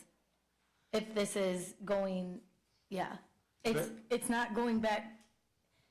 I get soapbox, you're hiring somebody to facilitate a kid event. Like, I get that one. It's like a coach, I think. But all these other things, like, I believe that a lot of these are definitely centered on the education of the student, and it takes, professional development to stay on top of the learning, techniques, things coming down the pike. Summer school, for example, is for the kids. We are paying, the cost of running a program is the people that you staff the program with. That's where the dollar cost comes in. And summer school is offered free, so it's a win-win. They're good initiatives. I don't think any of us have a problem with summer school. Assistant archery coach. That's something that we should have in the contract, where if we have X amount of kids in the archery program, you have a coach. If you go above that by a certain amount, you need an assistant coach. Very similar to an athletic team. So can I assume that the head archery coach is in the contract? Yes, yeah. So this is something that just really should be added. I think the And then- archery program grew quite. Right, no, that's fine. overnight. But, So- and Ken, I'm gonna direct this more to you than Jamie, because I don't wanna put Jamie on the spot. But 23G and help educate the uneducated here. what's the difference between a coordinator, a facilitator, and a tutor? I kind of know what the tutor is, but Coordinator would be running things in terms of, and I don't know who this is, and I don't know what they did, but this would be a math tutoring program that we facilitated and did, and that was through the 23G grant. We had a coordinator that was organizing it. We had a facilitator that would be overseeing the program, and I would believe a tutor would be the individuals working with the students. I can get more details on that, but I know that is part of our math tutoring program. And that could be additional, I don't know if that's one tutor at 1,800. Those are things that I've continued to gather with this. Because if it's only one tutor and we have a coordinator and a facilitator, I mean, those must be some busy folks. we would have more than one tutor. I would hope so. Yes. But I really don't understand the coordinator and the facilitator. I really don't. And that may be something through negotiations that we decide that we don't need those additional, but we also would be coming forward in the future. Let's say we had an additional grant come in. Let's say 23G went away and 25G came in. We would then say, okay, this is how we want to spend this money. These would be additional roles. I would then work with the union that these are additional roles that we are going to have with the SCEA. We're going to support them above and beyond their workday, and then that would become to the board to say, this is how we're doing things, and these are the employees we're supporting, because it's new money coming in, where like the archery assistant would be in the contract if we got above a certain threshold. Letters training would be, okay, this is new money coming in. The state's saying letters training is the way to go for K-5. And they're saying the more teachers you can get certified within that, the better. Oh, and even more, we're going to give you additional funds to support them. So we would then go to the SCEA and say, this is additional money where we're coming in. This is how we want to spend it.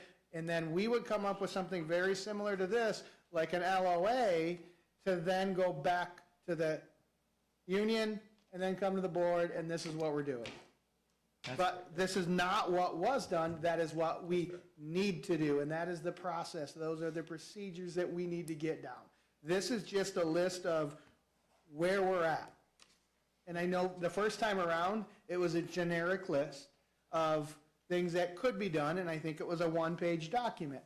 We're up to 3 pages now of additional things that were added in here so I could have a better understanding and idea and also give it to you. Well, I'll let someone dream up the motion, but let's get summer school squared away. I think I've got something along, okay. So give us So a there's- motion. Can I ask one question? me to Yes, Before go we go into the summer school, can you answer what is adaptive schools training? Do you know what that is? I believe that's through FAME, and that would be additional professional development outside of the school day, and that would be training that the teachers would be doing either on the weekends or in the summer, because it's listed as $100 a day or $50 a day. So when it's listed as like $100 a day or $50 a day, that is training done outside the school year, because we wouldn't be paying a teacher to go to professional development when they're still supposed to be here. If they're going away to professional development, they're going to that professional development. Okay. Autumn wants to entertain a motion to get summer school, I Well, think. before I do it, I just want to run it by them because I don't want to have to redo it and Okay, all yeah, that, all all right, that. go ahead and Okay. discuss it. Let's get that taken So would care we of. do, okay, so would they just SCEA stipends for summer school and then list those positions on the sheet, which I see 4 of them, right? Do we want to cap the number of teachers, or if we're using 14, do we say 15, or do we? If our enrollment, it's all based on enrollment, so. Right. I mean, I don't want to cap it as 14 teachers if we need 16 and then we're coming back. Okay. We're only going to hire the number of teachers needed to support our kids. Okay, so SC, okay. So Those then other- Those other positions are just one person? The coordinator? Correct. Okay. Okay, the Math coach, math coach, there's only one? Yes. Okay. And the site manager one, because it's only one site, okay. One site. Okay, so I'd make a motion to approve the SCEA stipends for summer school, the coordinator, the math coach, the site manager, and teachers, at the rates presented, for beginning whatever day it is today, May 27th, 2026. There's a motion on the floor to support summer school with the numbers listed on here and the teacher wages as needed, basically. Beginning today, so that way if you gotta, I mean, it doesn't begin until they start working. It just allows us to now go forward fine. and hire people to That's do the fine. job. Well, that gets part of the major problem out of the way. So there's a motion on the floor. Is there a second for the motion? I'll second. Seconded by Ms. Winters. Any further discussion? I have a question. Why do we need a coordinator and a site manager? I can understand when we've had it in multiple locations, possibly having a site manager kind of delegated, so if you had the coordinator at one building, and that way you could have somebody in charge at a different building. Are we planning to fill both of those positions? Can you answer that one? I don't have the information. Okay. But it looks like, Yeah, I was going to say, I wanted to look at it again. You can take my copy. I think, yeah. They have the little bracket, they're in the middle of the page. Yeah, I think that this list was put together with consideration of what has occurred, and last summer, which trailed into this fiscal year, included multiple sites.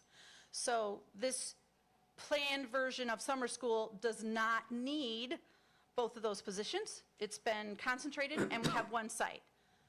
But last summer, which was also occurring in July and August, which is this fiscal year, included multiple sites and had that extra layer built in. So do we need both of those layers this year, or do you have enough information to be able to make that determination at this time, or not? I'm looking at you, Ken. Yes, yes. Well, yeah. A site coordinator, a math tutor, which is a new dynamic, teachers. Okay, so coordinator, teachers, math coach, Yes. no site manager. No, the Okay. the coordinator is the site manager. okay. There's one person overseeing the program. Okay. Well, do we strike that, or does just? Well, we didn't whatever? call for a vote. It was just So discussion. I can amend it, I think that one's easy enough to amend amend, to just strike out site manager from that. Sue, are you okay down there? So I'll repeat the motion as best I can. Let me see it there. SCEA stipends for summer school, coordinator, math teacher, and teachers as needed, beginning 5/27 of '26. And I believe the motion was still carried by Ms. Winter. Kim, was that you that seconded it? Do you second the amendment? Yes, I second Second the it. amendment? Okay, good. So the motion's been amended. As read, Sue has it. Any further discussion? None? Roll call vote, please, Sue. Carrie Germain. Yes. Kim Winter. Yes. Autumn Henry. Yes. Chuck Melkey. Yes. Jenny Walgast. No. Ken Engel. Yes. Okay, I want to thank my board members for at least getting this part done. And as Jenny said, she had a lot of questions, so maybe Ken can give us some definitions on those as the other Ken asked. And that might help us make a decision, because the one is more critical than the other. Okay? Yes, Thank you. if possible, if you can give us any numbers too. So like, if we know for a fact that we're always going to have, you know, the assistant director for the drama, we're always going to have 3 productions, so we're always going to have 3 assistant directors. If we know. If you don't know, you don't know. But Yeah. if we know for a fact that it's likely going to be this, if we can include that information, it helps us understand the total cost a little bit better. Thank you. Okay, we went through 19 items. We good? What, I got a question. What is the,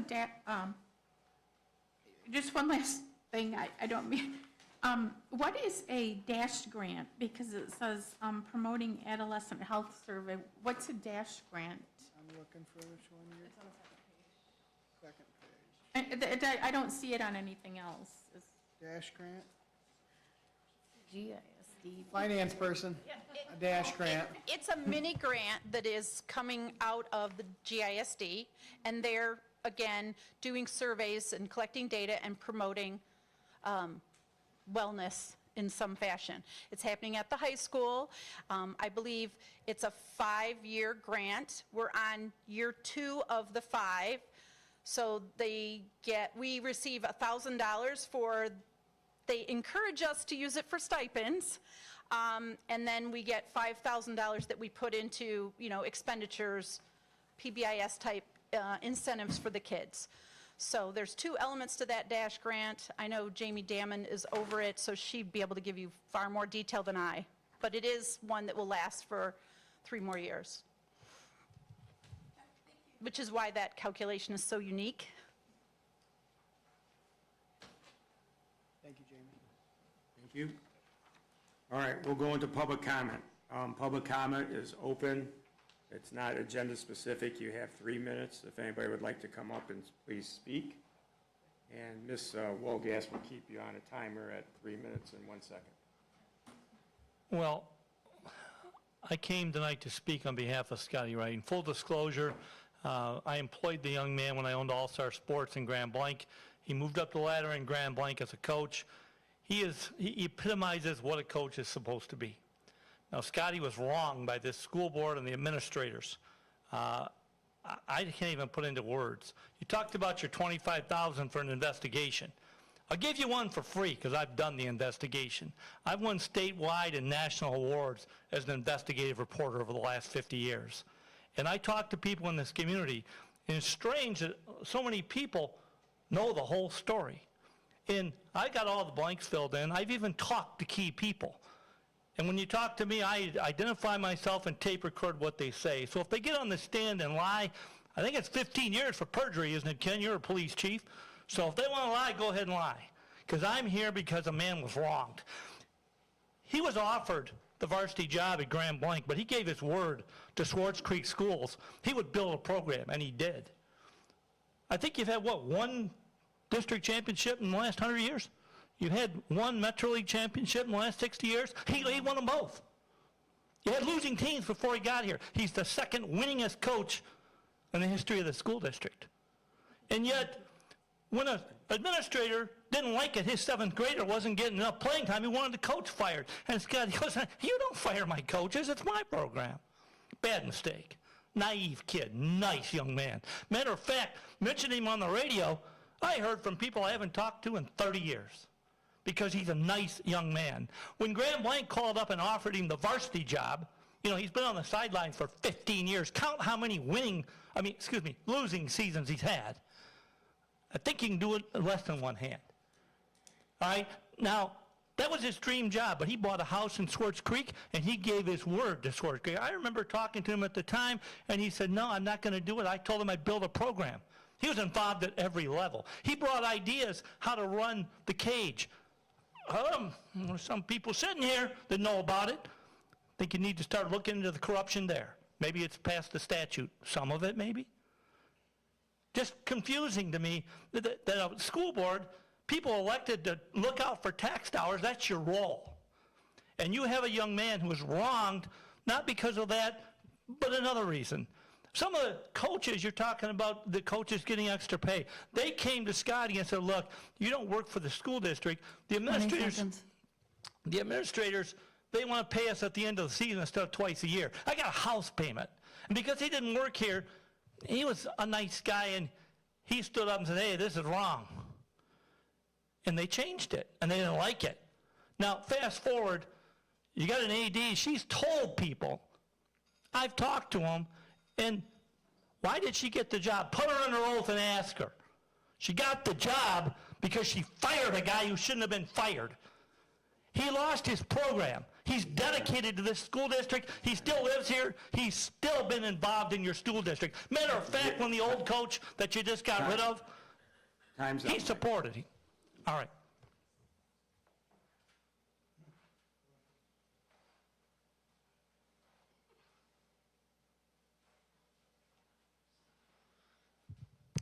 I'm Debbie Bush. I'm a resident at Live on Hill Road of Swartz Creek. I have been asked to read a statement on behalf of a community member who is not able to attend tonight's meeting, but he would appreciate having his statement read. President Melky and the board, is this something that can be allowed? Yes, you have 3 minutes. Okay. Debbie, you can, yeah, absolutely. All right, thank you. This statement is on the behalf of Mr. Josh Davis. He's out of town. He sent me his statement. I have submitted multiple formal complaints to this board that have not been meaningfully addressed for almost 2 years. That should not be allowed. That this board as a whole gets to ignore any formal complaints, documented concerns, or any potential violations that also involve board members or board conduct. This board still has a duty to the public. The concerns that I have given remain unresolved and unaddressed. That is unacceptable. This is not about personal grudges. It is about accountability, transparency, and whether elected officials are held to the same standards that they expect from the public. Residents are told to follow the process, which I have done. So what happens when they submit formal complaints, specific conduct, with provided evidence and documentation? It has been nearly 2 years, and again, the board has a duty to the public. The board needs to formally acknowledge these complaints, explain what actions have been taken, identify what remains unresolved, but also to provide a clear path moving forward. Silence is not accountability, and delay is not transparency. It is time for this board to address these complaints openly and without continued delays. Each and every person who we have elected to sit on this board, school board, has a duty to come to the resolution for the sake of accountability. Thank you for allowing me to read it. Appreciate it. Thank you. Brian Bender, 1982 graduate. First off, congratulations, Ken, on the job, and board, congratulations on hiring him. Your energy and intelligence was on display tonight, and I feel that we are finally getting a ray of sunshine here. With that said, and the conclusion of the Williams investigation that really didn't conclude, I would ask the verb act comes up tonight. Please act on the knowledge and the information you have on past violations, both of school policy and state law. You all know what happened, who did what. Please take the next step and have accountability with this previous administration. Thank you.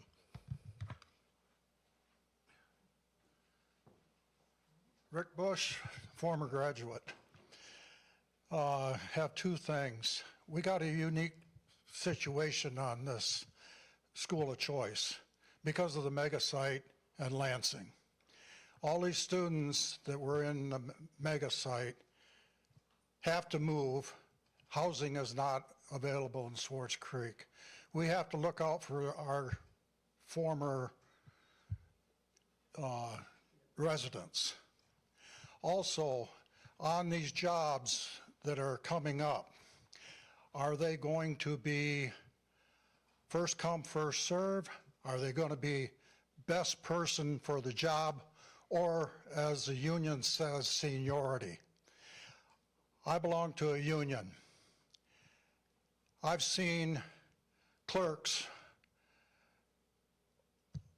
get the job with no education and a meat cutter that has 30 years of seniority. The clerk got the job because he had more seniority. So are we going to seniority or best person for the job? Thank you.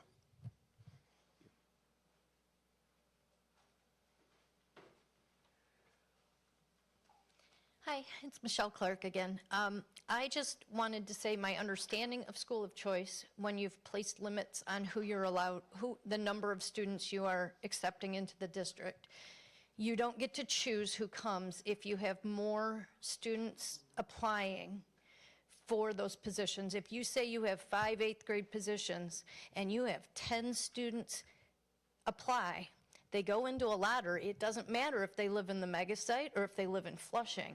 By making it a limited school of choice like you have chosen, you don't get to choose if there are more students that apply. So if you say 5, and you have 5 Mundy Township kids and 5 students from elsewhere, you may not get all your Mundy Township kids because you're limited on who you have. It goes into a lottery. I am so thankful that we're working on negotiations to get things in the contract so this stipend business goes away. I would like to say I hope that you do right by your staff. I mean, you've fixed the person that's out on leave, but you have staff members that are doing jobs that right now they're not being paid for. And some of them are significant amounts of money, like you're talking about a dean of students of $10,000. We all have bills to pay, and whether or not it was done right to start with, that person agreed to take on extra job duties for an amount of money, and right now they're not getting paid. They're not getting paid to do other jobs across the district. And the fact that they're still doing them shows their devotion to the district.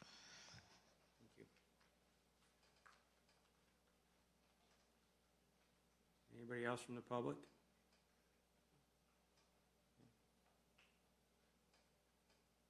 All right. Thank you, everyone, and thank you for bearing with us, although we had 20 items, I think, 19 and the presentation and a couple breaks, and we had about a 20-minute disruption break, 25 minutes. So, my fellow board members, go ahead and you have board comment, and then after that, we're going to break because we have to go into a short closed session for negotiations for our union. I'd like to congratulate and welcome our new staff, the social workers and SLP that we were able to approve tonight. I'm very happy they chose Swartz Creek.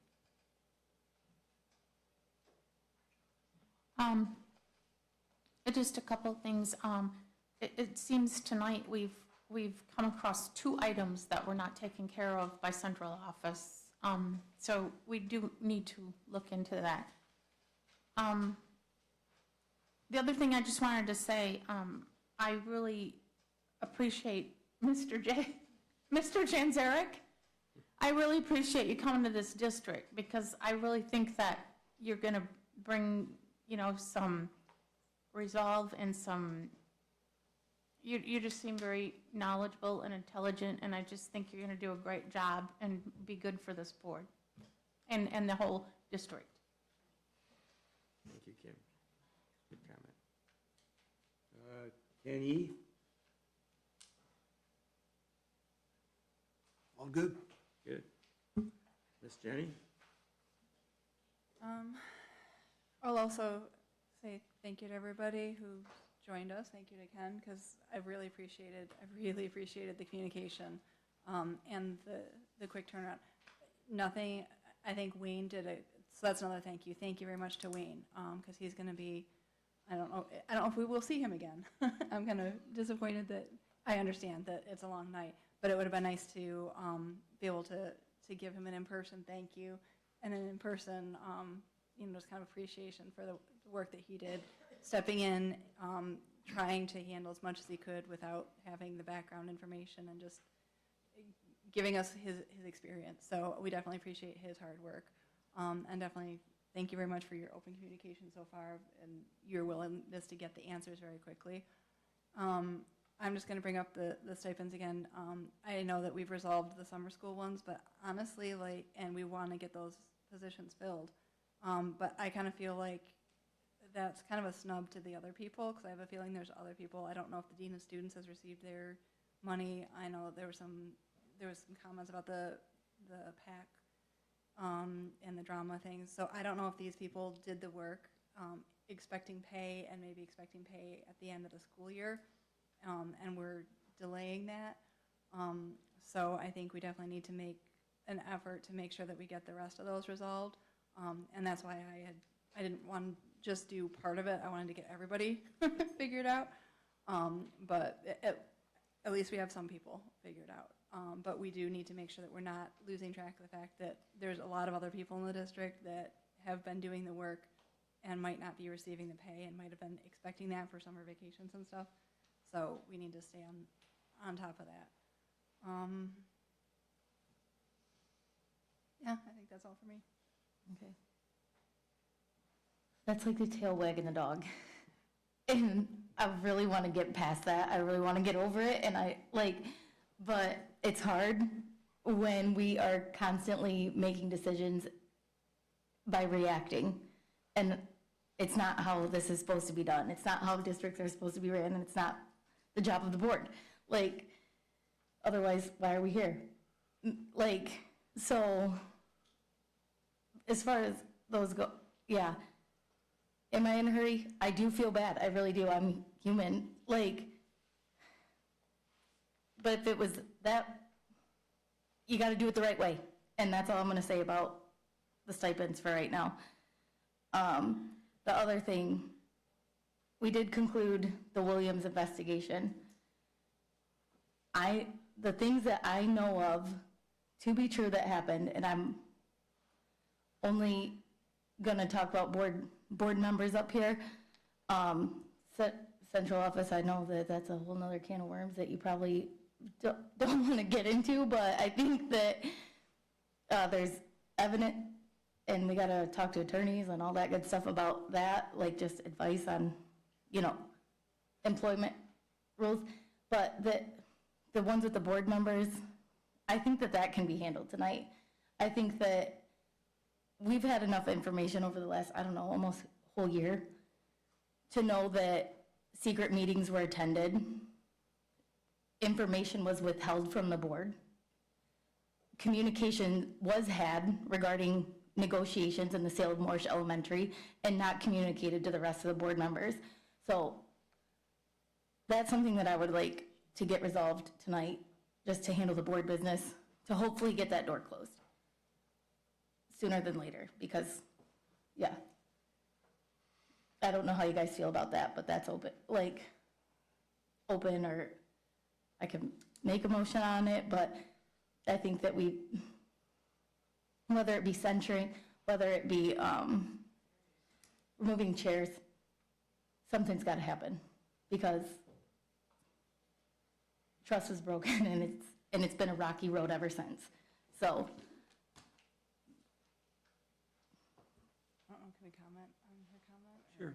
Okay. Yeah, I'll wait to the end if somebody does something else. Yeah, I agree. There are some things, so we have things that we can do, things that we can't do. And so there's a lot of, and I'll just say for the mega site, the Moore sale, whatever, we'll just stay on that one topic just for now. There were a lot of admin people that are no longer here that were involved in that whole process. And so, but as you said, that's a little stickier. How do you deal with people that have already left? What can we even do? But we also have board members that were involved in that were not sharing information. So I believe, and so we do have power as a board to censure board members who acted improperly. And I believe that's something that we can address tonight, and I think we probably should. Okay. I don't know if we're going to do a censorship or you're going to talk about something else, but I think that everybody should have information maybe before that's done. Or do you think that you have enough verbally? Is that what you're saying? I believe personally, so I can only speak for myself. I have seen a lot of documents, the products of FOIA requests and other documents, to where I feel comfortable making a decision, but I can only speak for myself. Yeah, and that's kind of why I opened it up too, is because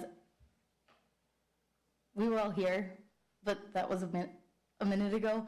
And I don't know if you guys have enough, the rest of the board had enough information, but it was, yeah, something that I'm looking to get taken care of sooner than later.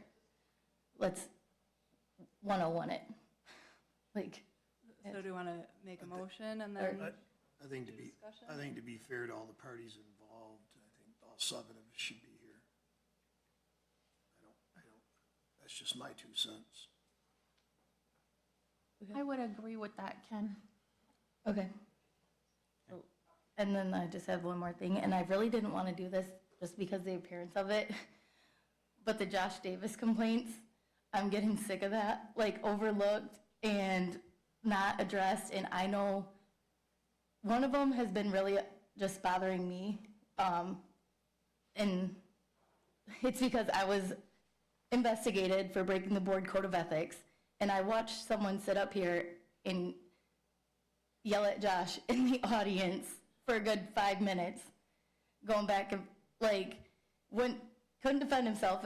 You know, that one, at the very least, you can open an investigation on that. As far as the OMA stuff, that's law. I don't know how that works, but I didn't want to bring it up, but I'm gonna stop assuming that it's being handled. Chuck? Or maybe we look at our policies. I think with some of the things that Josh is complaining about, and I have not read all of his complaints, but some were made before I got on the board. Is that something we can take all of his complaints and assign those? I'm not saying there's gonna be conflict, but there's possible conflict with your situation. Could we assign all of those to Jenny and allow her to investigate them so that that is done? I actually have no issue with that because I was, yeah, I don't have any problem with that. So why don't we do this? So you don't want to do anything to do with Josh? Well, let's do this. Let's run it by Troon Yeah. in an email. Can we reassign all those complaints, whether there's 1 or 10, and reassign those to Jenny as the vice president? Because we don't want to stumble into something that involves your situation and then go, oh goodness, I have to stop again. And if Troon co-signs that, then turn Jenny loose with it. Is that reasonable? Yeah, I think that's a fair summation of what you just said. That way it keeps me out of it. That way, well. Because I've done, you know, some things on the stipends already. You guys know I sent you information. on Right, the but stipends. I'm just speaking of Finished that. I mean, like, I had a conversation today with Ken about one of the things that I involved Josh that I don't think was right, a cost of a FOIA. And I think the other ones are much larger, but I think if we can get Troon to co-sign that and reassign that to Jenny and put it to bed, whether it takes a month or 6 months. Just a suggestion. I have no problem with that. Yeah. But once again, it's not my it's not my decision. I think the board should vote on that, and they can do it now. That way it's done. It's not a person of 1 or 2. I'm in consensus with you, but I would rather. Well, the only reason I don't think we have to vote on it is it's your duty to do, and I don't see why you can't reassign it. I can do that. If Troon co-signs it. All right. I don't know why you can't reassign it. It's your job. Yeah, I have no problem reassigning it. So, you know. If that's what you want, board minutes, I'm good. And if Troon thinks we should do a vote on it, then we'll be back here in 2 weeks. Yep, no problem. You know, but like I say, run it by Troon, but it's your duty to do, and I don't know that you can't delegate it away for obvious reasons. What about some censorships? Because I have 2 or 3 censorships I have sitting on my desk. Well, I don't care how you do those, but I think all 7 of us should be here. Okay. That, again, just my 2 thoughts. It basically has to do with the stipends and the some meetings that we found out about after the fact. Right. So that's the first thing. So can I get into my thing and then we can hopefully close it up? So stipends. I've asked for information for it. I've not received all the information, but I've received a lot. For some reason, there's holes in the information. So I've asked Ken to try to clean them up for me. And I don't think there was just 1 or 2. There's like 19 people that were given substantial stipends, not including the teachers and your group. 19, and they're pretty large, probably an amount of $150,000, $200,000, give or take. I don't know, because I don't have all the information. And I shouldn't say they weren't SCEA employees. They were given to them, but they're not at fault, as Jenny said. There's no reason. So I'm going to address that first. The second address is I believe they were paid weekly. So they didn't get 10 grand ripped out of their bosom, just so you know. So I want to clear that up, because from what I can see currently, the stipends that were given to people were divvied up amongst their paychecks. So it's not like people are up here saying, oh my gosh, so people are really misinformed when they're up here talking, and I'll try to straighten it out talking to the board as board business. So those were given on a weekly basis. So it's not like you took 10 grand from an employee right away. So they've been short the last 4 weeks since I think I discovered that, and I just stumbled across it. I don't have all the information yet. I agree with Ken on the censorship. If you are going to do it, it should be a full board, and those persons or person should be sent information, and you can do it in either closed session or open session. Here's my thing, the attendance is a whole nother issue. Yeah, well, that's, Like- if you've got censorship problems with people, send them all to me, and I'll compile them all, distribute them to the board, and that way, who's ever the focus or non-focus, they have a chance to at least look at it instead of being just jammed Okay. here at the board meeting. I think that's fair to anybody. Okay, yeah. They didn't do that to you. Well, And I'm trying to do I that for know other they people, I didn't. know that. Well, Yeah, but in the I'm past. not saying it's- it was right. Yeah, I know. but- I'm trying to do it the right way, not the Okay, way I got you. other people have done Okay, it, that so. makes sense. Yep, yep. So next board meeting, we're gonna have a big old agenda item for Yeah. handling past Yes. business? Okay. No, it's censorship. I know, but we also discussed former employees rather than board members, so there's two. Well, that's a whole nother, different- that's Well, a, yeah. that's what I'm saying, so. We gotta keep that separate. Yeah, that's what I mean, so we're gonna have a whole section Yeah, next yeah, board meeting, and- and it'll have different subsections, but I think. There'll be a we're gonna have summary, you guys can review it and do what you want with it. Sorry for the disruption for about 25, 30 minutes. Stipends, summary. I want to thank Wayne, he wasn't here today, I was hoping he would take Dave's seat. We talked about an exit plan, so Wayne's good to go, so we're good on that, so we're not in any trouble. On Josh's issues, I have investigated him to some point before all the other stuff hit with the stipends, the mega site, and well, most had to do with the mega site, and then my issues with some of the employees here. So, well, that's just a separate thing. And there's going to be some things that I've been, they sent me some type of correspondence that I can't ask questions. So, I don't know what that's about, so that's to be determined. It came from an attorney from the defendants. What kind of questions? Like what? You're not allowed. Questions, they've convoluted it because they said that I'm trying to get information as board president to help a litigation outside of here, against the district. Okay, So I think. You I've also been- have a duty and you took an oath. I know. So that's. So, yeah, that's why I'm in a peculiar crazy. situation with that other thing. So I have to be careful, I guess, what I ask. I mean, I'm still gonna ask the same questions. I'm Chuck Melkey. But at the end of the day, if I do ask anything on litigation, it will be as Chuck Melkey. And I've always tried to keep that very forthwith. You guys know I've abstained from several votes. I've done that. And just, I don't have it here, but I'll give you for an example. People FOIA things and given them to me. I've asked for things as president. I've asked for things as Chuck Melkey.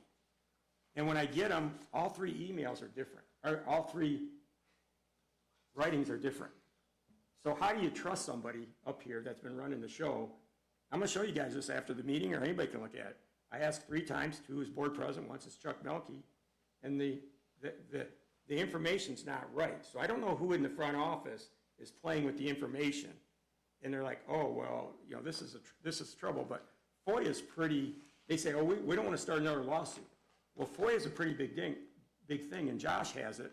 And when I asked for my last FOIA the other time, remember, as Chuck Melkey, not as board president, and you guys denied it, and that was cool. But the problem is, I was trying to emphasize you as a board, and somebody said it, I think Mr. Bush did, you still have, or Ms. Bush did, you have a responsibility. Whether I'm Chuck Melkey or a board member, what does the board have an obligation to do? When you show up as an officer and you don't like this person and you love this person, it doesn't matter. You have to follow the what? The law. And when you have 3 emails that look distinctively different and have different information, You as board members should all be ashamed that what's going on, and I seem the only one that's punching and trying to dig and find out what's going on, but this is absolutely ludicrous. How do you ask for the same thing, here's an email, looks this way. You ask again for it, it looks something different. You ask again for it, it doesn't exist, and you're not getting it. Oh, and by the way, I got a third one by accident, somebody had sent to me by accident, and that looks totally different. So how is that going to hold up in a court of law when you have 3 pieces of evidence and they're all different? It's just ridiculous. I'm just telling you guys this as a friend, as a board president, as Chuck Melke, as former law enforcement for 39 years. This doesn't look right. None of it does. It's all, as we call it in the police world, it's just not Hoyle, according to the card ruler, the card player. So at some point, and somebody said we shouldn't do anything. No, you want to get this behind us. If we found out that something happened, we could be prosecuted. If I know somebody did something wrong and I ignore it, that's a fiduciary duty, that's MCL, and I ain't going to the clink for nobody, especially for trying to do my job. So at the end of the day, I'm sad that we're in this precarious situation, but we're going to have to get through it, and we got a great superintendent now that I believe is very forthwith and honest, and that's what we were looking for. He's knowledgeable, but we need somebody to just tell the damn truth. Don't give us 3 different stories. So I think we're on the right track, and we're doing good for our kids. We've not ignored our kids. That's why we switched. Everybody's so mad about K-5. The public's out there. I'm not on Facebook, but I have friends on Facebook, and they're all upset about that. Why don't you guys look at the facts? Nobody's looking at the facts. The grades went down for the last 6 years. I mean down. I can't make it up. Michigan school data. It went from here down to here. Oh, that's because of COVID, Chuck. Really? All the other districts, Lake Fenton, Flushing, Linden, Fenton, Grand Blanc, all did this, and then they came back up. I'm not blaming anybody, but as a board member, what's our job? Education. And when I saw those statistical data, what am I supposed to go after? And my former administrator said, why don't you look at the statistical data? Well, you know what? I'm not very computer oriented, but I found somebody that was, and they showed me. And if anybody wants to see those documents, they're all available. In fact, somebody hopefully will post them, because that way I think it'll open up everybody's eyes in this district. So we have a lot of issues. School of choice, I get it. I mean, I think at some point we do have to keep some kids school of choice, and there's great kids, and we got to keep some numbers there. We can't lose everybody, but until we get those 750 kids back, I think that's a little bit of an issue. I've come to the conclusion of that. 2 is we need honesty, we need to trust our front office, and we need people to follow the rules. That's all I'm really asking for. And if I don't follow the rules, check me on it. Because everybody's saying I have a conflict of interest up here and that I should resign, but I think I don't, does any of my board members want me to resign? At least, if you're good, I'm good, because I'll keep pushing through and trying to find the truth. That's all I'm here for. I got no horse in the race except the truth. And the other, unfortunately, the lawsuit was not generated by me, it was generated by what people did to me. So I don't know why they're blaming me for that. That's okay, I got broad shoulders. So, on a good note, I know it's been a long meeting, but we've had a lot of stuff today, so thank you. Comments more? I'll try to get everything ready. Yeah, there was one other thing, because I've been hearing people talk about basketball. I guess it was brought up at the parent meeting yesterday. They had some kind of parent meeting for basketball, that the board was going to be approving the basketball coach tonight, that the basketball coach was going to be recommended and approved by the board tonight, and that the person who was facilitating that meeting could not disclose that information because it was going to be disclosed tonight at the board meeting. So I just want to get that cleared up. I have no idea why that was said. I'm sorry if any parents were let down because you thought you were going to find out who the basketball coach was. That's all I'm going to say about that, but. Yeah, tell us, Ken. When is he or she going to be announced? Currently, our board policy does not read that an athletic coach needs to come to the Board of Education for approval. Right. So what has happened right now is that I have received a recommendation. No employee has the ability to hire anyone. They have the ability to make a recommendation. And then that recommendation either comes to the superintendent or human resources to then make that hire if it's an athletic coach. If it's a teacher or if it's a professional staff member, like a psychologist, social worker, like we had today, the recommendation then comes into central office and then comes to the board. So I will review the recommendation for hire and then move from there. Yeah, that's not on you by any means. It was Yeah. just the information was told to not just one parent, not just two, but a whole group of them at a parent meeting. So I just wanted to let you know. I appreciate that. Yeah. Yeah. And that was after we talked to Funland, and I was like, what in the world? This gets worse and worse. Yeah. I'll share that policy in my weekly updates. I'm fine for, if that's how it's written today, that's how it's written, but like, I just wanted that clarification, because we Jen, don't you do good? that. Kim, you good? Gary? Ken? Anything else? Just- We gotta break into. Just one quick thing on the coaches. Yeah. Once upon a time, we did hire the head varsity coaches, and all the other assistants and JV and freshmen were hired by, I guess whoever. But I do think, I wouldn't mind seeing that come back to the board. Just the issues we've had, I would agree with you. It's, That then becomes real. and the other, I know. and the other issue with it is that current policy where basically at the end of the season, the coach's contract is done, and then the athletic director can choose to re-up it. And as you've seen again in this scenario here with the basketball coach, only met the man once when he came up to the podium and spoke. I wouldn't know him otherwise, but that was an easy out to dismiss him without board approval either.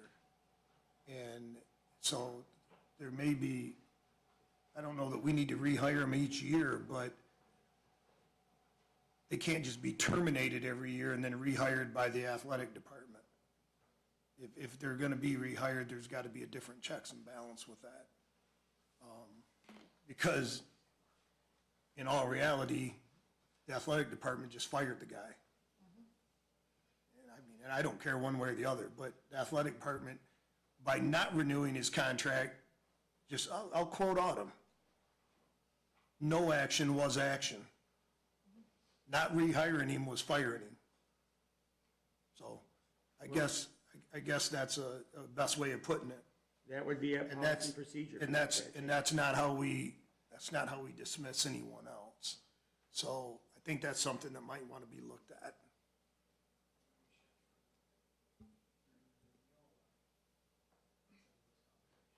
Okay, Ken just brought up Ken E., he brought up a good suggestion. As we're switching policies now, you wanna make that, he says a lot of that's addressed in there, and we still can adjust it accordingly. So it's up to the pleasure of the board. So are we good? I don't have anything else to say. I guess to Carrie, congratulations on being Grand Marshal. I just saw that the other day, and that's gonna be a big deal in Swartz Creek this week.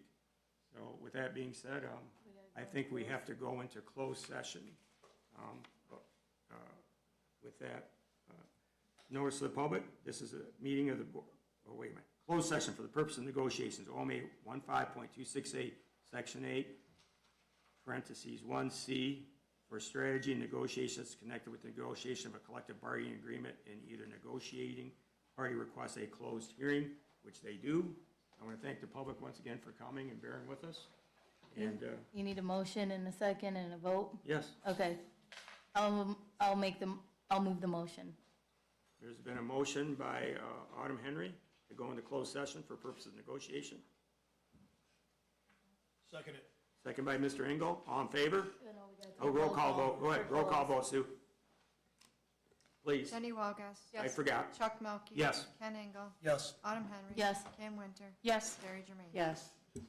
Thank you. Motion passed. We'll go into closed session. This is basically our end of our meeting That was fun. for the public.